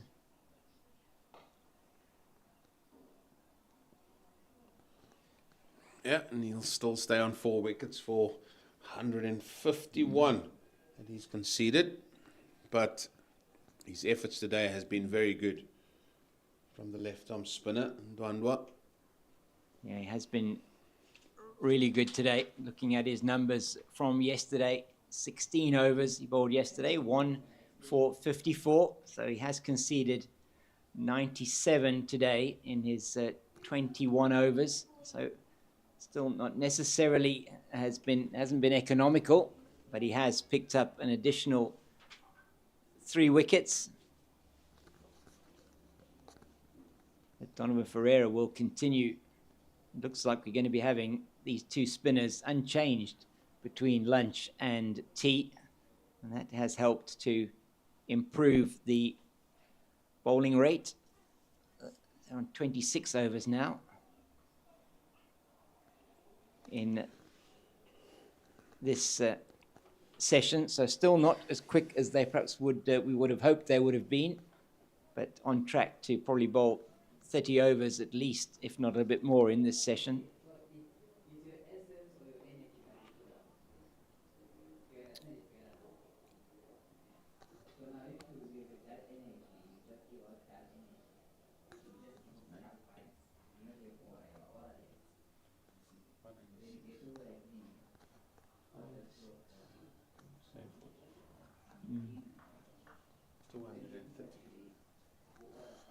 So, by my calculations, from this point on, there's 230, give or take, overs in the match. Yeah. In that, Boland will still be batting, and in that, you need to see if you can bowl the opposition out twice. Yeah, on a wicket that looks like it's playing exceptionally well.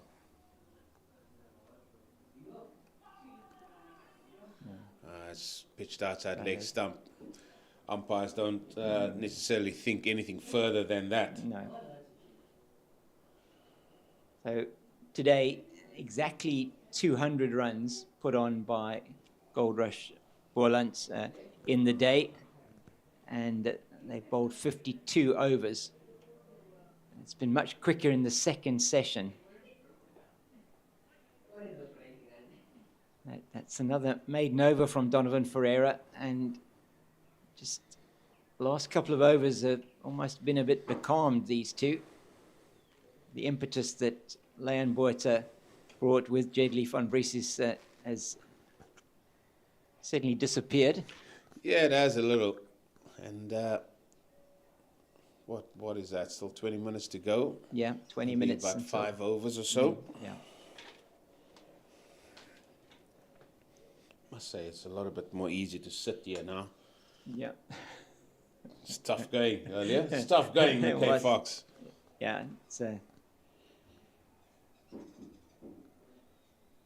able to sit back and watch this, and just to remind you that this broadcast brought to you by Cricket South Africa on their YouTube channel, and the pictures brought to you with the compliments of Pitch Vision.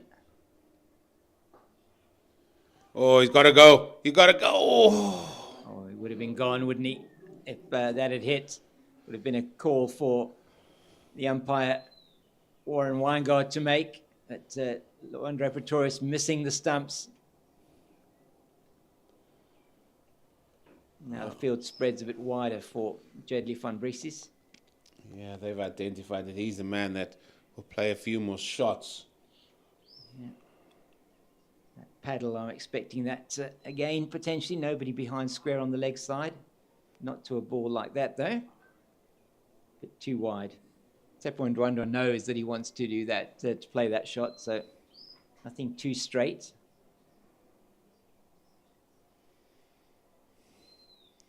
He's gone for the reverse and he's pulled it off sublimely. 4 runs to Van Brieses. He's really looked good here, the youngster, on debut. Yeah, he's now got, that's a really good shot. He's now got his highest score in Division 1 cricket.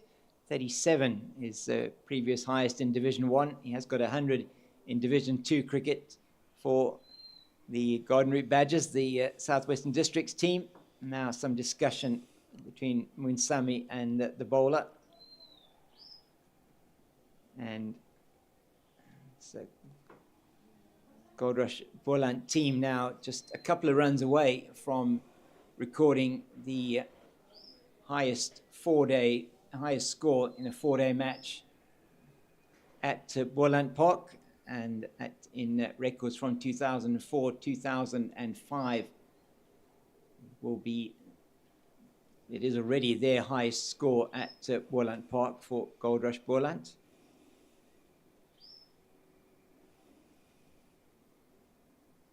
Oh, that's just a little bit of a nothing shot, that. It was well bowled again. Pace off, a little bit wider. He was in two minds, wasn't he? And ended up just like pushing at it. Lucky not to get the edge. Oh, he's again managed to get the ball out there to that fine leg position. Again, it's going to be on Sean van Berg to see if he can come through for the third. No, he doesn't. Well, they would have. Yeah. Felt that was probably on with Van Brieses running to the danger end. Not the greatest throw in, was it, into the wicket keeper. So Van Brieses gets another 2. 1 ball left in this Tsepo Ndwandwe over. And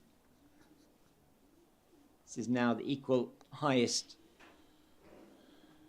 4-day series score for Division 1 at Boland Park. 574 for 8, the previous highest for the Cape Cobras versus the Lions in 2017-2018.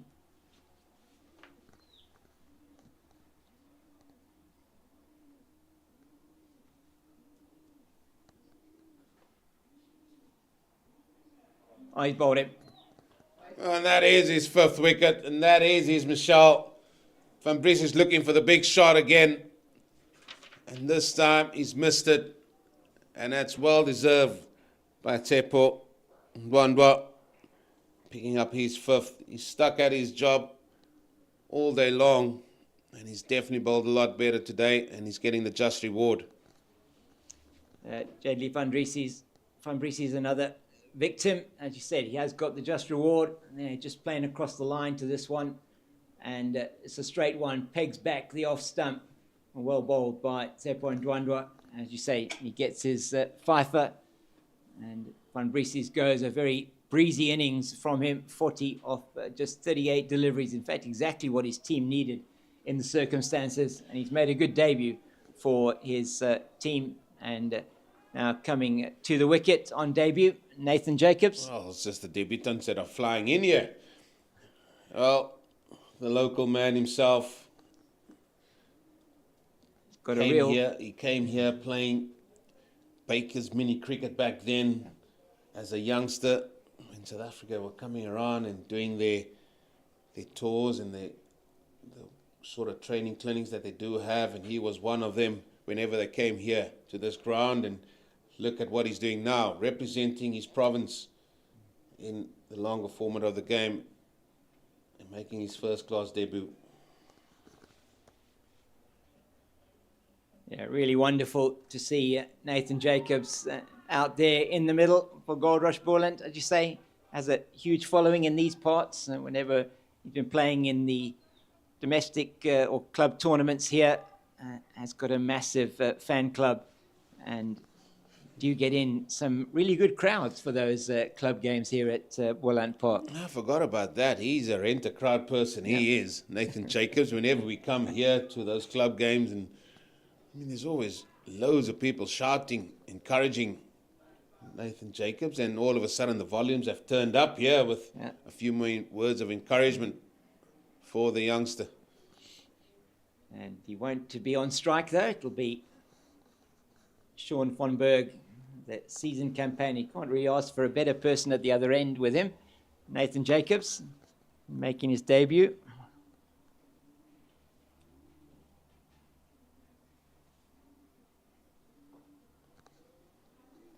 No, you can't. And I'll tell you one thing, Sean van Berg won't be in any rush.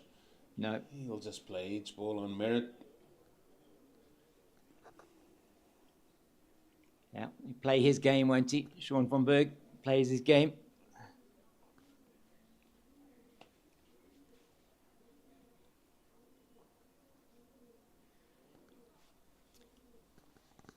So just for Nathan Jacobs, just the one List A game for Goldrush Boland, which he scored 28. So can hold the bat, definitely. We know that as well. But this is a completely different proposition, 4-day cricket.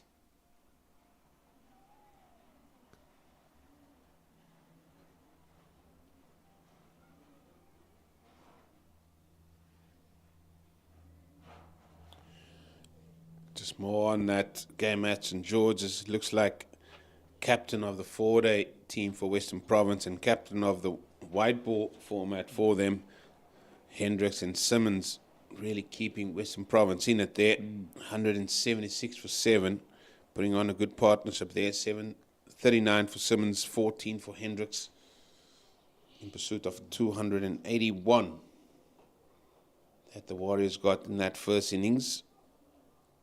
And that just looks like it could gear up to a one-innings shootout over there in Kaplan. Yeah, could well do. Still Tsepo Moreki and Dane Patterson to come in. We know Moreki has been able to hang around for a while in certain circumstances. So, and Patterson will swing from the boot races. He will. We know that as well. Pato always good for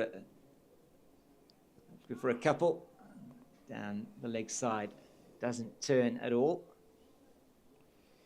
Yeah, I thought the keeper caught it. I think he hit the ground though with the bat. Yeah.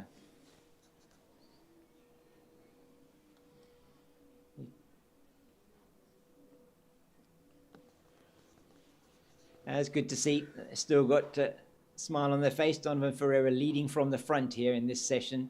It's bowled unchanged from lunch. And with Tepo Ndwandwe at the other end. It's another maiden for the captain, his fourth. And it will be Nathan Jacobs to face his first delivery in first-class cricket.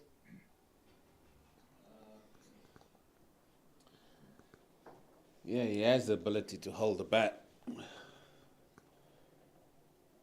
Now you're in the big league, so to speak. First-class cricket. Well, I think Titans will do well to bowl 2 overs in 10 minutes here. They've just showed us they could early on. I thought it would definitely get 5 overs in. It looks like we might just get 4. Yeah. Yeah, the wicket of Van Briesies, and they're certainly not going to be hurrying up. And new batter on strikes. They've brought Sibs Makanya into a catching position. The silly mid-off position. Jacobs on strike.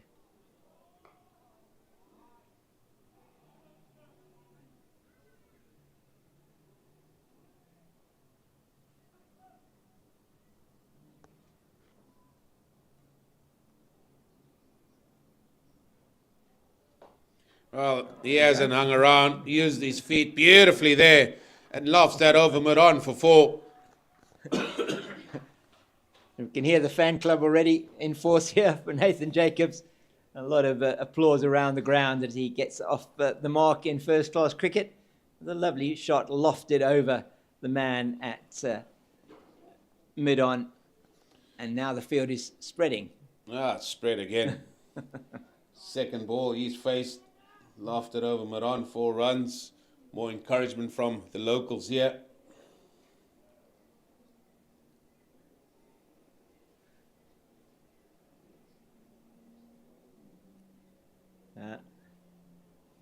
Rado Munsami, he's still checking with Donovan Ferreira whether that dinner reservation is actually at the correct venue.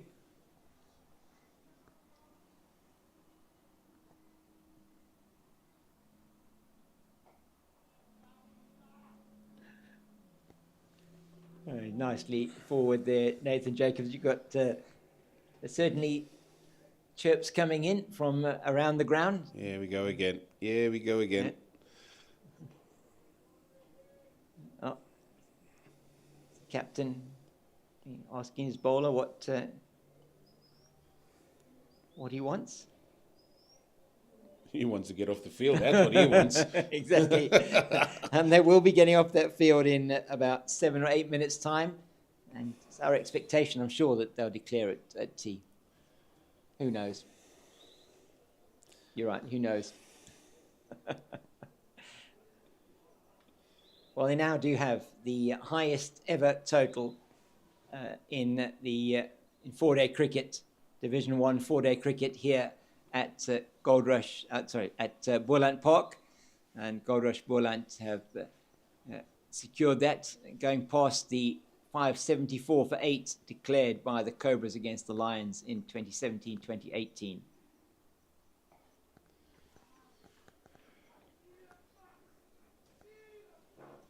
Well, he got the 4 off the second ball that he faced. Field and spread.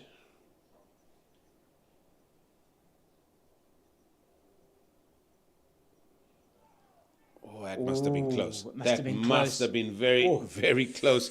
And there is Munsami. He's down now. No, okay, so we're now definitely not going to get more than another over in after this. And caught that one just on the inside of the knee, I think, when it went past. I don't know whether it went past the outside edge or whether it did actually get something on that, Nathan Jacobs. Just look at it again. It hit him in a really painful spot, though. Looks like it's just behind the knee. Behind the knee, yeah, and that is painful. And we got one of these. I think, who was it? I think it was Munsami as well. That got cramps just before lunch, wasn't it? He did. He got cramps about 2 balls before the lunch break. And then there was a long period of time when he was down and needed attention. and he needs attention again now, and it's very slow in coming from the dressing room. He remains on the ground. So we've had 29 overs and 5 deliveries in this session. We had 26 overs in the first session, so we've had 56, potentially 57 overs at the absolute maximum in the first 2 sessions. That means 40 overs plus 41 or 42 overs in the final session, dependent on what it is decided that Goldrush Boland are going to do. And who's that? Is that Andile Pekloyo walking out there with the drinks for the team, and the physios finally made their way onto the field. Yeah. He's got his bag with him this time, though. Yeah. Yeah, it did look painful. Yeah. It was just behind the knee. It didn't look like Jacobs had got any bat on that, but No. he was just trying to get into position to take it, and that is very painful.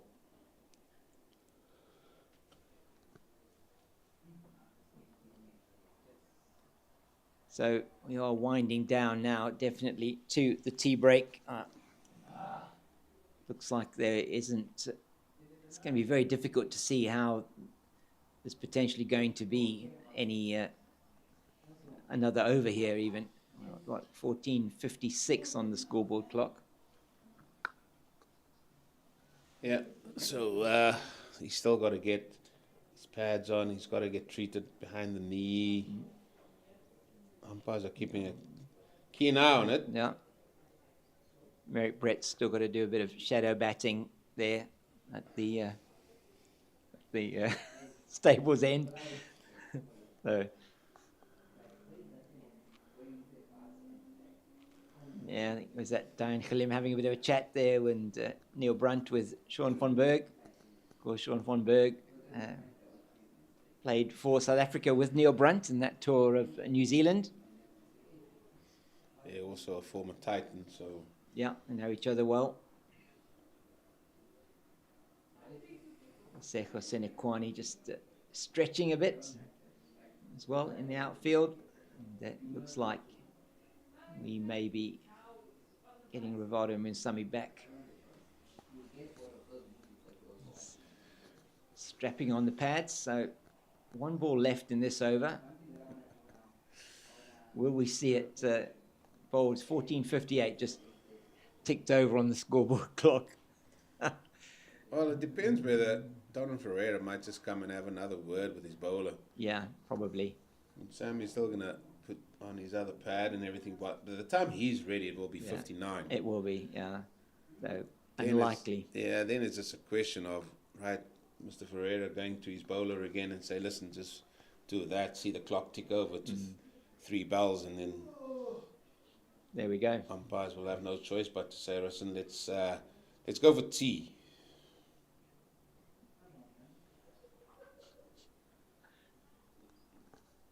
Yeah, this is, I would think, is going to be the last over before the tea break. And we still don't know whether there will be the declaration. We shall find out during the tea interval and bring that information to you. It's just clicked over to 14:59 now on the scoreboard clock. He's still got to get his inners on, and then he's got to put his gloves on, got to put his helmet on. And then Don still got to come and talk to his bowler. Well, that's 59. Yeah. So No, we're not going to get another over here.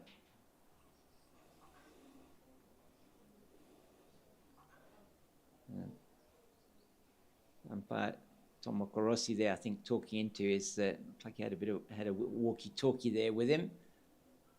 I think we've had about 30 seconds or more since that clock ticked over to 14:59.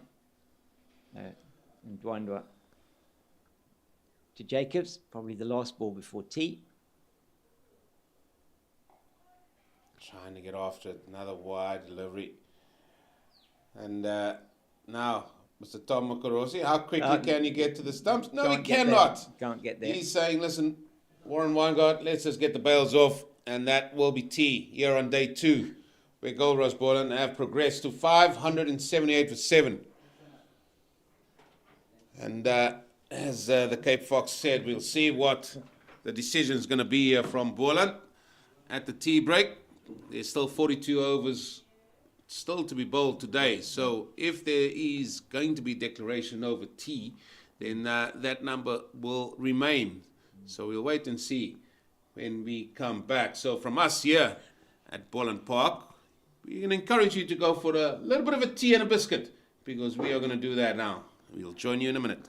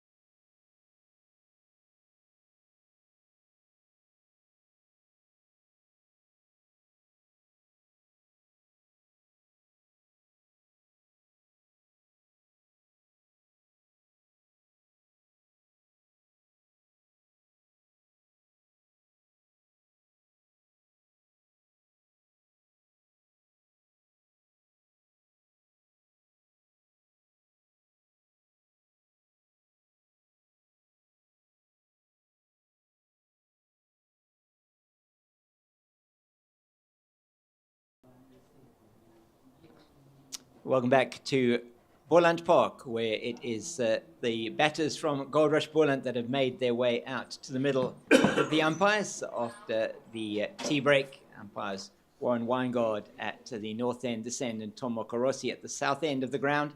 And batters Sean von Berg and Nathan Jacobs as the men from the Momentum Multiply Titans make their way out into the middle. And they were perhaps, as we may have been doing, expecting that it would be a declaration coming. Just looking at the record in the 3 matches since Goldrush Boland have been in the Division 1. It is 2 draws and 1 win to the Titans. So this game, very important, you feel, for Goldrush Boland to be able to try and get over the line and record their first win against the Momentum Multiply Titans. I'm James King, the Cape Fox, and with me, Eugene Molion. And Eugene has been, although the run rate is still up around 3.8 to the over, it has been quite slow going. Only 56 overs so far have been bowled in the day, 42 still to be bowled, and we are going to potentially in this final session, we sure have a change of innings. I like the way you look at me there, Mr. Fox. But we're carrying on here. Boland decided they're going to continue. And they say you want to get into a position where you're not going to lose the game. I think we sort of surpassed that one field ages ago. However, they do feel that they want to continue with the bat. And just 2 batters still to come in as Donovan Ferreira continues unchanged since the lunch break from the southern end of the ground. And we're only 6 overs away from the next new ball if they do decide to take it, which I doubt that they will. As Von Berg just plays that into the leg side, picked up by Luandre Pretorius. So got the field very much as it has been for most of the afternoon. 6-3 leg side offside field. And they will take a single as it goes to the right of Pretorius. And another run for Sean von Berg brings Nathan Jacobs on to strike. And in that second session, it was Gavin Kaplan moving from 200 and eventually out for 238. And that is both the second highest score in the history for Goldrush Boland, just behind the 240 scored by Grant Willison last year in Potchefstroom against the Dragons. And it is, in fact, the second highest score in Division 1 cricket on this ground, and behind the 260 scored by J.P. Doumini. So was Gavin Kaplan there really doing an incredible job getting to that 238.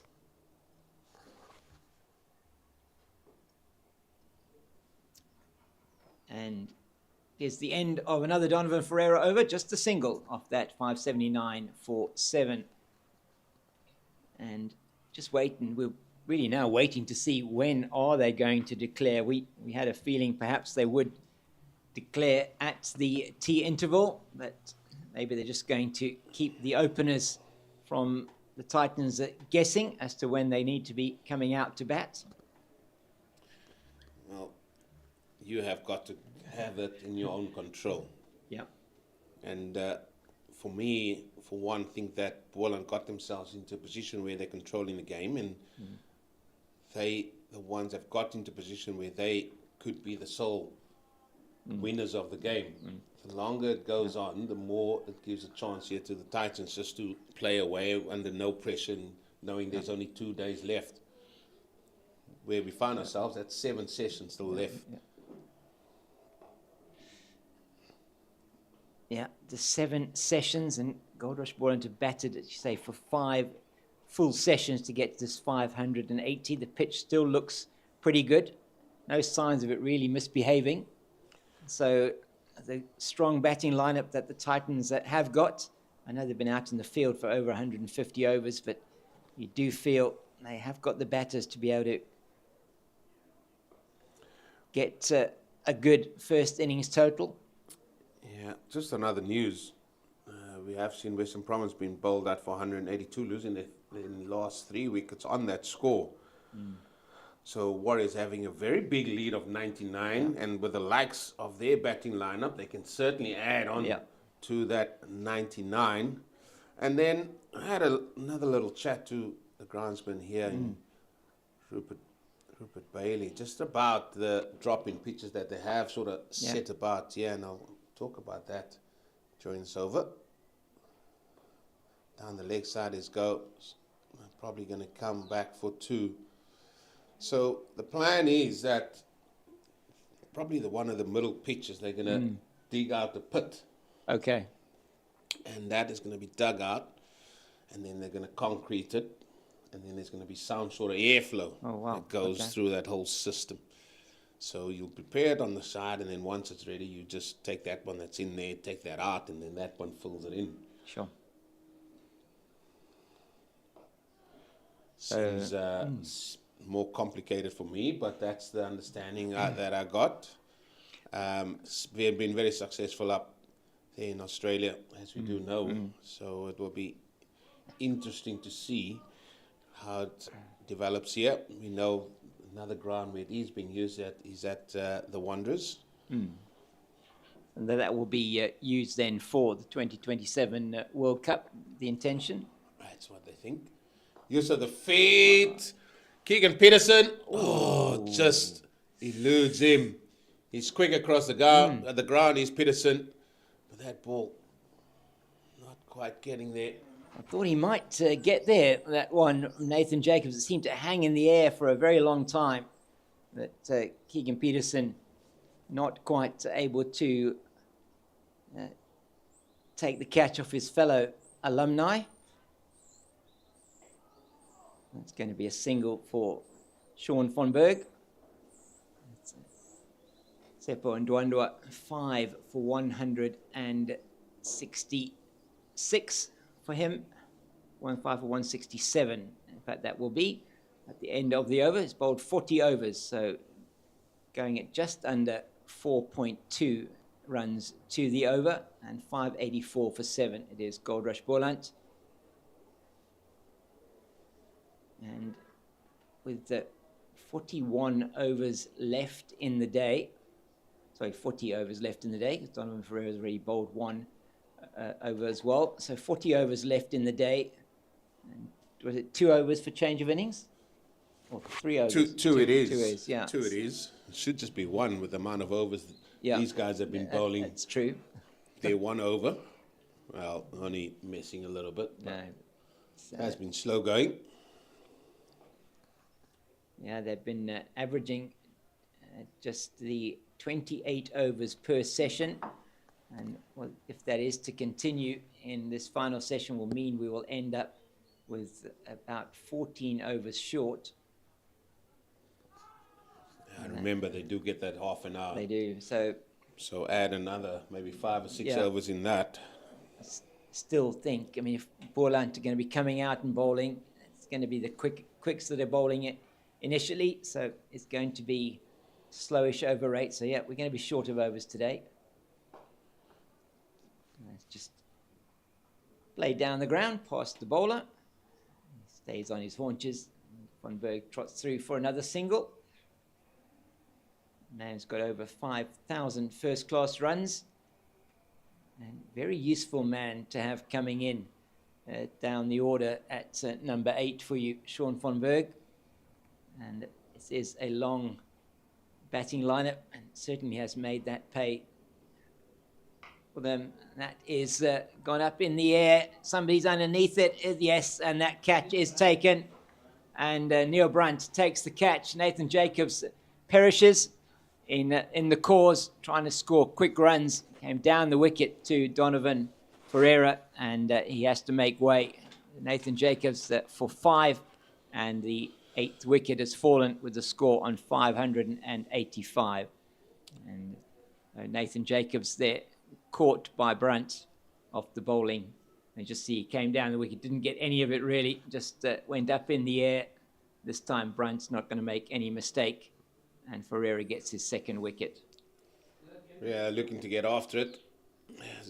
It is Clinton Stearman that's going to be the next man in, making his way to the middle. He's going to be joining Sean van Bergen. Still, they're continuing. Clinton Stearman, 78 first-class matches, averaging 12. He has got a higher score of 86. That was for Southwestern Districts against Border in Oudtshoorn in 2015-2016 season. He certainly can hold a bat. It's just a case in point of how long for Goldrush Boland to be out there for. Yeah, and that is the question on everybody's lips, you feel. As he does make his way out into the middle, he can hit the ball quite a long way as well, Clinton Stearman. It's almost the last rites here of this Goldrush Boland batting performance. He makes his way there to the crease and be facing up to Donovan Ferreira. 2 balls left in the Ferreira over. And Stearman there has a high score of 86. So just to just give you those numbers, he just has the 150. So don't look at those numbers there in terms of the 1950s and 500s. He just got the 150 to his name. And just defends it into the leg side. Then the Sejo Senekwani, who we will see, I'm sure, opening the batting for the Momentum Multiply Titans. Yeah, well, Donovan Ferreira, he's 1 run short of going for 100 here with the ball. And that will bring up his 100 with the ball. Tickled into the leg side. The end of the over, 586 for 8 at the end of 157 overs. Goldrush Boland here just keeping going. And we will have to wait and see how wise this decision has been. Well, I'm just left to just watching the game and commentating it as best we can to bring our insight into what we're seeing out there. Yes, we have Tsepo Ndwandwa going to continue, unsurprisingly, from the northern end of the ground, the Niederberg end. We Stearman on strike. They spread the field wide on the leg side for Glenton Stearman. That is the long boundary over there. There are runs on the leg side.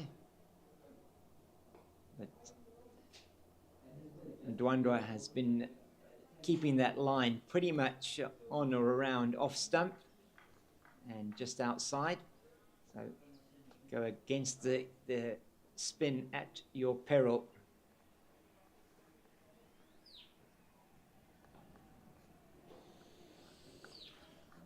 The wind continues to pick up a little bit here at Boland Park.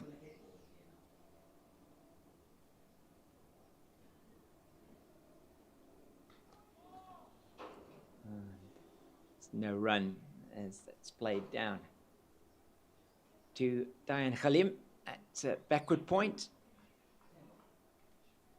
And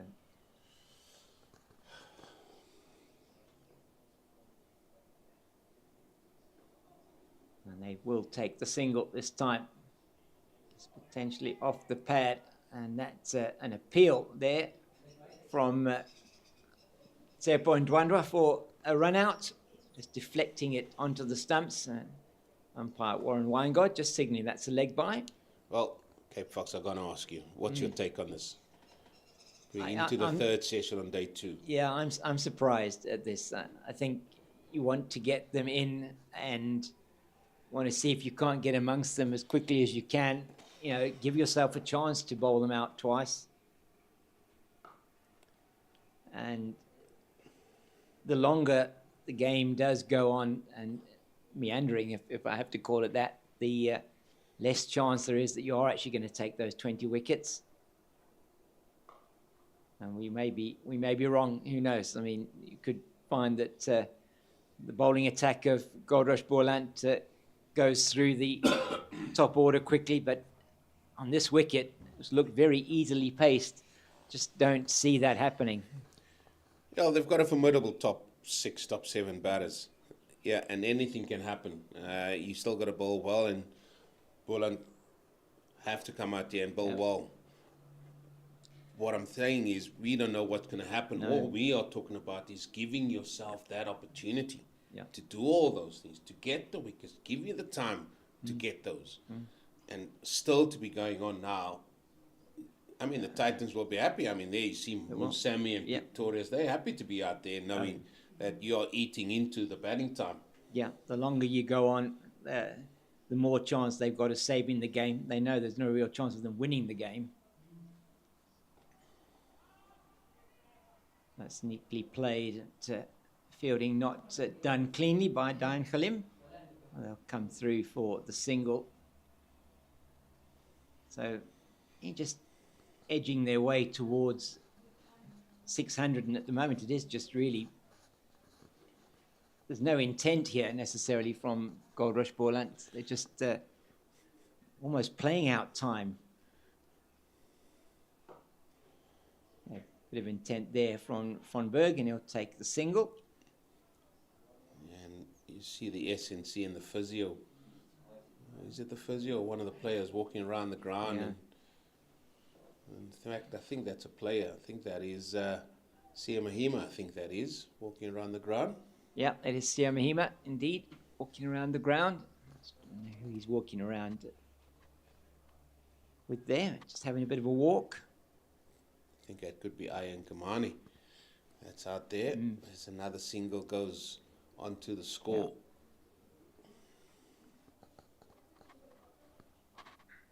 Yeah, I think you're right. Ayan Kamani has been rested for this game. Just to give him also a chance to, just from a strength and conditioning point of view, be at his top. It's neatly played by Von Berg, and they'll get a couple. Chase on by Ndwandwa, and they just come back for 2. So moving into the 590s now, 592 for the loss of 8.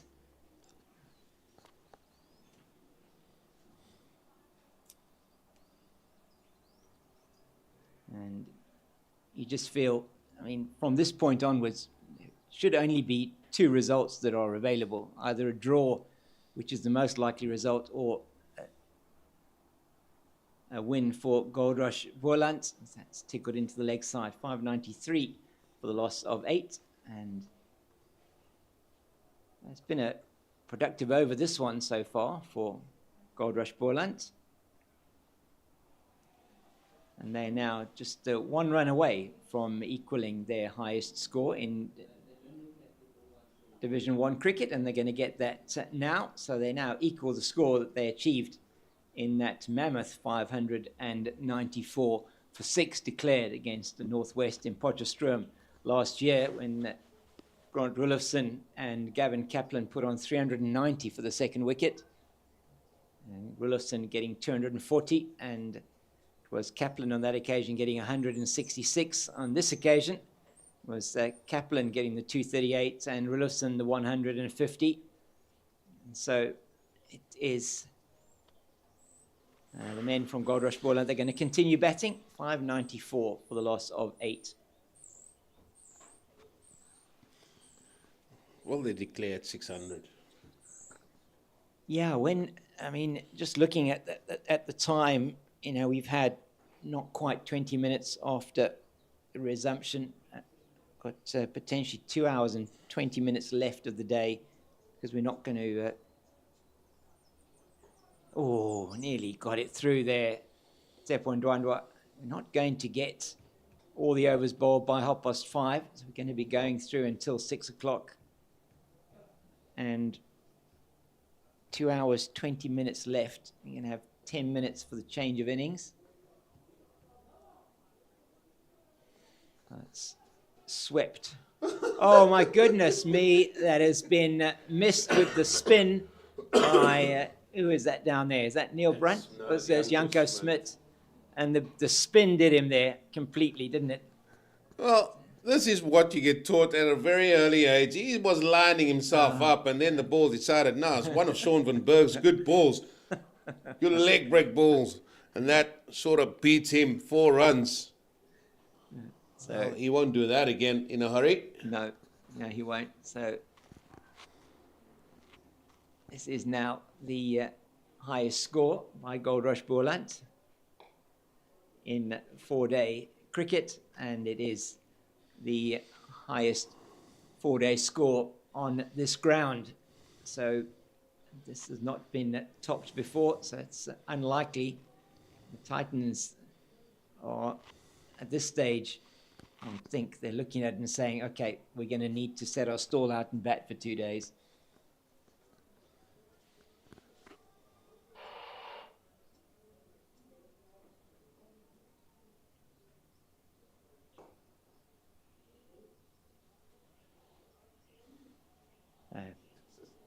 Umpire signalling 2 balls left in the over.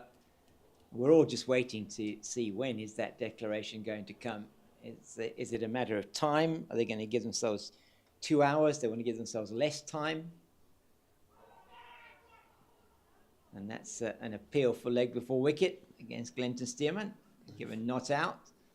If a bowler asks how was that one, it's not much of an appeal. You know that. You know he's got his hands down there and shakes his head, hands on hips there, and then comes through. And Sammy's got his hands on his head. Yeah, must have been close. Umpire Weingart stands firm. He did, just unmoved. Warren Weingart.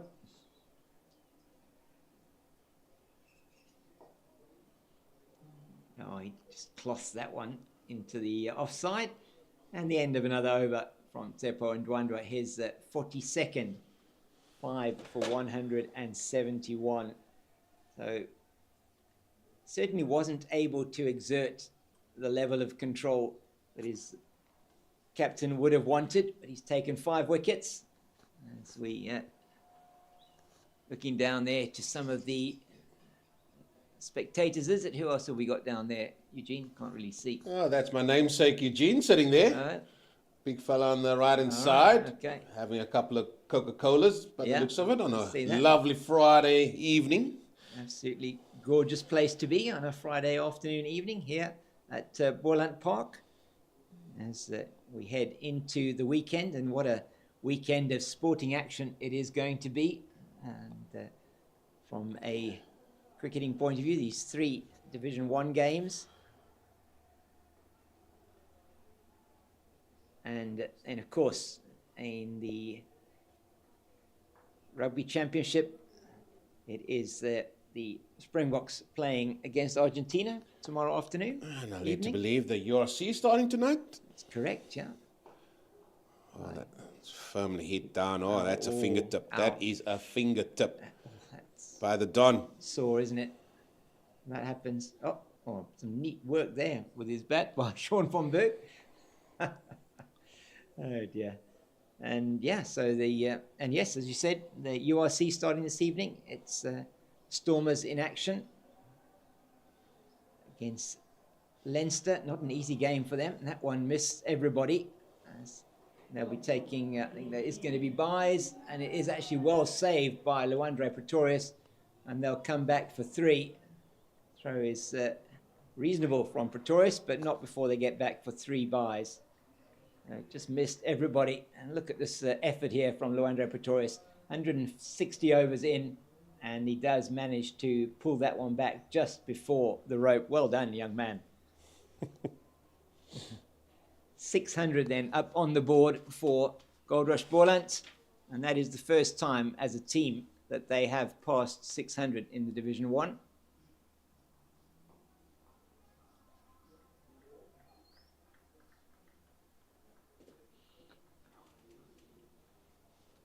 And still they continue.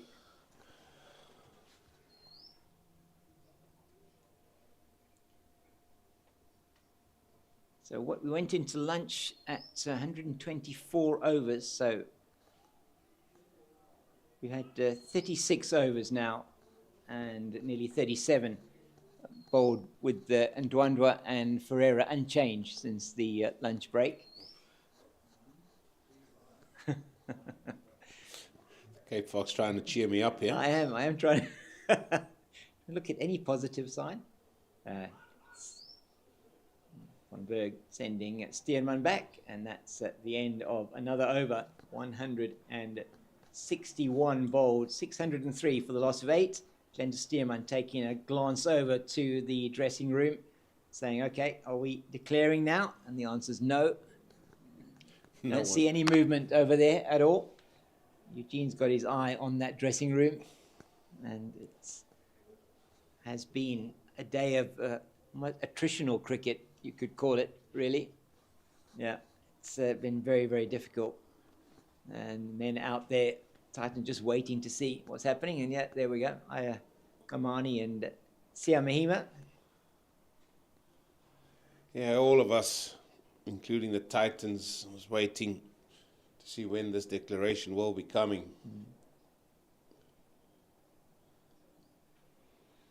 Still 35 overs left in the day. And Dwandwa is to continue. Yeah. That's over the infield on the offside. It won't go to the boundary. They'll come back for 2. And Sean Van Berg is easily back for the second. And that's brought about a change in the field as well. It's Merrick Brett staying out on the boundary there. Well, these two batting here, they're going to have their way with the ball in not too distant future, because a lot's going to depend on these two experienced men with ball in hand. Yeah, could not agree more. A little bit of turn there for Tsepo Ndwandwe. He's got that turn when he's tossed the ball up. It's going to be interesting to see how Van Berg does bowl on this surface. If he is going to get any kind of purchase. See, the other thing that has also gone, and again, I might sound like a stuck record here.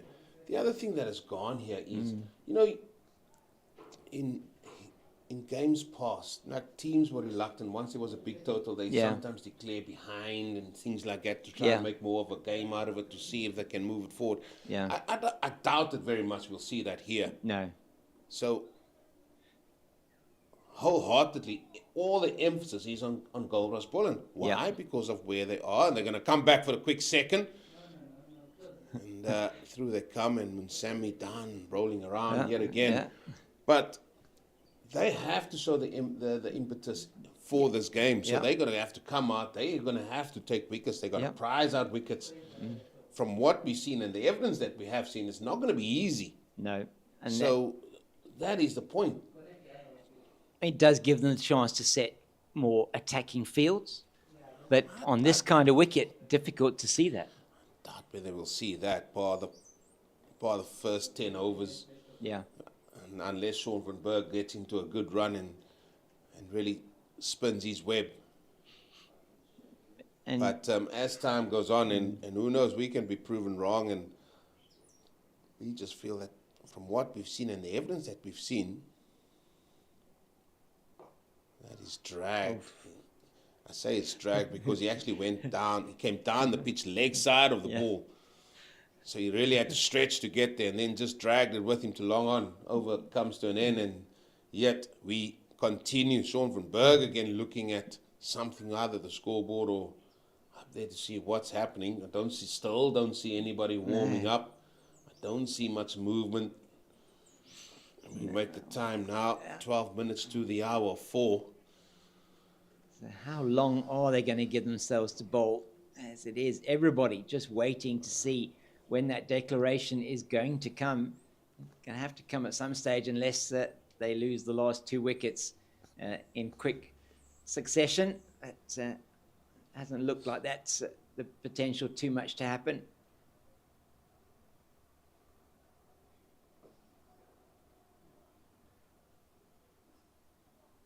So the story of the game has been Goldrush Boland winning the toss on what looked like a pitch with more grass on it than you would normally see on a Boland Park wicket, and deciding they were going to have first bat. And it was early on that Peter Milan was out. 12 for 1 it was.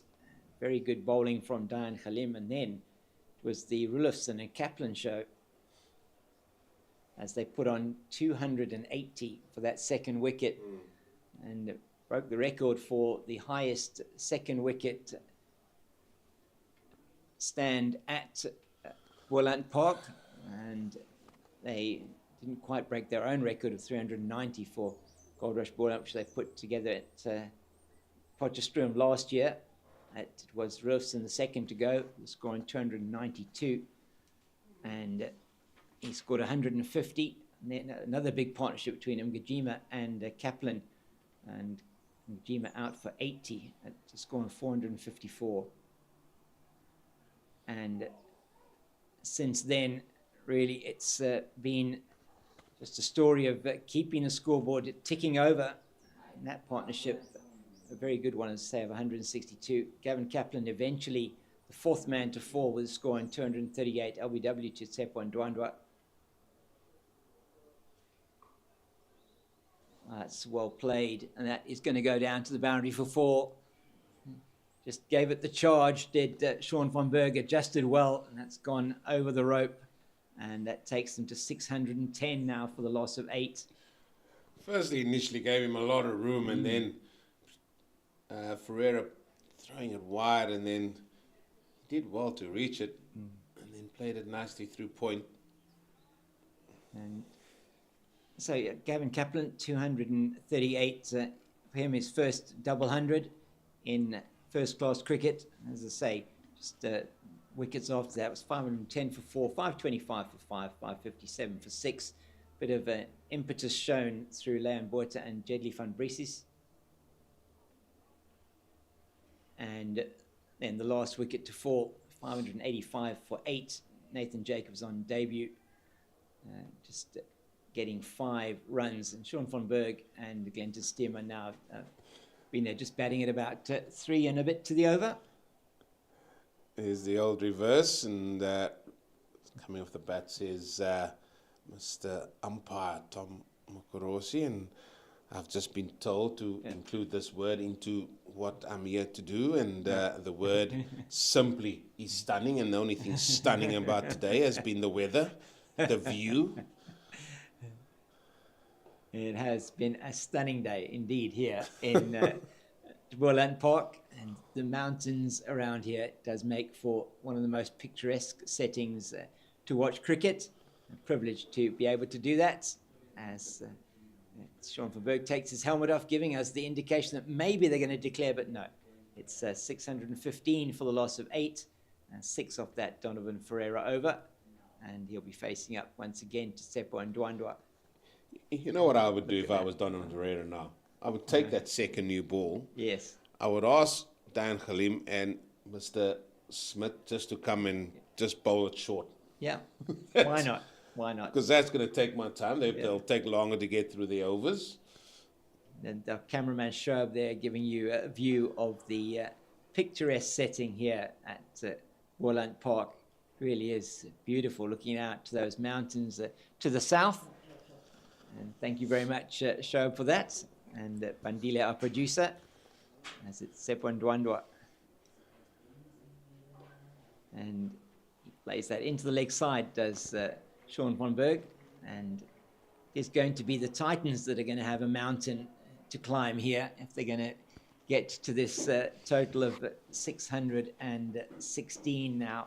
616 for 8. And the declaration still has not come. It's getting closer to 4 o'clock, so just under 2 hours to go. And that's down the ground. That should be taken, and is. And Keegan Peterson takes the wicket. That is the end of Sean van Berg. Or is it? No, it's not Sean van Berg. It's Glenn Steerman. And that is the declaration. Declaration does come with the loss of the Steerman wicket. He's going to run off the field. It is 616 for the loss of 9. And this is the last wicket to fall. And Ndwandwe gets a 6 for, and has a full go at it. And just doesn't quite clear. Keegan Peterson takes a good catch coming around. And Goldrush Boland have declared. It is Glenn Steerman, last man out, caught by Peterson, bowled by Ndwandwe. Ndwandwe gets 6 for 178. and it is the declaration. Yeah, it's finally come, 9 down. And we'll lose 2 overs as well with that. So it will either be 30 or 31 overs. We'll wait and see when the final numbers come on. But they've decided that's it. Enough is enough.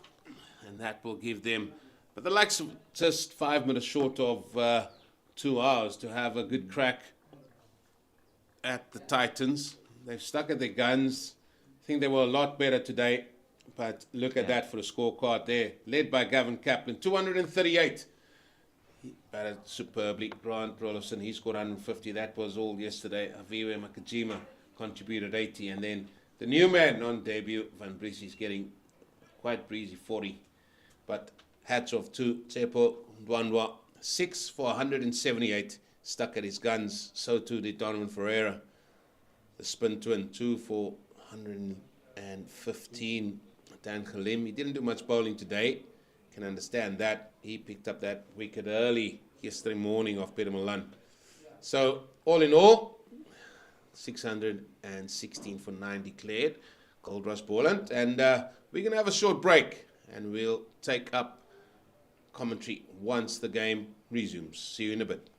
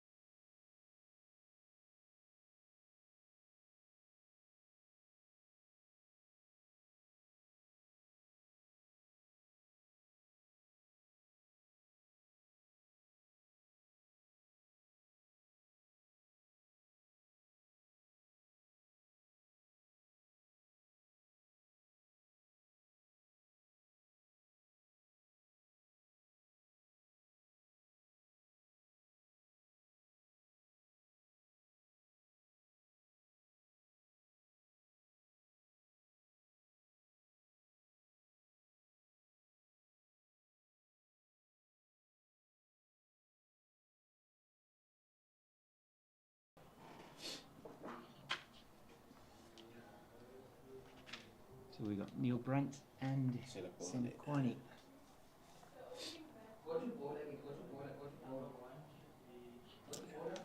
Welcome back to Boland Park, where we are going to see Glenton Stearman going to be opening the bowling from the northern end of the ground, exactly the end that we expected that he would be operating from.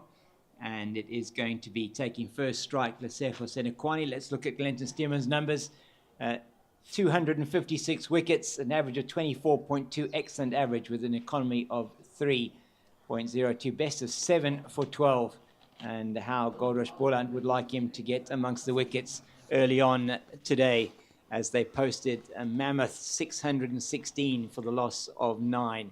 So it is going to be Stearman to Lesego Senekwani, and the numbers for Senekwani. So you move from the Knights to the Titans this season. 54 matches, 93 innings, 4 not outs. 2,733 runs was the best of 205 last season, averaging at 30.7 and 700s and 950s. And Stearman away from us now. Wide outside the off stump and straight through to keeper Clyde Reeves-Fortain, and a standard ring field that we've got. 2 slips. Yeah, 2 slips, 3 on the offside, saving 1. He's also a gully in place. Those are the men on the offside, on the leg side, fine leg, mid wicket and mid on. Those are the men there. And interesting here that Senekwani is taking an off stump guard. So again, not showing the stumps there to Glenton Stearman. Oh, he got him. He got him. And second ball, Senekwani's gone. What an outstanding delivery from Glenton Stearman, and exactly the breakthrough that they were looking for. And that is a huge wicket for the men from Goldrush Boland. Perfect delivery here to Lesego Senekwani. And they all went up, and the umpire raised his finger, Warren Weingard, and the first wicket goes down without a run on the board. Well, what a start. First ball was wide out to the off stump. This one was on the money. Getting him good length, bringing him forward as well. And this is what it is. He comes from wide of the crease, so it looks like it's angling in and then just straightening. Beautiful delivery. Try hitting that. Well, he did, but only managing to edge it. First wicket gone. What a start. Brilliant start from the men from Goldrush Boland, and it was Glenton Stearman we were chatting to earlier on today before the start of the day's play. Just let's look at this wicket again, Eugene. As you say, just wide of the crease, angling in, just straightens, kisses the outside edge, and Lesego Senekwani has to make his way, and that is a really, really big breakthrough early on. Senekwani coming off a very good 70 in that second test between New Zealand A and South Africa A, the unofficial test match, and his first match now for the Titans. He gets second ball duck as KP, Keegan Peterson, comes to the wicket on a wicket that he's very familiar with as well. Yeah, grew up here in this area, this region, but look at that numbers there.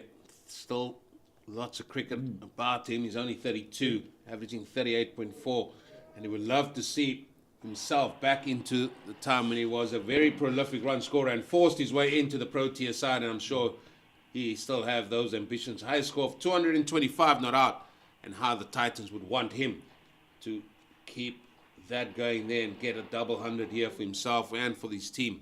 However, a man that's tails up, and immediately the man in the cover is going to go into a third slip.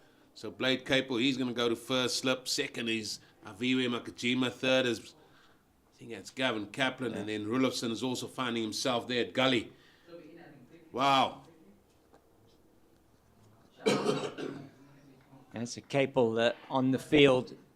Not sure who he's on the field for, but in there at slip. Sean van Berg's off the field. Sean van Berg not out on the field at the moment.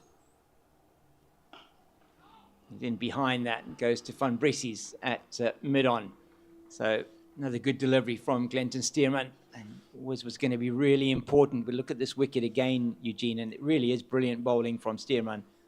Yeah, what makes it is where he delivers his ball from wide of the crease. As a batter, because you're on off stump, it just looks like it's coming into you. But he's had that ability to just get that ball to straighten in the air and then even straighten a little bit more off the surface. Another good delivery. Played again to mid-on. And plenty of chatter out there. Exactly what you want your strike bowler to do, isn't it? When you put 616 on the board, come in second ball of the match. He's produced a Jaffa and got one of that top 6 back in the hut already. A lot now will depend on the experience of Brunt and Peterson. What is a very good top 6 for the Titans, and the exciting Luandre Pretorius as well, that we're expecting to come in. I think we're not quite sure where he's going to be coming in. That's another good delivery from Stearman. He looks like he's sitting there looking like he's going to be the next man in. And he wants to prolong that for as long as he possibly can, because Clinton Stearman's tails up here, and you don't want to give men like Clinton Stearman any little sniff, because they know how to take wickets, they know how to go, and they will just ride that wave, especially when things are going well for you. Number 51 on his back. He's away from us now, the northern end. And that will be the first runs, and it might actually go to the boundary. No, it's going to be cut off by Nathan Jacobs. Is it? No, it's not. He flips it over the boundary. Good attempt by him, but unsuccessful. So underway with the boundary are the men from the Titans. Keegan Peterson with that boundary, just straying too much onto the pads. It's the end of a very successful over for the men from Goldrush Boland. It's 4 for the loss of 1. Yeah, just a tad but straight, and looking for that glory ball yet again, but this time it was far too straight, and it's well put away by Peterson. And it's going to be the left arm seamer. One feels it's going to be coming on here. Connor Mnyaka, and a man who's also been in these parts. He's also been played down at the Warriors as well. Had some time with the Cobras, so familiar with these conditions as well. And he'll be looking for a good start as well, the left armour. Looking at Neil Brunt's numbers there, 105 innings, 3,588 runs, an average of 38.4, so very similar to Keegan Peterson's average strike rate, just around the 50, 23 57 hundreds, with a highest score of 159.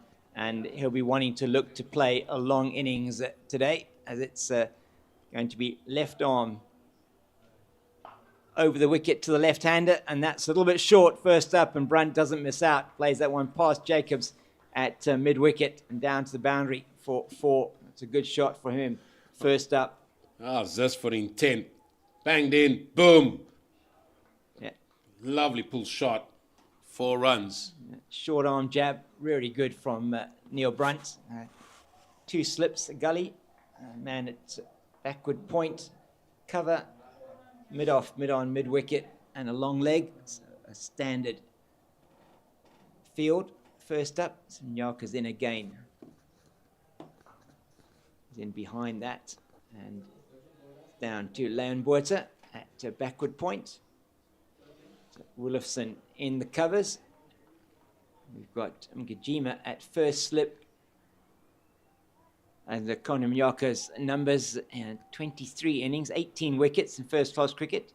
Still a youngster from a fast bowling point of view. Average probably not as good as he would want it to be. Economy 4.26, a best of 3 for 41. So he can strike, and that's what they're hoping he's going to be able to do. That's attacking the stumps at this stage, Mnyaka. Yeah, and just looking at that, just at this stage, maybe just falling away to that offside a little bit, just at the point of release. That's the left arm seamer. You just want to get all your momentum going through towards your target, which is the big frame of Mr. Brunt there, standing there.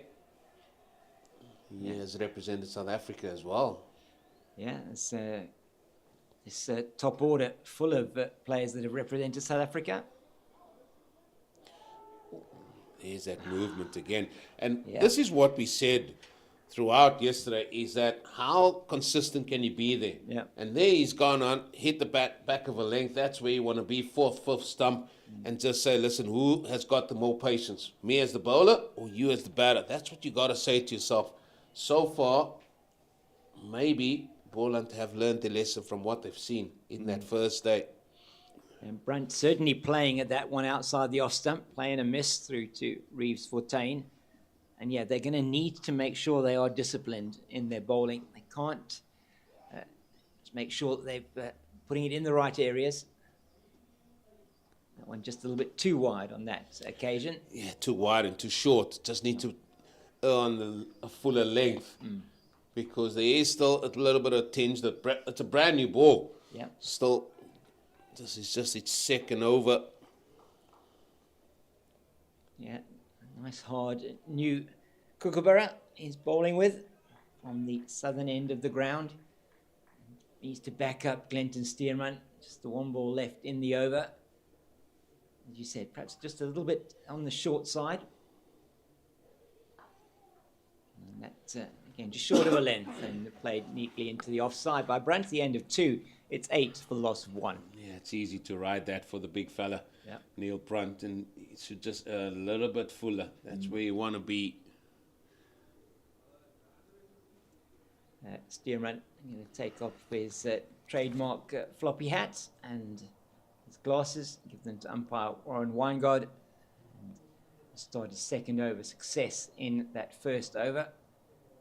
And we'll be bowling to Keegan Peterson. Just looking at this top order for their men in blue.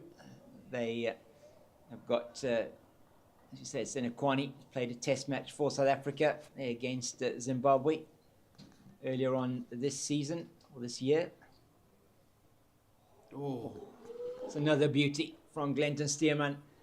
And he has Peterson reaching for that outside the off stump. Just that movement away. And that could only have got himself, he could have only got himself into trouble here, Eugene, with this. Another very good delivery from Glenton Stearman. it's made by where he delivers this ball from. Wide from the crease, holds its line, and if you take Peterson away from that, you will find that that was probably around the 5th, maybe even possibly the 6th stump. But because that angle that he creates by coming from wide into you, it just looks like it should be coming at my body. And then he decides, no, I just want to look for that one because I beat the edge. Maybe I should go a little bit closer. Doesn't work like that. That's the old Gordon Parson delivery. Yeah, Never swing from leg stump, does it? No, it doesn't swing from leg stump, as you always say, Eugene. And now it's going to be Stearman bowling for the first time to Neil Brunt. He's just trying to get his players sorted out here as to where they're going to be. I think he is going to come around the wicket. Looks like he is. Anyway, he's asked Keegan Peterson to move to the other side, and Warren Weingard is going to inform Neil Brunt that he's coming around the wicket to him, to the left-hander. Let's see if he can be able to produce similar sort of difficulties for the left-hander. So that one could so easily have come back onto the stumps, just the underside of the bat down into the ground and over the stumps, and retrieved by Reeves Fortain. It's been an excellent start for Glenton Stearman with the new ball, putting it in the right areas. Yeah, he's decided he's going to just hover on that old boring line and length type of deliveries. And so far, there's nothing boring about what he's dishing up here.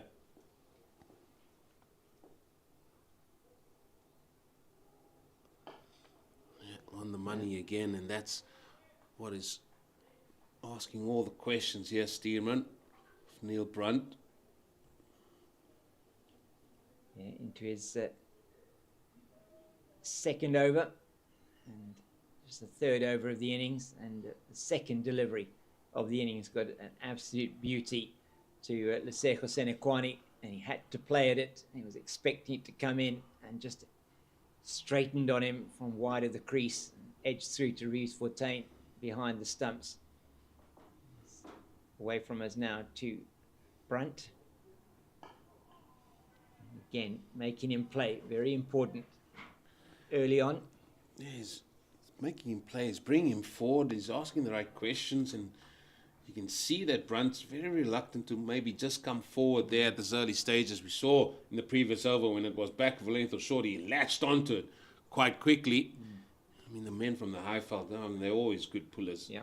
I think. But here, great lengths to start off with from Stearman, and now he's going to bring in a change of field. No, he's just gesturing.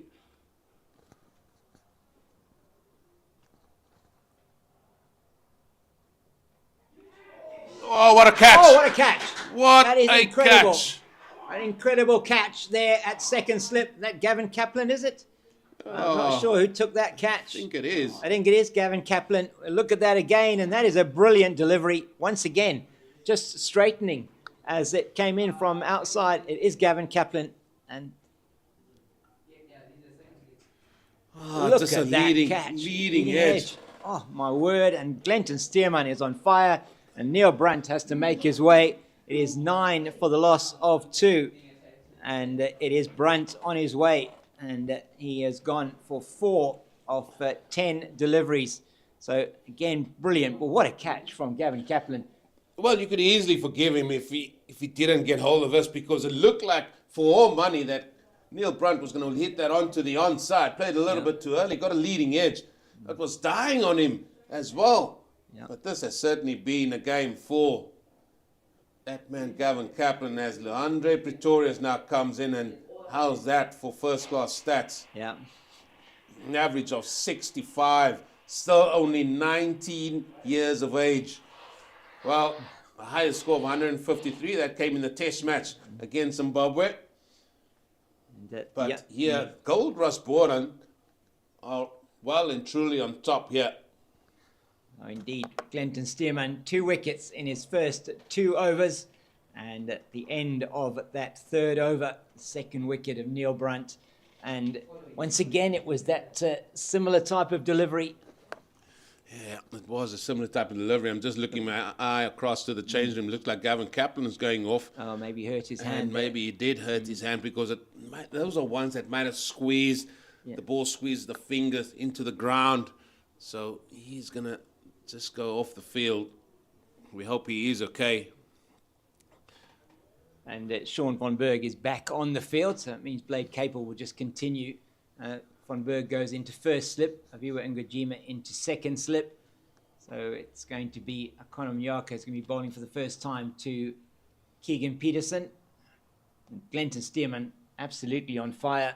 And when we spoke to him earlier on today, he did say that he would prefer to bowl from this side. He felt that this was the side from which he was going to get the better movement. Looking at the pitch, he thought that was the opportunity for him, and it certainly has played out that way, as the Titans are 9 for the loss of 2, and we certainly didn't see this coming.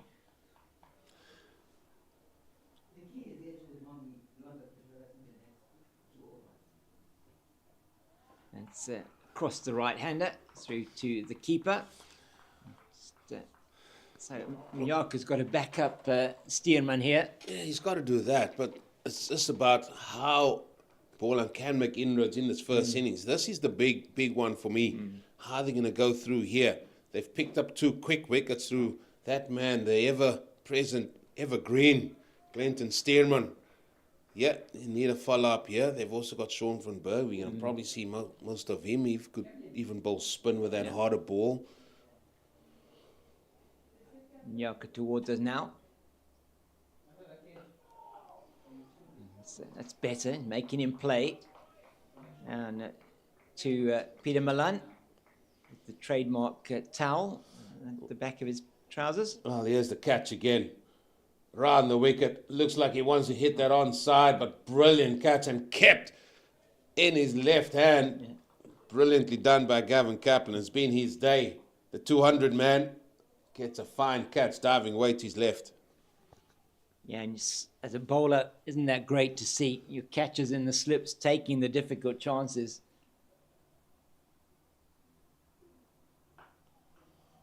In behind that one, Peterson.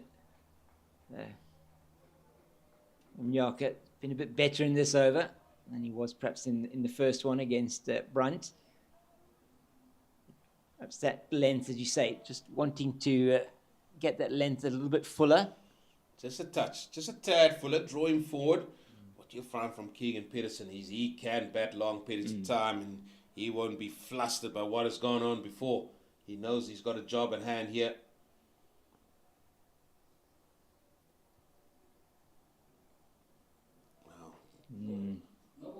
Oh, and no ball called, so overstepping on that occasion, it looks like.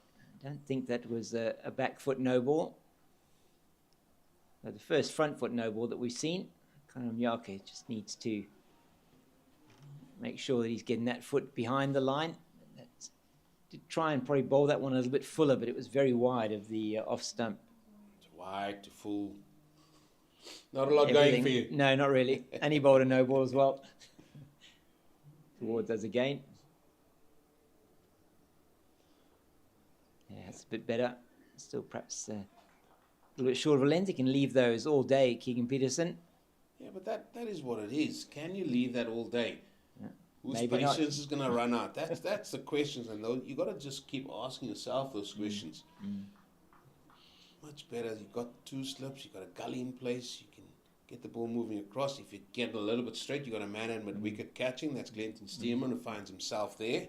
Yeah. You've got, looking up, you don't look up at the scoreboard here because you've got a deficit of 606 and you're 2 down already. Oh, it's beautifully played. That's going to race to the boundary past Leon Buerta at backward point. That time too short, too wide, and given the treatment by Keegan Peterson. Yeah, man that has played international cricket. This is easy as you like. Oh, how's that for bat flow? Yeah. Hitting that backward of point, and that ball raced away across this glorious outfield here at Boland Park. It just looks like he's trying too hard here, maybe, Kanamyaka. It's just... I'm just looking at it, and I think you need to always look at bowlers and how they're running in, and like they will do something that they're very much comfortable with, and I would just want to see him just running with a little bit more of an angle. He's a little bit too straight for me initially. So outside wide, and then he jumps in, and that's beautifully played. Again, are they going to come back for 2? Yes, they are. 2 men that are very quick between the wickets. 2 more runs added. It should be a smoother transition from the start of your run-up right through to the time where you're bowling, especially when a left arm is bowling to the right hand, and then that should be there. So you're always looking at making, as I always say, making a margin of error a little bit bigger, and everything should be a little bit smoother. Like that, your timing and everything is so precise. It needs to be on the money. And just encourage people just to have more of a straighter line when you run into where you actually want to deliver the ball from. Don't have too many movements. Yeah.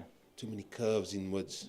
So you're not concerned about where you're actually going to be cutting in, or Yeah, where you're going to be getting 100%. into your gather and bound, and hence the no ball that he bowled earlier on in the over. But, just these numbers again, incredible for Luandre Pretorius. Yeah, they are great. They are great. But like I said, bowling you've got so many moving parts.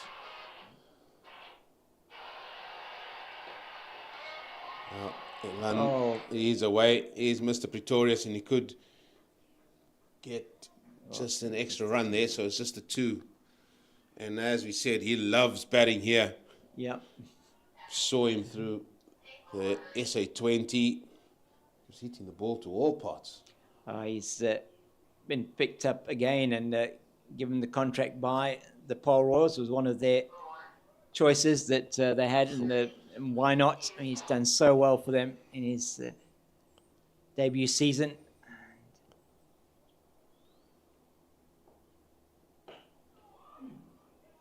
And he's done well in every format in which he's played. I mean, he really has been very good. No, he has, and to represent your country at 19, he's been prolific at schoolboy youth cricket.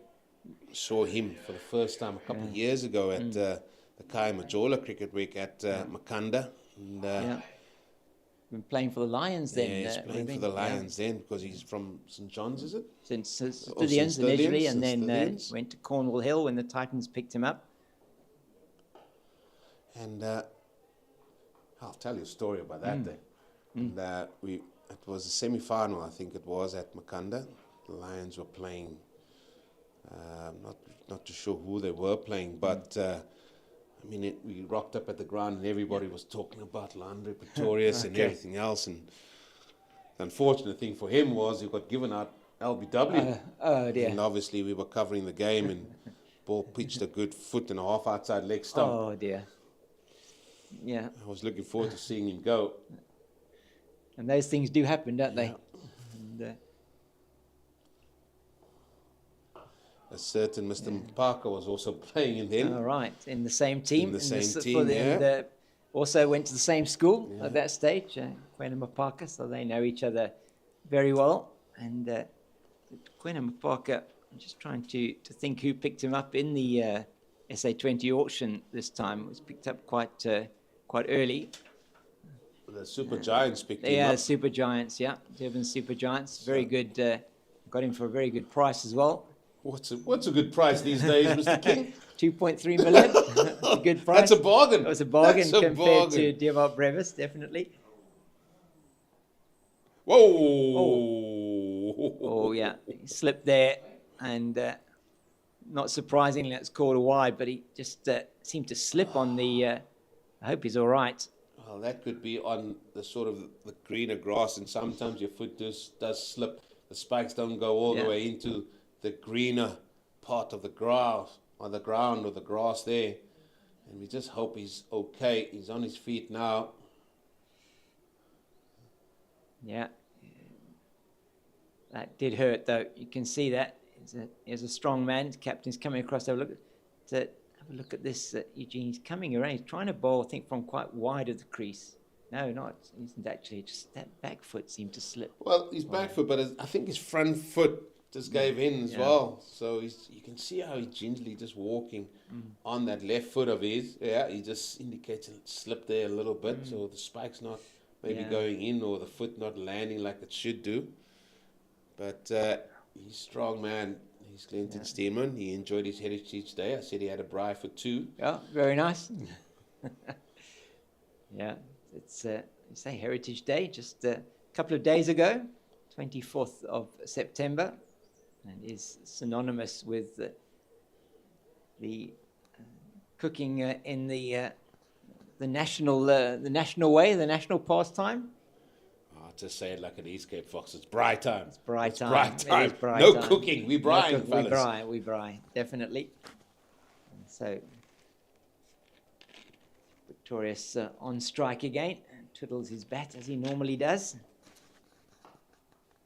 That's well fielded on his follow through by Stearman.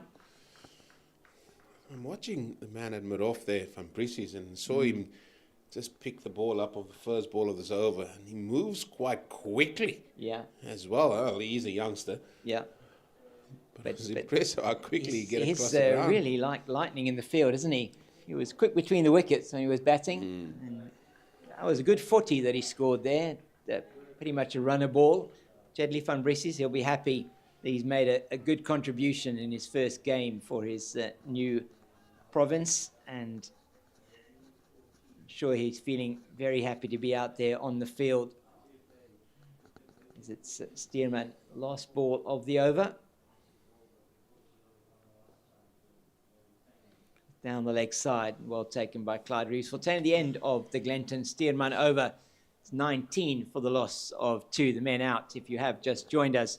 Second ball of the innings, Lesego Senekwani was caught by Reeves Fortuin after bowling of Stearman without scoring. And then on the last ball of Glenton Stearman's second over, he had Neil Brunt just getting a leading edge, closed the face a little bit too soon, maybe off the back of the bat, and it went down very low to second slip, where Gavin Kaplan took an excellent catch. He may have hurt his fingers a little bit in taking that catch, and has gone off the field. Brunt gone for 4, and it was at that stage 9 for 2. Luandra Pretorius has joined Keegan Peterson, and the score now 19 for 2 as you see, after 5 overs. So deficit 597 after Goldrush Boland declared on a score of 616 for the loss of 9. Oh, squeezed away. That will go down to the boundary. I think before Lamborghs is chasing it, and he is not going to cut it off. So another boundary through that region for Keegan Peterson. He played that well. Conor Mjaka there, one perhaps not that wide, but well played by Peterson. Full ball. And here we to see the inconsistency from the left arm seamer, and you just want somebody just to do a job with Steelman. We spoke about bowling partnerships in the first innings of the Titans, and they want to see that here as well. Again, just to keep Titans under wrap. So it may mean just to see how many overs Mjaka has before Nathan Jacobs.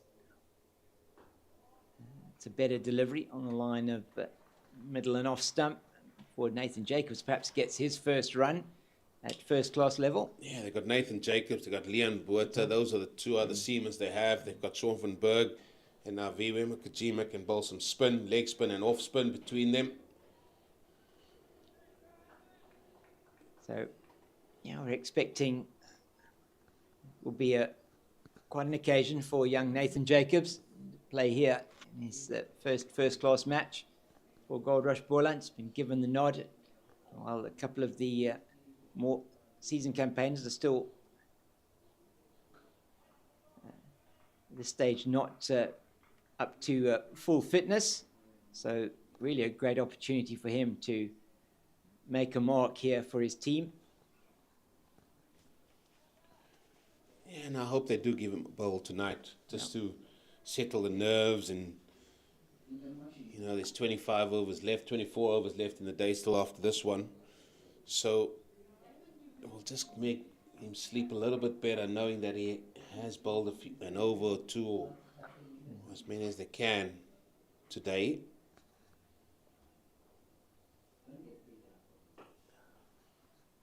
Yeah, once again, well played by Keegan Peterson. Peter Milan's after that, and they'll run through for an easy 2. So these two needing to do a job here. 25 for 2 it is now. And Keegan Peterson looking quite comfortable there at the crease, especially to Conor Mjaka. Yeah, that's because he's been inconsistent. Full ball again, just pushed down the ground for a couple. Just struggling to find that consistency. And how long will Clive Rees-Fontaine keep him on here? Yeah, that's the question. And you would think maybe if it's really not showing any signs of troubling the batters, or he's not, and he is getting, certainly he's been quite expensive in his 2.5 overs so far, going at a run of ball. That maybe it'll be sooner rather than later that we're going to see the likes of Nathan Jacobs. Yeah, because why not? You've bagged 2. This is where you got to be greedy. Yeah. Oh, why not say 4 down by close of play? Okay, let's try and bag 2 more wickets here.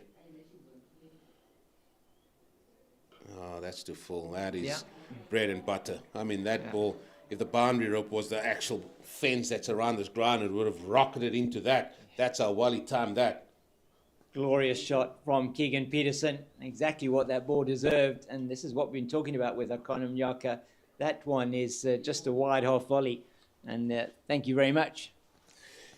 Yeah, indeed. Indeed. And you see the groundsman, or one of the men that's helping out, he's running on. Is that a mallet or something like that in hand, just to something there on the pitch, or just on the bowling crease where Mr. Steelman is landing that foot. But this is what it was, or would have been as well. We knew what we were going to get from Steelman. Yeah. We weren't sure what we were going to get. We know that Keith Dudgeon, he's still coming back, and coming back really well from his knee injury that he sustained in England. And probably won't be too long before we see him. And they do miss him as well with the ball and with the bat. Yeah. And Ayat Kamani also, Jude was saying, just from a conditioning point of view, just giving him a bit of a rest at the moment, getting him back. Aya's another one that's there. And they've got to look after their bowling unit as well. Cunningham bowl early on during the lunchtime break. He's also here. Another good all-rounder for Boland. And Giovanni Baron as well, from a fast bowling point of view, contracted for this season for Goldrush Boland. So they do have a bit of depth in the fast bowling stakes. It's going to be interesting to see when Nathan Jacobs does get the opportunity to come and bowl here on this wicket, exactly how he's going to be able to make that work. As he's in the field there, and just saw him running across there to mid-wicket. So mid-wicket, more like forward of square. That's nicely played by Pretorius. He is a positive player, isn't he? Just gets onto that front foot nicely there, and just, even though he didn't get all of it, still able to get through for 2. Yeah, he just plays his game and gets on with it. He loves batting. You can see that. We've seen it before.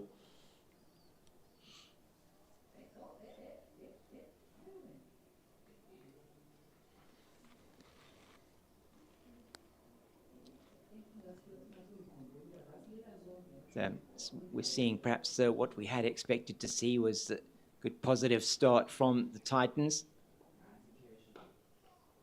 And Glenton Stearman it is, who has been the ones who have rocked them back with those 2 early wickets. And as you said, Eugene, wouldn't Goldrush Boland really want another 1 or 2 before the close of play this evening? Massive lead that they have already. And what they don't want is for a partnership to develop. Yeah, that's 100% correct. But this is where you're on. You've started well with the ball, and you just want to keep riding that wave as long as you can, trying to prize out more wickets. And we spoke highly about the top 6, 7 of the Titans as well, and they're going to need all of them. Yep, they are indeed. So after this, expecting we'll see would be either Donovan Ferreira or Rivaldo Moonsamy. I'm sure Moonsamy will be coming in next probably. There's Moonsamy. He's and also Ferreira. You've got Ferreira. You have there as well. You've got the likes of Kanna. He can also come in there. There's an all-rounder, Diane Khalim. No mug with the bat at all. Diane Khalim. We did see Brett sort of play shadow batting earlier. That's right. Yeah. We'll see what he can give us. That's a good delivery. Just feeling for that, wasn't he? That record's going to be playing again, James. That record's going to be playing again. Is It's that been record? calling out for somebody just to come out here and bowl 4th, 5th, even 6th stump outside there. Whose patience is going to last? That's what 4-day cricket's about. Exactly. And Stearman is just showing us, I'm just going to stay in my line, stay in my lengths. If you want to score, come and hit it from my lengths or my lines. Yeah. That's what he's saying here. Big gap there for you, Mr. Pretorius. See if you can hit it through there. Yeah, on that occasion, nearly success for the bowler. And they were a little bit closer to him that time, and a little bit perhaps too much on the short side. But Glenton Stearman, he's put into practice what he spoke about this morning. He was talking a lot about that, about the consistency of the attack from the Titans, what the feedback had been, what they've seen, and Goldrush Boland knowing what they need to do here, and he's leading the line really well, is Glenton Stearman.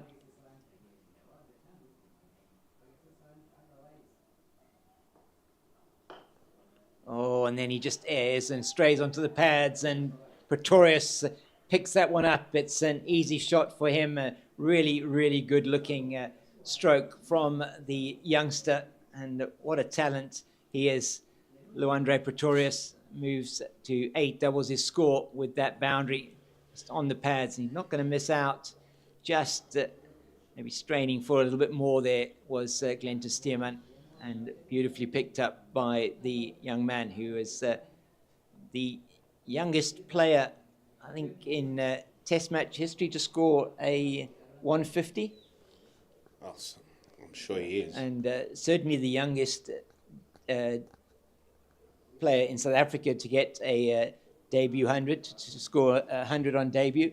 So he's got a few records to his name already. He has. And this is an interesting move. It is. They've thrown the ball to their golden arm, Avuya Mjima. This is interesting. So thinking on his feet here is... I think it's more because the left-hander's in. I think so too. But Economiaka, after 3 overs, not particularly successful. And it's Aviwa Mgajima has come on. He'll be bowling to the right-handed Keegan Peterson to begin with. Yeah, hard ball. Maybe there will be some bounce. It's shortish boundary out to the leg side for the right-hander. 2 men on the boundary. It's played straight back to Mgajima. Well, where is Mr. Jeremy Fredericks? Because he's starting here with a point on the boundary. Yeah. Yes, there's that man on that deep point boundary. That's played beautifully. It's going to be picked up by, that's Nathan Jacobs, I think, out there. And Clinton Stearman is not happy with him because you want to keep that ball nice and pristine. You don't want to be throwing the ball on the ground. No. And the senior statesman told him there in no uncertain terms, hey, what are you doing? So you're round the wicket to Luandre Pretorius. And so this is the matchup you're talking about, Eugene. This is it. It's a long off in place. There's a deep backward square in place. There's a sweep on the offside in place. What's he going to do here? Toss it up to Luandre Pretorius. See if Pretorius is going to want to try and take him on early on.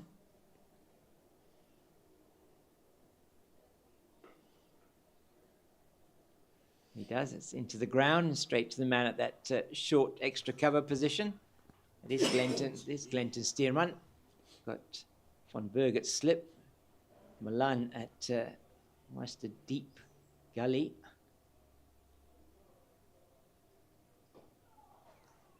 Take the single down to long on. It's Leon Buerta down there, by the looks of things. Yeah, just making Pretorius work a little bit quicker there to get through for that one. It's nicely played. Just nice, firm, strong shot down to long off.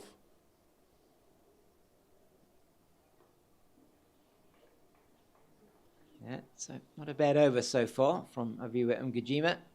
It is interesting that they've turned to spin, unless this is just I don't think it's an over to change ends. Not from what Stearman was telling us this morning. No, definitely not. So first over just goes for the 2 from Aviwa Mgajima, and they'll be happy with that. All the men from Goldrush Boland, after Economiaka is just not able to get his line and length right from that southern end.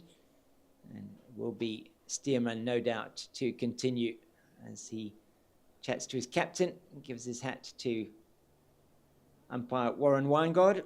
And he'll be continuing from the northern end. And he's bowled 4 overs, 2 for 14 so far. And he's been putting it in the right areas, been asking the right questions.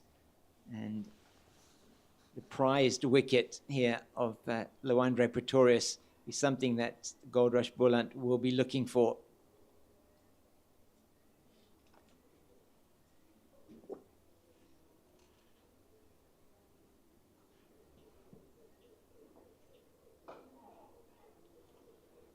And again, Peter Milan just not able to get down to stop that one. And that is that Blade Capel there. No, that's Grant Willifson coming around, and it is Blade Capel. Yeah, I was right the first time. Right. Always go with your first one. Yeah, always go on our first one. That can look like the 0-2 on the back rather than the 1 and the 2. But, Capel there. It's on the field for Gavin Kaplan. So 2 there, first up to Pretorius. Just a little bit too straight from Stearman. Yeah, just hang it on fourth, fifth stump. Just keep it out there.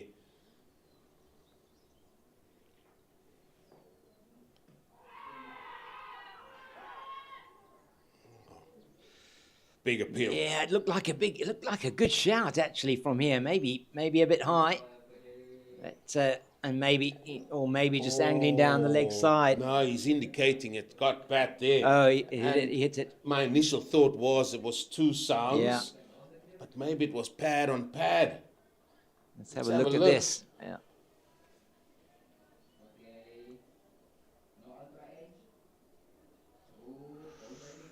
Well, maybe a little bit high. Did hit him. Looked like just above the roll. Well, above the roll. Looks like it might have hit him on the thigh pad, but a good shout. Good shout there from the men from Goldrush Boland. I don't think it didn't look like the bat was that close to it.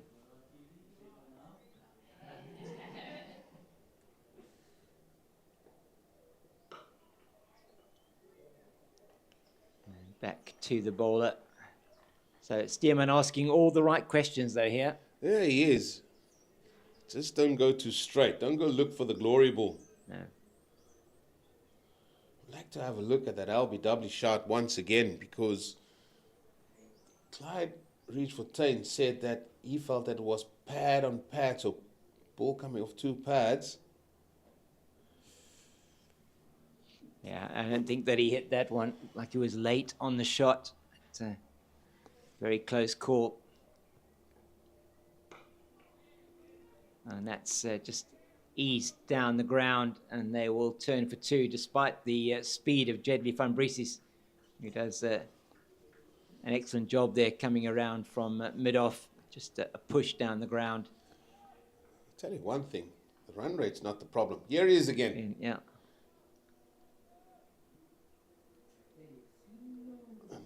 Slow motion. Ooh. Very, very tight call, that one. And the fast bowler sitting next to me has given that out. No, already. I'm not giving nothing. I'm saying absolutely nothing, viewers. Oh, and another one. He has a go at outside the off stump. He's upset with himself there, Luandro Pretorius. Yeah, Did look very adjacent, didn't it? but there's the story right there. Yeah. It was back of a length, was wide, was there for him to cut. He still went after it. He did. It just shows the story of the day here on these pitch here in this week or this next 4 days was supposed to be consistent with your line and length outside. Whose patience is going to run out? Yeah. Here we see Pretorius. He's now on 13. Sees a ball, recognizes it, still goes after it, misses it. That could easily have been an edge. Yeah. Advantage to the bowler. What I don't understand is we've got a man on point boundary again. Yeah, I don't understand that either. Let him, give him the opportunity as well. And we bring that fielder in. Give him the opportunity to try and play it through the offside, and see whose patience, as you say, will wear out first. Those men will be very happy so far. And Paulie Williams there on the left-hand side of that sort of covering there. He will be happy so far, picking up the 2 wickets from his main man, Stearman. Batting outside off stump here is KP. And just manages to get that ball down. They'll get through 4-1. Yeah, so Ngajima be bowling to player that he probably wants to be bowling to, just Luandro Pretorius. And just news from St George's Park in their second innings, 82 for 2 are the Warriors. That game's moving forward. Here's the lead by 181 then in that game, and 182 is what Western Province got in their first innings. Matthew Bretsky there has come in and is batting exceptionally quickly. 20 off 14 balls. Mo Manak with him, 26 off 32. The wickets to fall. Jordan Herman and Modiru Yuteka well fielded by Ngajima there on his follow through. But they're batting quickly. 16 overs, 82. So very close to 5 and over there.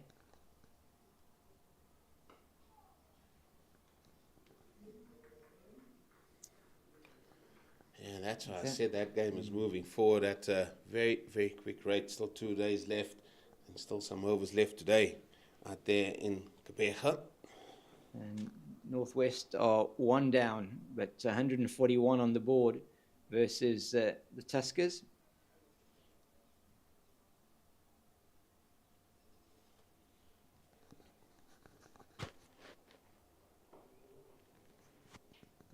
Lesiba and Huepe there, who's got 67 not out. With him, Reynard Fontonda on 27. Mikael Prince, the man out for 45. So 141 for 1 in reply to the Tuskers 399. So Northwest there, you're going to feel probably going to want to bat once in that match.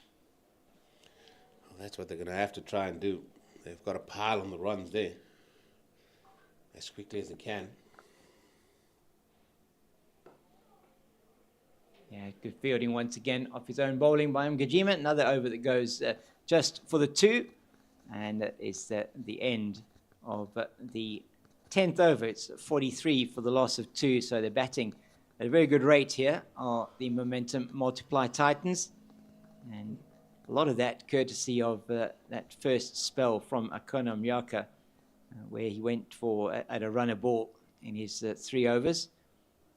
Clinton Stearman is going to be continuing 5 overs, 2 for 18. How long can he keep him on, Eugene? Going to bowl a spell of about 8 overs, maybe? As long as he can. As long as he can.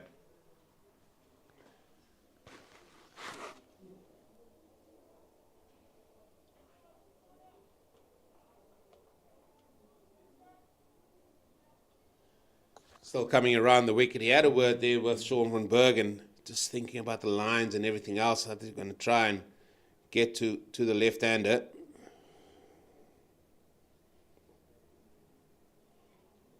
Yeah, it's probably the first ball that I've seen Lawendra Pretorius leave alone from Glenton Stearman. And just goes and does a little bit of gardening. Keegan Peterson seen a little bit less of the strike. He was particularly severe on Mnyaka, 23 of 26.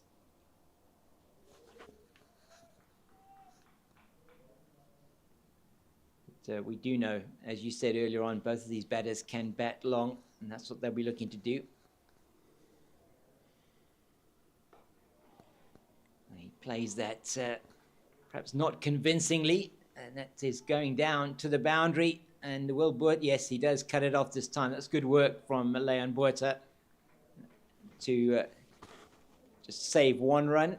And they go through for 3. Yeah, and still I'll give kudos there to Clinton Stearman. Pull that line and length outside that off stump. And you could see that Pretorius just want to feel bat on ball. So it's the first time, I think, for some time now that Keegan Peterson is going to be facing up to Glenton Stearman. I'm not sure that he's actually faced a delivery from Stearman since Pretorius has come to the crease.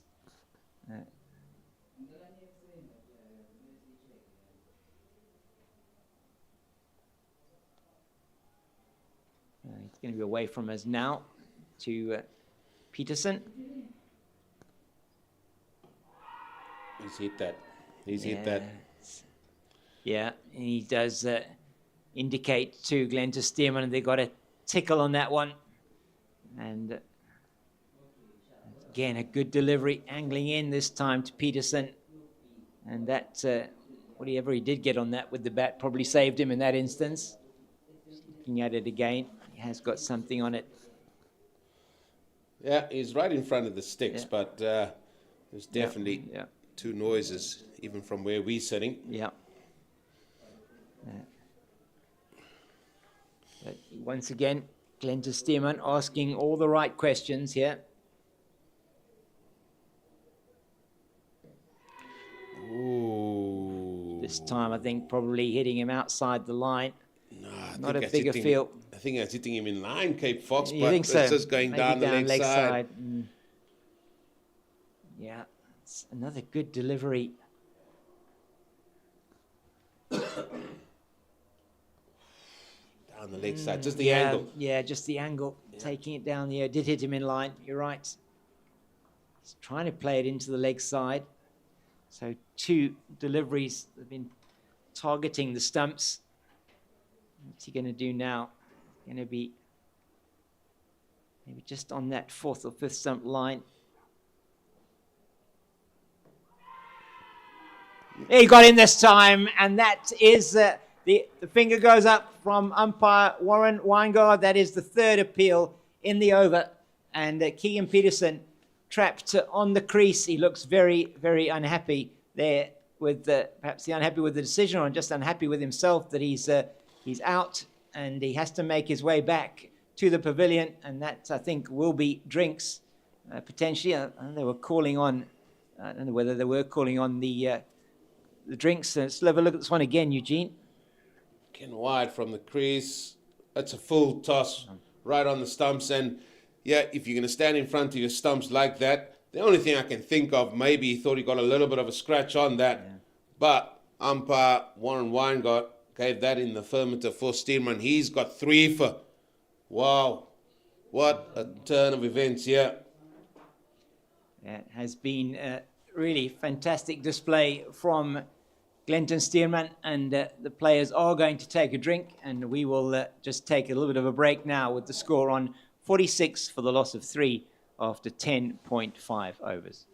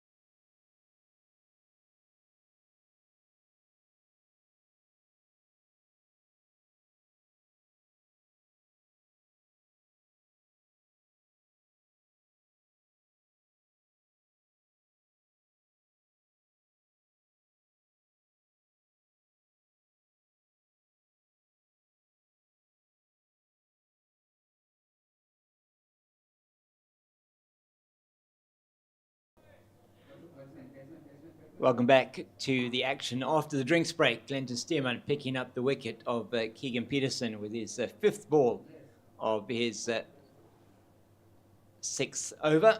And he's going to be bowling now to Sibs Makanya. Sibonela Makanya, 3,529 runs, an average of 26.93. 2150s, 300s with a best of 192. He comes in at number 5 with his team in a little bit of trouble, chasing 616. down the leg side. Just lost that one a little bit, did Glenton Stearman. And it is the end of his 6th over, a successful one. He's got 6 overs, 3 for 21. And the Titans, after 11, are 46 for loss of 3.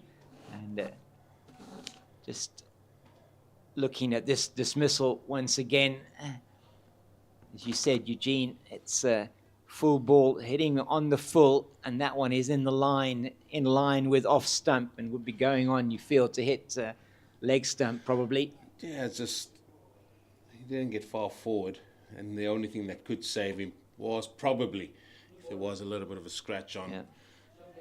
But umpire Warren Weingart gave that out in the affirmative, and a debut bowl for Leon Botha. He's immediately going to come around the wicket. 3 down, Boland having a very good couple of days here at the start of the season. In the first game of this 4-day series. Yeah, and Leon Botha there, just he's only bowled in 1 innings and yet to take a wicket.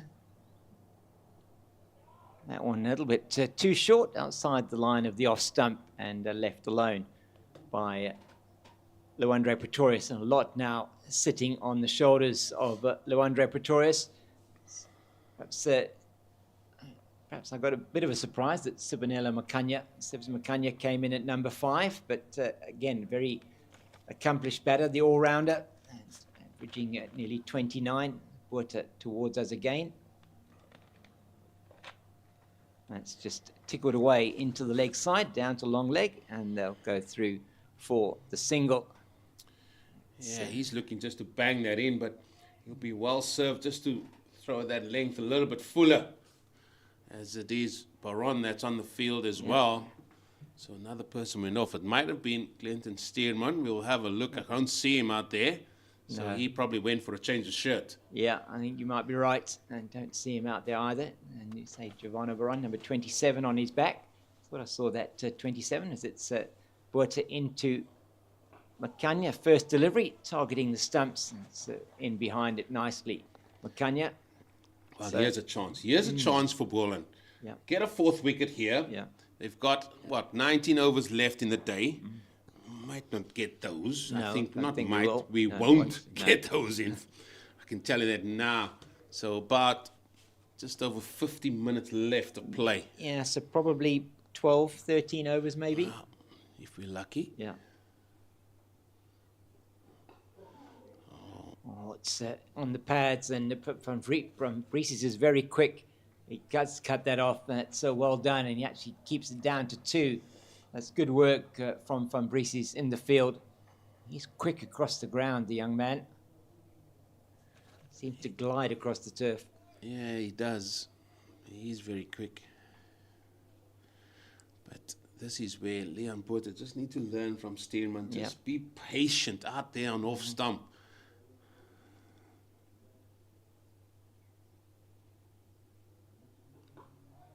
Again, he's too straight once again. In behind it, Makanya. It's too early to go there. It's too early to go gun barrel straight here. Yeah. Just looking at that 192 as for KZN against the Northern Cape in Kimberley, and when what would have been then the 3-day competition.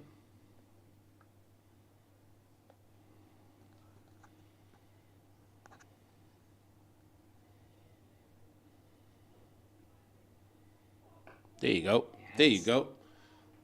Much better from Leon Botha. End of his first over, goes for 3, and the score 49 for the loss of 3 after 12 overs. So just feel a lot here resting on Luandre Pretorius. And we know how prolific he has been so far in his first-class career, both at first-class level and at test level. Very good season last season, in his first-class season for the Titans, and they'll be looking to their young talismanic batter to get them to a good score here. 49 for 3. Goldrush Boland will be cock-a-hoop over this, Eugene. Well, every time I just walk past the boys sitting in about 3 rooms to our right. They are very much on the up there. Clinton Seaman, he's got his change of shirt. He's back on the field. Again, just a few men just directing traffic. What do they want to do? They're bringing up the deep square. They're sending out the point. One would say they're only defending 200, but they know better. They know best. 567 the deficit, and now with the 3 down, Goldrush Boland are in a very positive situation here. Well, we're going to have 2 gullies. So he's bowling to a 7-2 field, 2 slips, 2 gullies, a man on the point boundary, around the wicket. Yeah, and it's there's not going to be anything here. It's going to be, I would think, on the pads. It'll all be outside the off stump. He's going to test Luandre Pretorius' patience here. That's what they're going to try and do.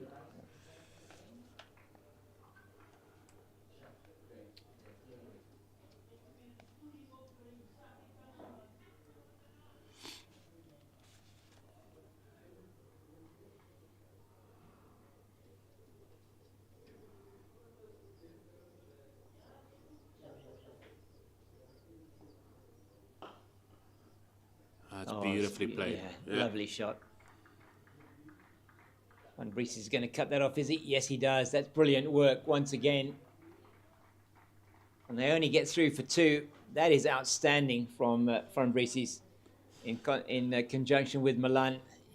Seriously outsprinted Peter Milan there and got to that ball incredibly well. I think he gives him about 10 or 12 years, though. I think he does, which is understandable. But beautiful shot from Pretorius, wasn't it? Yeah, it was. And now Stearman has had his finger just collecting that ball. Oh, dear.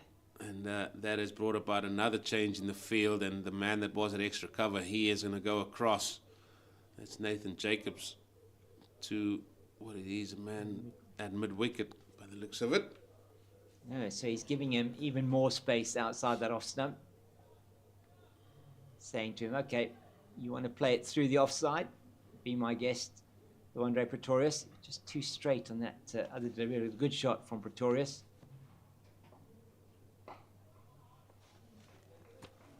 He's nicely in behind it, moving towards the ball. Just has so much time to play his shots, Luandre Pretorius. Yeah, he has. And what the Titans would want from him is to be out there for a long, long time. If he is going to be out there for a long time, we know the scoreboard is going to move with him. Yeah.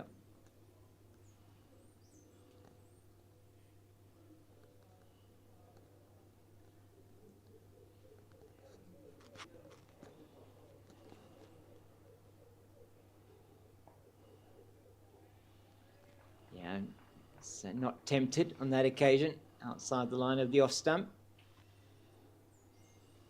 That's a good test here for Luandre Pretorius, most definitely. Clinton Stearman, a man who's a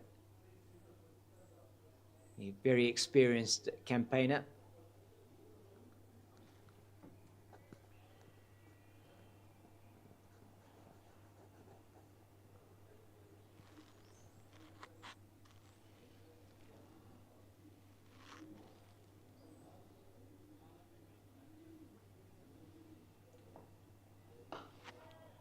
In behind that, nicely straight down to Brees at mid-off.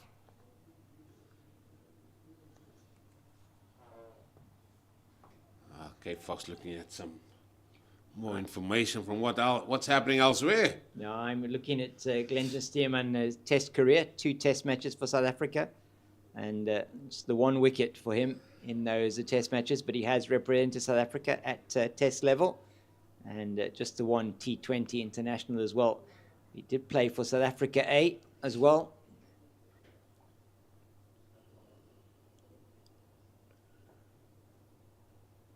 And a good delivery, but not tempted that time. Luandre Pretorius, and finishes his 7th over, 3 for 23. Stearman, I'm sure he's probably got 1 more over in him at least. I'm sure the captain doesn't want to take him off, does he?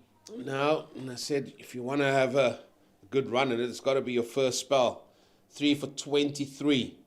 Maybe he can prize one more out. Maybe if they can get Makanya on strike and he can have a full go at the right-hander. I'm sure that is also what he's thinking about. And again, looks like he's going to go off the ground here, and he's just going to have a look at that finger. Yeah, Giovanna Baron back on. We hope that he's maybe going to get some, some taping or something on that finger on his left hand. He can come back on and continue the attack as it's Leon Buerta to continue from the southern end of the ground. Too straight. Yeah. Got to follow the lead of his strike bowler, Glenton Stearman. He's just been putting it in the right areas. And now he's going to be having the opportunity to bowl to Luandre Pretorius.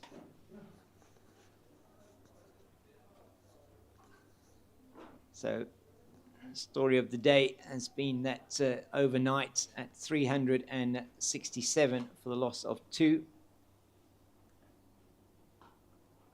It's into the body, just neatly played into the leg side. It was the men from Goldrush Boland that took their score 616 for 9 before they declared just before 4 o'clock.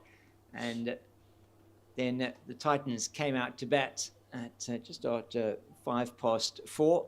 And Seko Senekwani, Neil Brunt and Keegan Peterson are back in the pavilion. It's very nicely played. It's going to go down to the man on the deep backward point boundary, and they go through for the single. Is that down there? Nyoka? No. That is him. There's him, yeah. Thought he threw in with the left hand. Always go with your first gut. Yeah, always. Yeah, you're right. It looked like him. So now, Buerta to Makanya, sensing something here. Goldrush Boland. That's a good delivery. Actually left well in the end. That one was left on length. Buerta needs to probably just be that little bit fuller. Yeah, but what I like about this is the length again. Yeah, that's good length. And the ball coming back in. Now, if you go a little bit fuller and just a ball that holds its line, I'm sure Makanya will try and have a play at it because he's thinking, oh, it's a little bit fuller and might be hitting the stumps. It was fuller, but too wide that time. He's got the right idea, though. Yeah. Leon Buerta.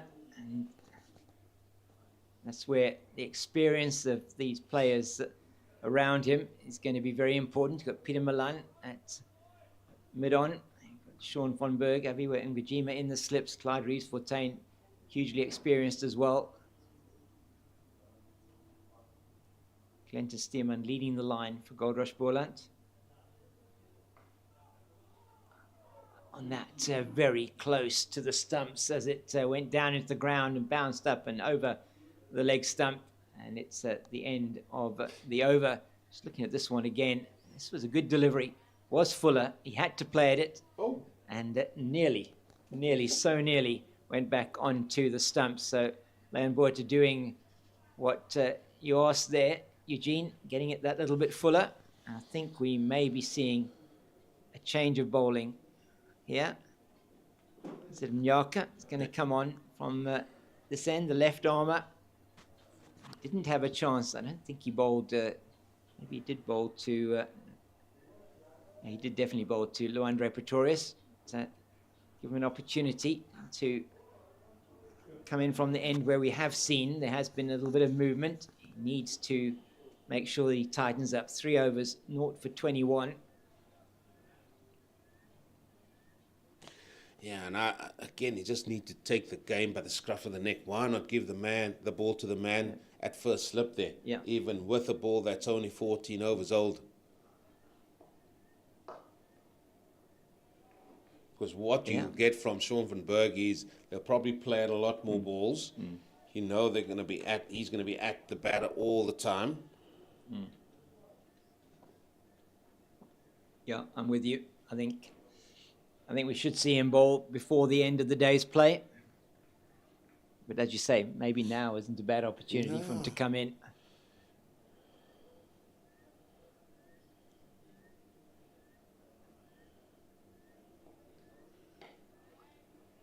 It's better line this time from Mnyaka. And just in behind it, Pretorius. He's been reasonably watchful. Played a couple of really lovely shots, and those pushes down the ground have been really lovely. I mean, he's got so much time. Timing of the ball is excellent. And the situation here probably for the Titans dictates that he can't be too adventurous.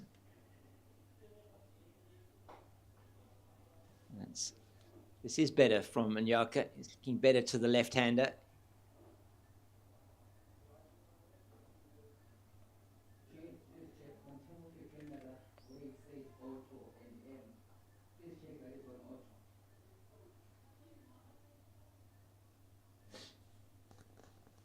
So what's he batting on there, Eugene? Looks like he's batting on a... Is it like a... At the moment, he looks like he's batting either on middle or middle and leg. Leg, it looks like it, yeah. He comes across almost with a trigger movement to the offside. Nyaka definitely falls away to that offside so prodigiously that he doesn't even have a follow through. No. Just looking at it.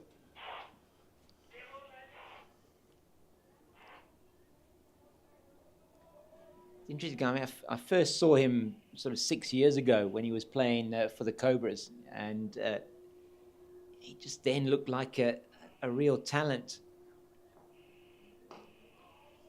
Oh, it's beautifully played once again by Pretorius. Full face of the bat. Van Briese stands no chance with cutting that off, and that was just a push down the ground, but wasn't it timed beautifully? Yeah, I was focusing on Nyaka there as he ran in, but that's a glorious shot. I mean, effortless at times from Pretorius. But just a word on Nyaka there, and you can see him running in, and then he sort of darts in just before he bowls to the left. And then because he's done that, he sort of works across his body, which means everything is pulling him away to that offside. And hence why you can see, I don't even think he make that sort of 4-yard danger line that they have on that pitch. There he goes. Look at that. Yeah. Look how moves away really that. quickly, doesn't he, off the pitch? Not what you normally see from a left armer. You normally see them running through and out. Yeah. So.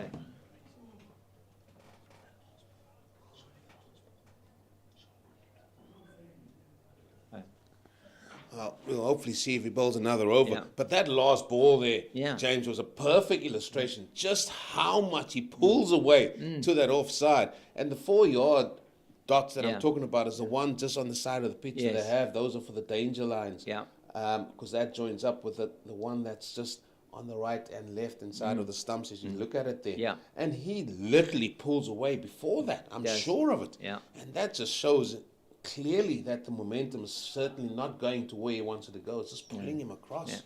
And so mindful almost of the fact that he has to get off the pitch that it's affecting how he's bowling. Yeah, he doesn't need to do that. It's that first kink. You need to look at that first dominant, that first kink in to the left hand side. I think that is the one that is sort of where maybe the problem lies, because that is pulling him away to the right hand side or to the offside. Worked it to Makanya, in behind it again, just a little bit too straight, once again from Leon Boita, but Boland here need to keep asking the questions. Glenton Stearman still off the field. I'll get Sean van Berg on. That would have been my call early doors here. Your trump card, your the man that's taken the most wickets last season. Give him the ball. Far too straight yet again.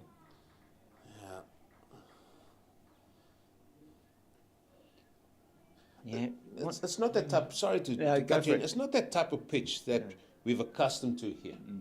Yes, there's more grass on it, but it's kept it nice and it's still nice for batting. So it's a good batting strip, and there's not that unevenness of bounce or anything like that. And there's a good pace, not overly quick, but there's a good easy pace to it, which means you need to be maybe not going for the stumps here, just be patient outside. Again, straight. Yeah. And again, that's easy. We saw it in the first innings where the Titans bowlers were bowling at the batters, and that allowed them just to score freely. And here you've got to be patient. You've got to drag them out and telling them, listen, I want you to hit me off my line, and that's where it's going to be outside or off stump. We've already seen batters are not prepared to let the ball go. No, and we've seen very few deliveries that they've actually let go, as you said. I mean, Pretorius maybe 2 or 3. And that's They oohs and ahs and everything else, but I mean, he's played the ball off the middle of the bat. yeah. That one gone pace down to Peter Milan at mid-on. And first 4 deliveries of the over, he's just been very, very straight. As you say, it's just the assessment. Glentis Stearman assessed the pitch this morning when we were chatting to him. He'd already assessed the pitch, and he's come out and he's delivered on that assessment. And you want the other bowlers to do the same. Well, here we go again. Ooh and ahs, yeah. straight ball, middle of the bat, dot ball.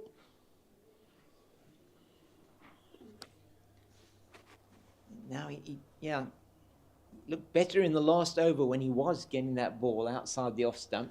Well, now he's forced the captain's hand here, but now they've taken second slip out, and he's put him in which will probably be a catching mid wicket. Yeah. Now, if he does get the ball on a good line and length outside the off stump, maybe McCunya will sort of reach for it, get an edge, and flies through second slip, and then they'll say, "Oh, Murphy's law." Exactly. It's not just Murphy's law. No.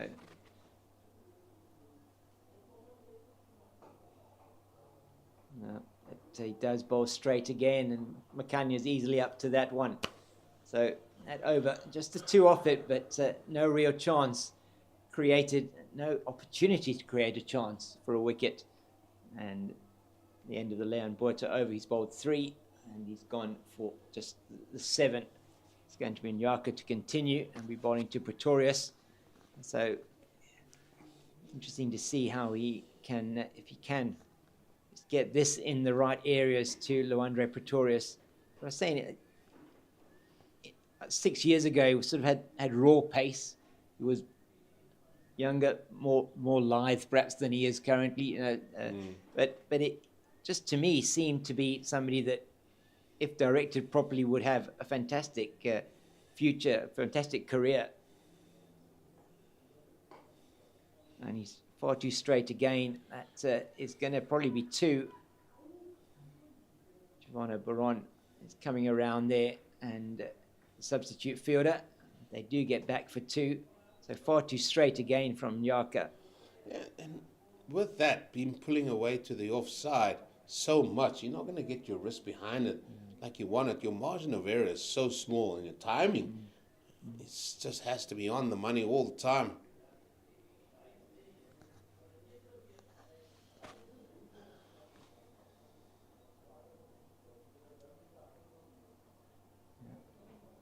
Now batting even on leg stump. Yeah, it's a better line, but just too wide this time. It's not going to worry Pretorius at all. Yeah, but that was just all arms there. Yeah. And it sees the first game, and there's loads of time potentially to make or fix that. But he's just not going to get his wrist behind it. He's not going to get any type of movement, because the movement that he do see is just all arm. Straight out to the hand, just comes around it. And he's sacrificing pace as well, what he's doing significantly.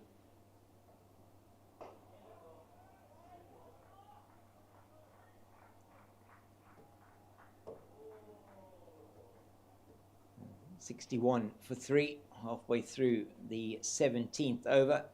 14 overs supposed to have left in the day. We probably get at the most 5 or 6 or 7 of those in, you would think, dependent on whether they do turn to spin.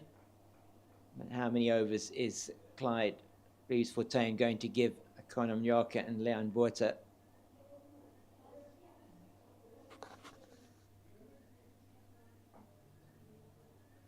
And it's well left by Pretorius. So for the Titans batters, they're going to want to go in here. Only 3 down. At this stage, the runs probably not that important for them. Half an hour left in the day's play. They want to make sure that Makanya and Pretorius are both there at the end of the day's play. That's why I think you're right, Eugene. Bring in Sean von Berg, put some players around the bat. Give him the opportunity to weave his magic. Yeah, what is this? Nyaka's second over from this end, is it? Yeah, second over, third over. No, second over from this end, yeah. So that would be 2, that's 4 overs gone. And I'm talking about both sides now, or both ends, that we haven't seen him. And he's still standing there, hands in the pocket, not looking anything, being told like he's been told, you might have a crack at bowling here. Yeah.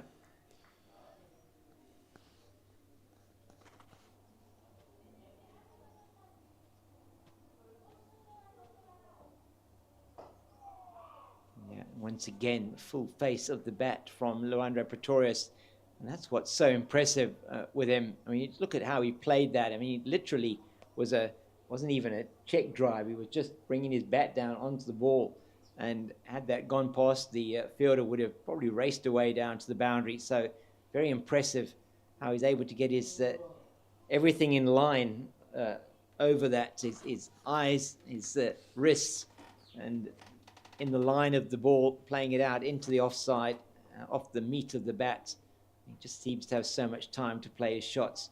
Really good that he's got the opportunity to play here in this match for the Titans. It's going to be Landwater to continue. And they're going to keep on with this short mid-wicket. So he is going to be targeting the stumps by the looks of things.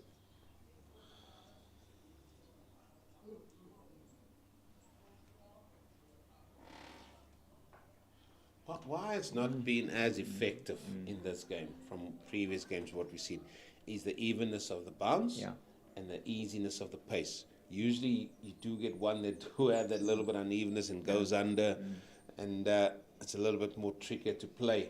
But this pitch has been a really good cricket wicket.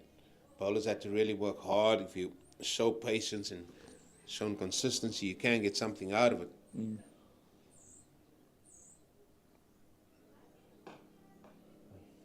That one over-pitched, and I don't know if he was trying to get that one into a Yorker length, but it's just down the ground to Milan. No thought of a run. So Makanya on 4 off 16, and that rate that was over 4 to begin with. In fact, after 8 overs, they were at batting at about a rate of 5 to the over. Just as they've gone into defensive mode, it's gone back to 3.5. It's a better line from Buerta outside the off stump. No run.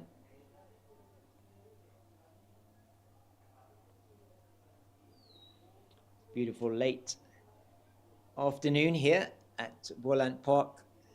The mountains off to our left and in front of us, looking equally stunning in the late afternoon sun. That's 2 straight and straight to Ngajima at short mid-wicket.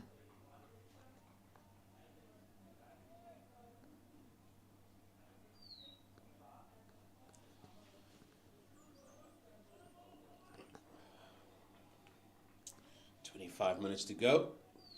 Looking at the overs bowled, we're going to definitely lose overs.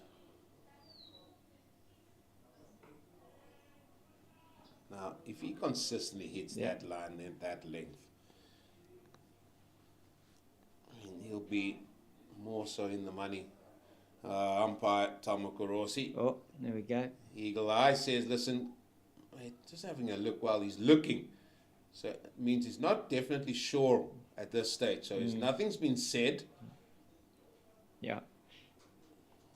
But he's indicating there, telling Landboy to just be a little bit careful. So, Willison Fields from Gully, and the end of a maiden over from Leon Buerta, the first maiden over. It's old from from him, and it is 61 for 3 after 18. And Mjaka will continue from the Niederberg end of the ground and into his 6th over. And what is Clyde Reeves-Fontaine going to do? Is he going to give Sean von Berg at least a dig of the last 25 minutes of the day's play? It doesn't look like it.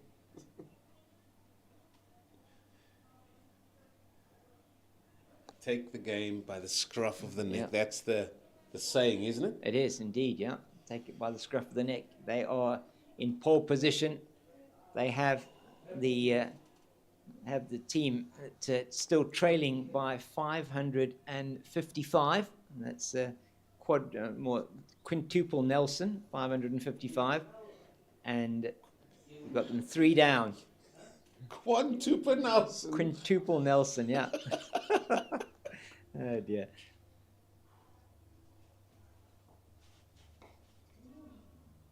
That just didn't play that with that much confidence. Interesting now what they've done, and they're clearly asking Mjaka to bowl a fuller length. Got a man at that shortish mid-off, the man at a shortish mid-on. So they're trying to stop the scoring options perhaps straight down the ground, not allowing Pretorius also to perhaps pop that up into the air. But now we've only got a man at about a 4th slip. They've done the same again there. So they're asking Mjaka to bowl to a plan. He's done that on the first 2 deliveries.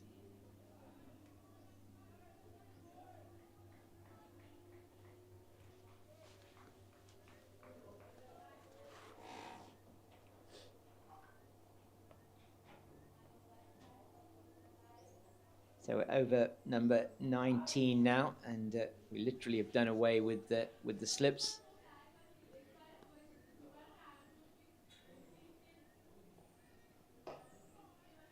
That's well bowled and well played down the ground. He did some good fielding on his own bowling there, Mjaka. So plan is go straight. Yeah. Selim it on, Selim it off. Straight and full. And I don't see Pretorius playing this in the air to either one of those 2 fielders necessarily. You never know. Doesn't get hold of that one either.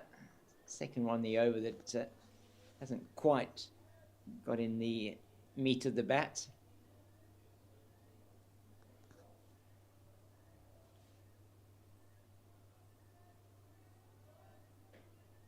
Still some chatter out there from the men from Goldrush Boland.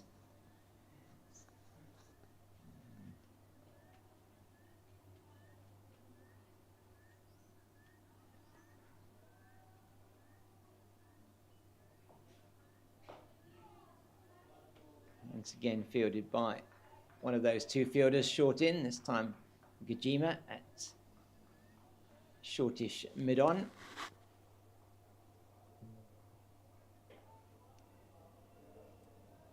Now 1 ball left in at the 19th over, and the run rate, as we said, has gone down significantly, 3.2 to the over now. Survival is the key here for Pretorius and Makanya to the end of the day's play. Oh, he's had enough. Yeah, he has. He has had absolutely enough of that now. You might stand in front of me. Okay, I'll show you. I'll hit this over your head and the mud on that's behind you for 6. So he knew exactly what was coming, and my goodness, did he hit this well. Wham. That has gone a long way, and Luandre Pretorius just showing what he is capable of. Glorious shot. 5 dots and a 6 to end the over, and it is going to be Nathan Jacobs. We're going to see him for the first time. He's going to be replacing Leon Buerta, and still no Sean von Berg, and that is Sean's preferred end, isn't it? The southern end of the ground. we'll see. Maybe he'll be coming on to replace Mnyaka. I don't see them continuing with that experiment from Mnyaka in the next over. You just never know. So Jacobs on debut, 22-year-old, getting his chance here for Goldrush Boland.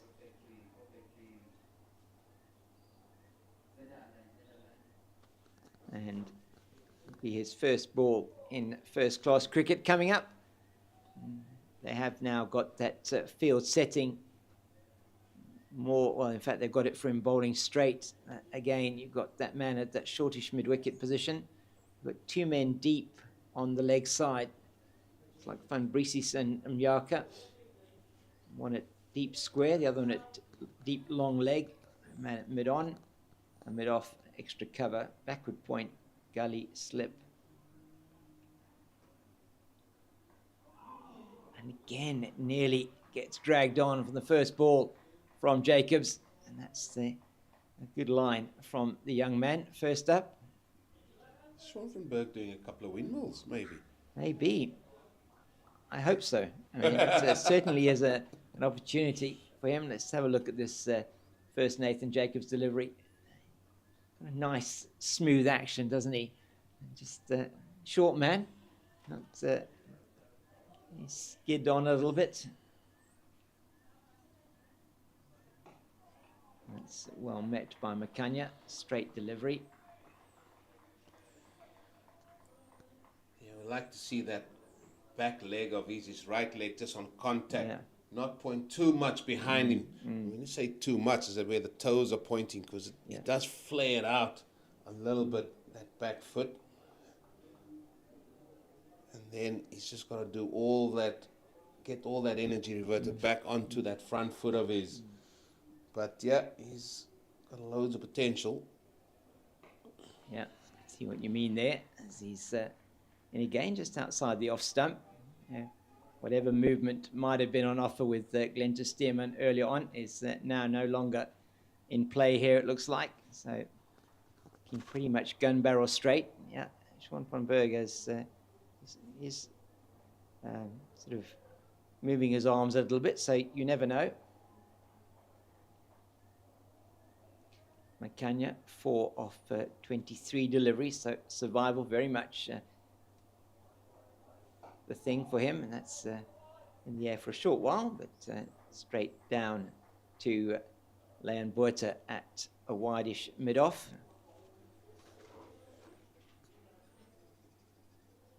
Yeah, he is definitely warming up there, Schwanfenberg. Probably 15 to 20 minutes too late in terms of just creating that pressure. Makanya is seen a lot of the bowling already now. He's 24 deliveries for his 4.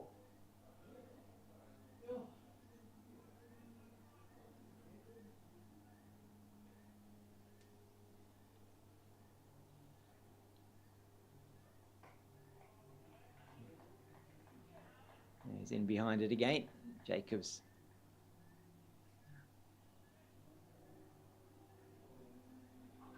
It's 5 deliveries in his first over in first-class cricket. And can he start with a maiden?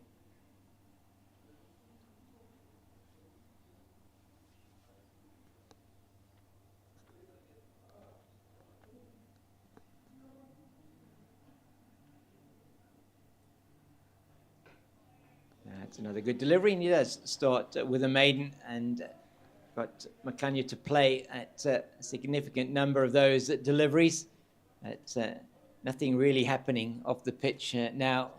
Ball is 20 overs old and is going to be Schwanfenberg. Going to be bowling from the northern end of the ground, the Nederburg end, and going to be bowling to Luandre Pretorius. So this should be an interesting contest for the last 15 minutes of the day's play. No, it should, and I think this is where the action's just going to heat up a little bit, because here, if I'm Goldrush Boland, I'll be a little bit more urgent to try and prize out that 4th wicket. Look at that for stats. 515 first-class matches. His age is not 26. No, no. I'll tell you that now. He wishes it was, yeah.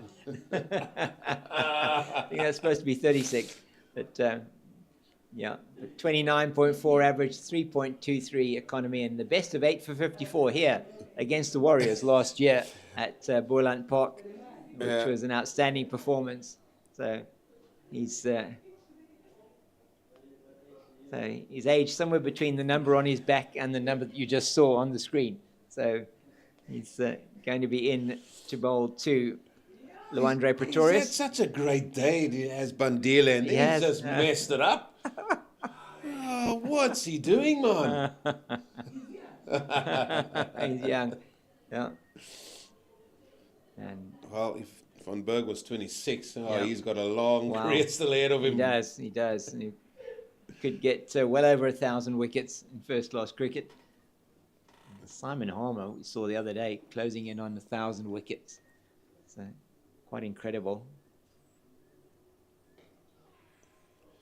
It's just a bit too short that time, the first one, but no harm done. Water in there at extra cover.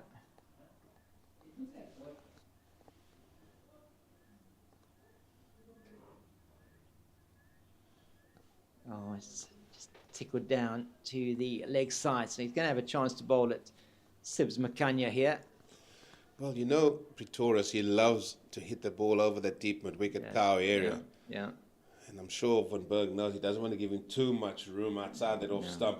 Hence why he went a lot straighter. But his second delivery, well played by Pretorius. And now this is where the right-handed needs to be very much on his game. Yeah. We saw that the left-arm spinner, Tepo, he got a little bit of grip from the straight. But what this man will do is he'll have one that just goes straight on. Yeah, can Makanya pick that one from Van Berg? Oh, it's too straight. Just a single. So it'll all have to change for the left-hand, right-hand combination. You wouldn't have been that happy with that delivery, Sean Van Berg.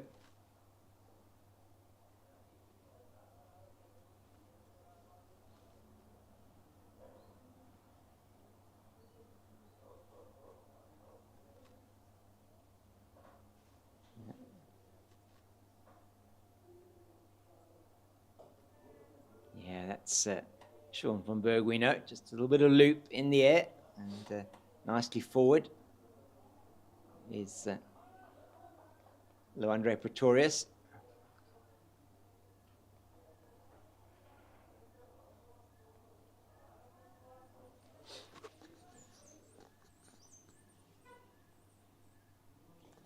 A lot slower through the air.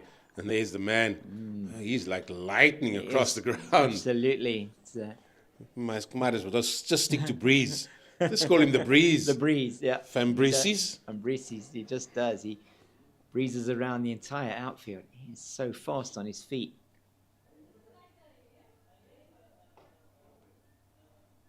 That's the end of the first over from Sean Van Berg. One of, I would think, many that he may be bowling in this innings, dependent on whether the Titans will be building these partnerships. This one so far just worth 23 and has been not the start that they probably would have wanted. 3 down for the score on 69 after 21 overs. It's going to be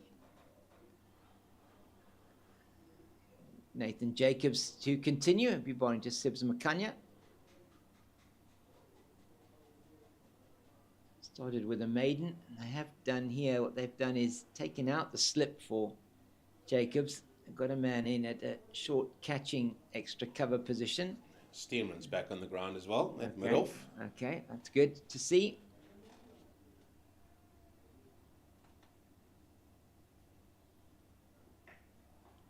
That's past the in a gully position. It's not going to go down to the boundary. Werter will pick it up, and they're going to come back for 3. And it's good running.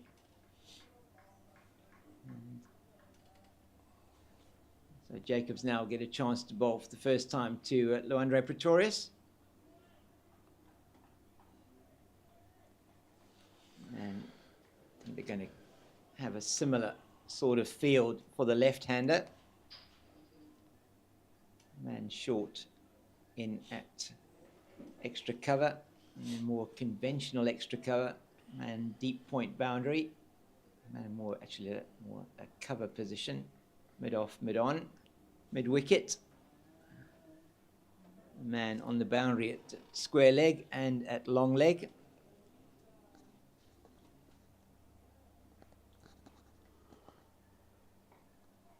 And that's just angled into the offside, and they'll go through for an easy single. Sean von Berg just ambles over to pick that one up. A rotation of strike here as we get towards the end of the second day. And it is the men from Pretoria, that Centurion there, that are trailing by 543.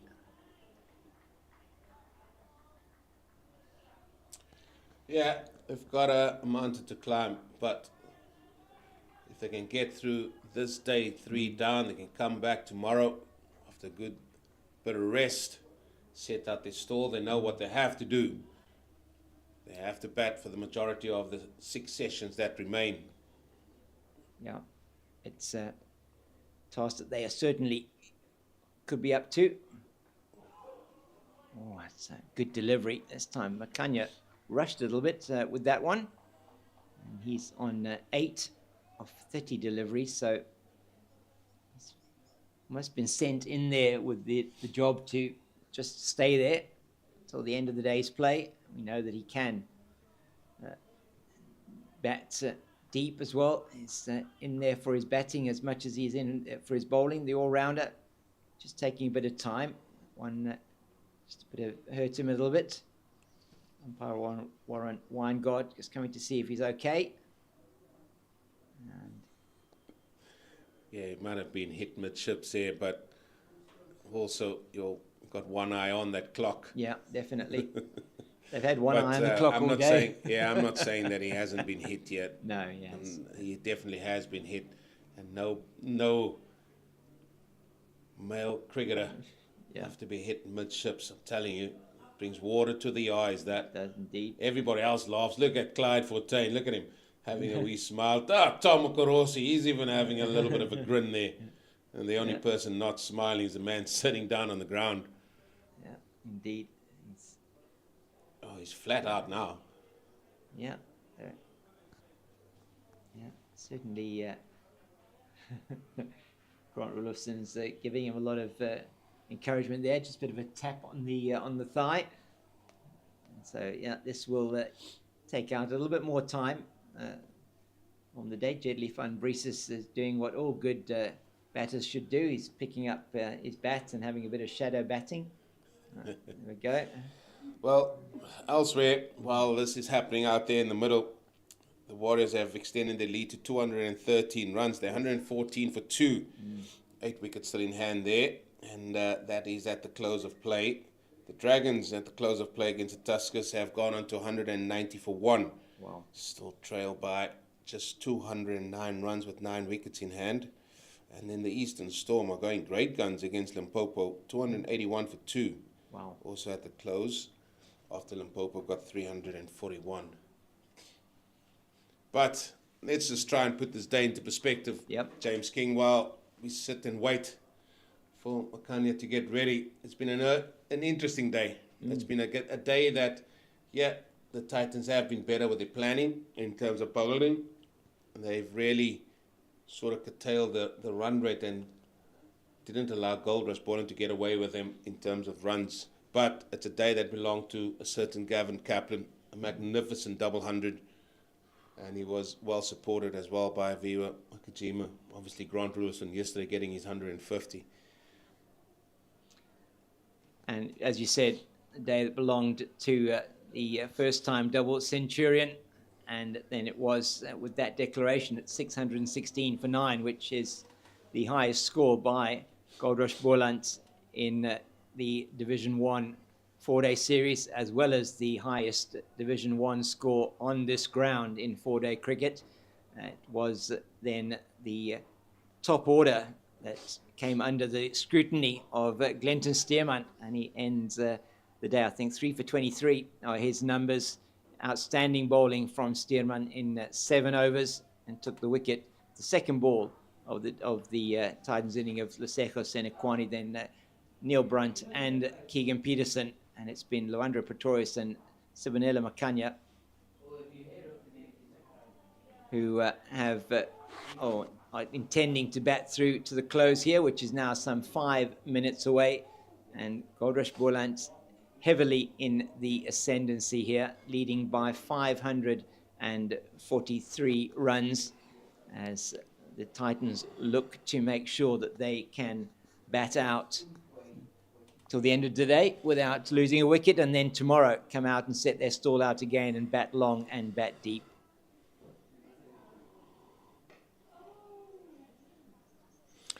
Yeah, they will have to do that, and we're probably heading into the final over of the day, depending how quickly Sean van Berg can get through. He's only bowled the 1 over for 2 runs, and this has been my pointing that I try to make.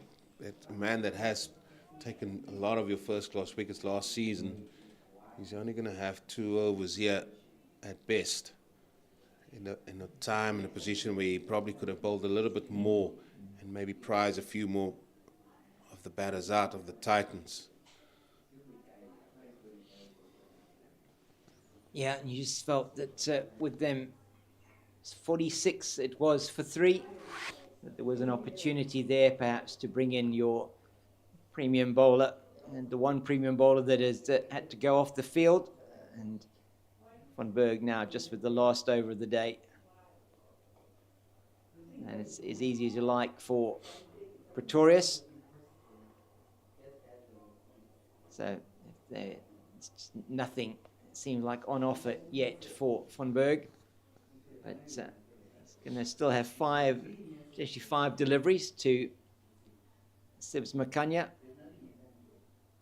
Coming in at number 5, Makanya, and doing a job here for his team, 8 of 32. A lot slower through the air that time. Now he's rushing to try and get another over in. Yeah.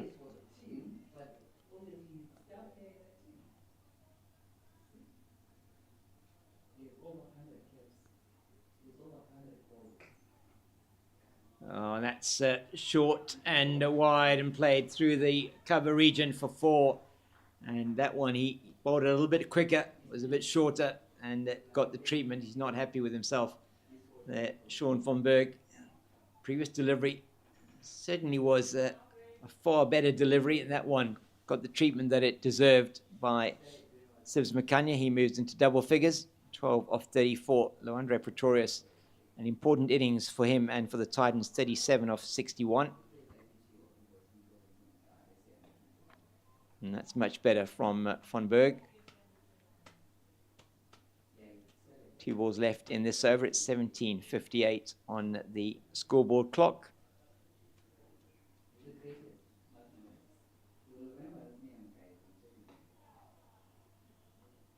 Again, that one again slower. As you said, Eugene's through the air, just tossing it up a little bit more. 17:59. We may well not get another over in. Let's see.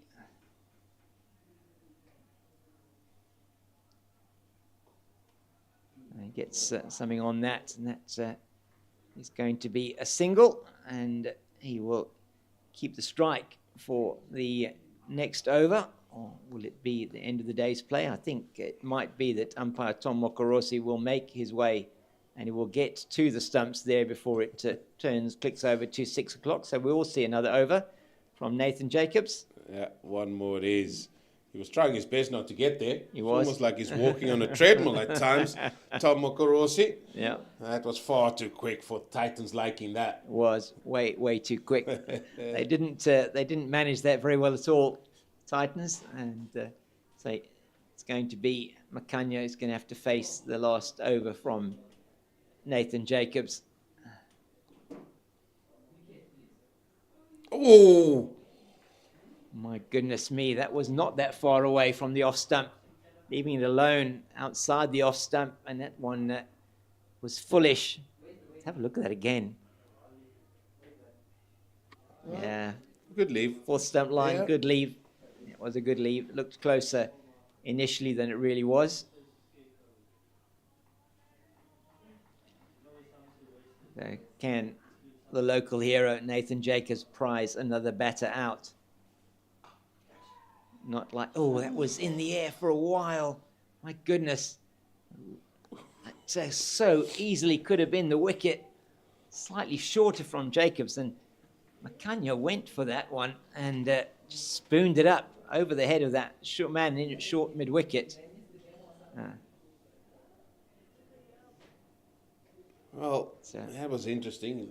Leaves the ball first up and then goes for the pull shot, which would be the last over of the day. And if he gets out there, I'm not sure which change room he would walk into. I don't know. I think he should be avoiding the one with the guys that are dressed in light blue.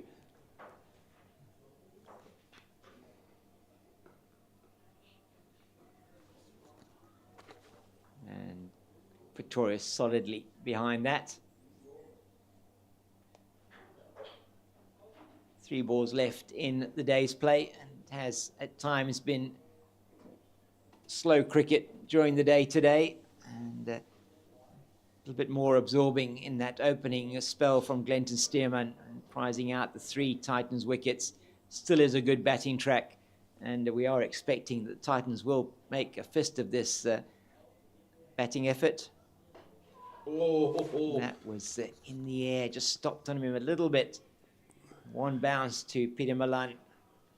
Yeah, this is that mindset you get in just to see throughout the day and just get through the day. And sometimes you just, without thinking, I just want to put bat and ball a little bit like that, just defend it. But then a little bit too early there from Pretorius, and that ball just looped in the air a little bit. Just put bat and ball. A little bit early. Yeah, he was, wasn't he? Just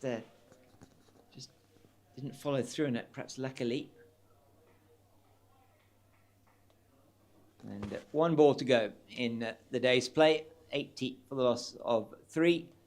The Titans, they trail by 536. And this match, you would feel only 2 possible results at the moment. A draw being, I would say, the most likely as we currently stand, but it's hard to say. Told you the Goldrush Boland boys will not be loving hearing that. No, they wouldn't, but 80 for 3. Yeah, they've got a lot of work to do. They do. They do have a lot of work to do. They've got to bowl the Titans out twice. And good delivery to end the day. Just the single off that 3rd over from Jacobs. And it is the end of the day's play, end of day 2 here at Boland Park. And it is the Titans 80 for the loss of 3 after 24. They trail by 536 runs. And Eugene, it's been an interesting day's play. There's been a few twists and turns, some fantastic batting from Goldrush Boland, and a real and some good bowling as well from Glenton Stearman. Titans kept to their plans, which was far better than they bowled yesterday. So all in all, it's been a day that both sides will look back on and say that they'd had some success. Yeah, especially from the Titans' point of view. From Boland, you might say what could have been if they had to declare a little bit earlier and still bowl the same way that they have bowled here. Maybe Glenton Seaman coming back for second spell. Who knows? It could have been 4, even 5 down just with the amount of time they still took to get up to 600. Yes, during that time, Titans might have got up to 100, 150. Who knows? Yeah. That's what I'm saying. You never know. But this is the situation. Tomorrow is a big first session for the men from Goldrush Boland to come out there, and they need to really strike early. They need to use that ball a little bit better. But it's been a good start for them with the ball. Can they try and pull this off? Yeah, thank you very much, Eugene. Been good as always to be on comms with you, and we'll miss you tomorrow, but hopefully we'll see you again on Sunday. It's been an absorbing day's play here at Boland Park, and from us for the time being. We'll be back with you tomorrow at 10 o'clock in the morning. Good night and have a good evening.